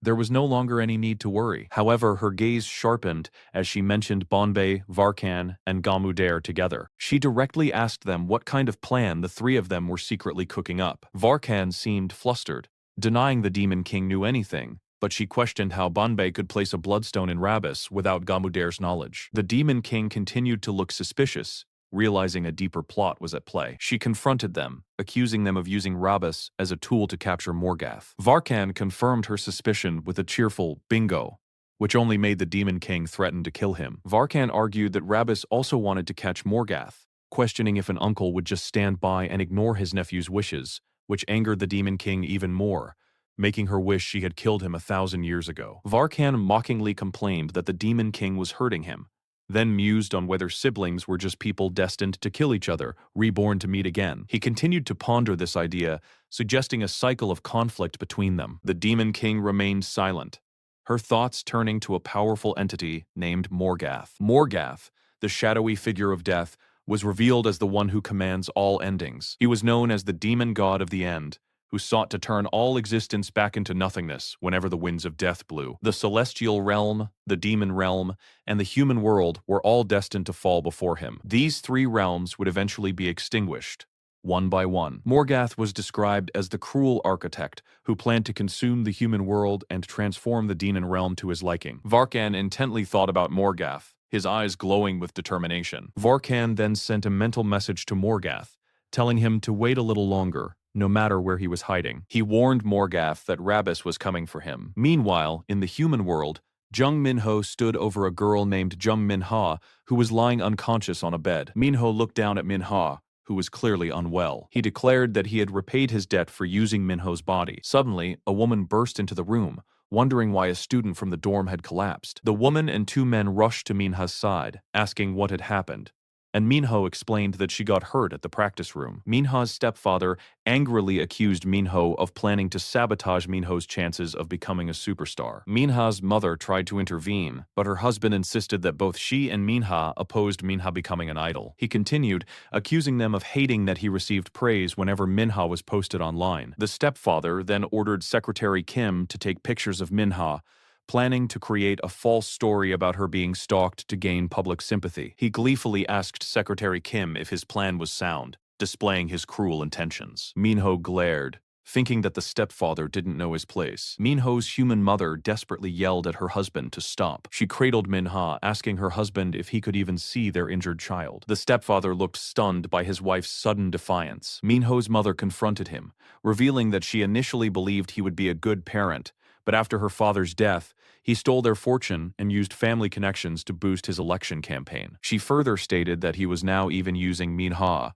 and she couldn't tolerate it anymore. The stepfather angrily reminded her that he had taken her in when she ran away and had 2 children, even claiming her own father thanked him for looking after her. He then shouted, accusing her of destroying her ex-husband and now trying to harm him too. He finished by calling Minho and his mother ungrateful brats, while Minho watched silently. Minho thought to himself that every word coming from the man's mouth was utterly disgusting. Minho wondered if such a person could even be called human, finding it increasingly difficult to tolerate his disrespect, and regretted that he couldn't kill humans in this world. Minho clenched his fist, a dark aura briefly surrounding him as his anger grew. He decided that breaking a bone or 2 would be acceptable. Just then, his human mother shouted at the stepfather, calling him a piece of trash. Minho's mother screamed in pure rage, her face contorted with anger. The stepfather was shocked and furious, demanding to know what she had just called him. He yelled back at her, repeating her insults in disbelief, while she stated that she didn't want to hurt the kids again or let them lose a father for a second time. She then scornfully called him a hypocrite, telling Jung Tae-sik not to make her laugh at the thought of him being mayor. The stepfather, stunned, thought his wife had lost her mind.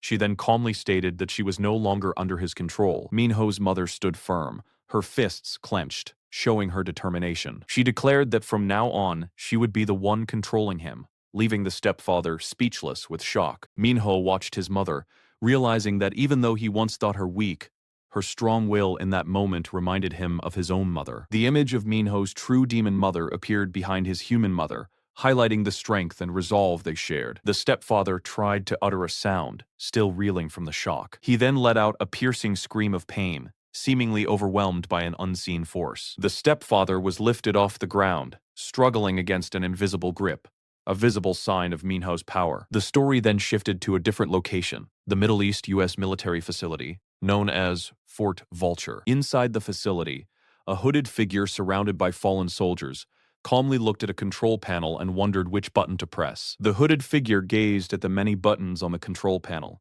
musing if there were too many choices. A wounded soldier pleaded with the hooded figure not to press the missile launch button, asking why they would do such a thing. The bleeding soldier explained that if the missile launched, thousands of innocent civilians would die. The hooded figure paused for a moment, then pressed one of the buttons. With glowing red eyes, the hooded figure coolly asked the soldier if the missile wasn't created for exactly that purpose. Suddenly, a blaring, "Warning! Missile launch sequence initiated!" flashed across the control panel. The entire console glowed red as the missile launch sequence began. The terrified soldier cried out, asking what the hooded figure was and why they were doing this. The hooded figure calmly replied, "A demon," leaving the soldier utterly shocked and terrified. The demon then told the soldier that they would let him live, instructing him to go and spread the word. The demon ordered the soldier to tell everyone that Morgath was responsible for this act.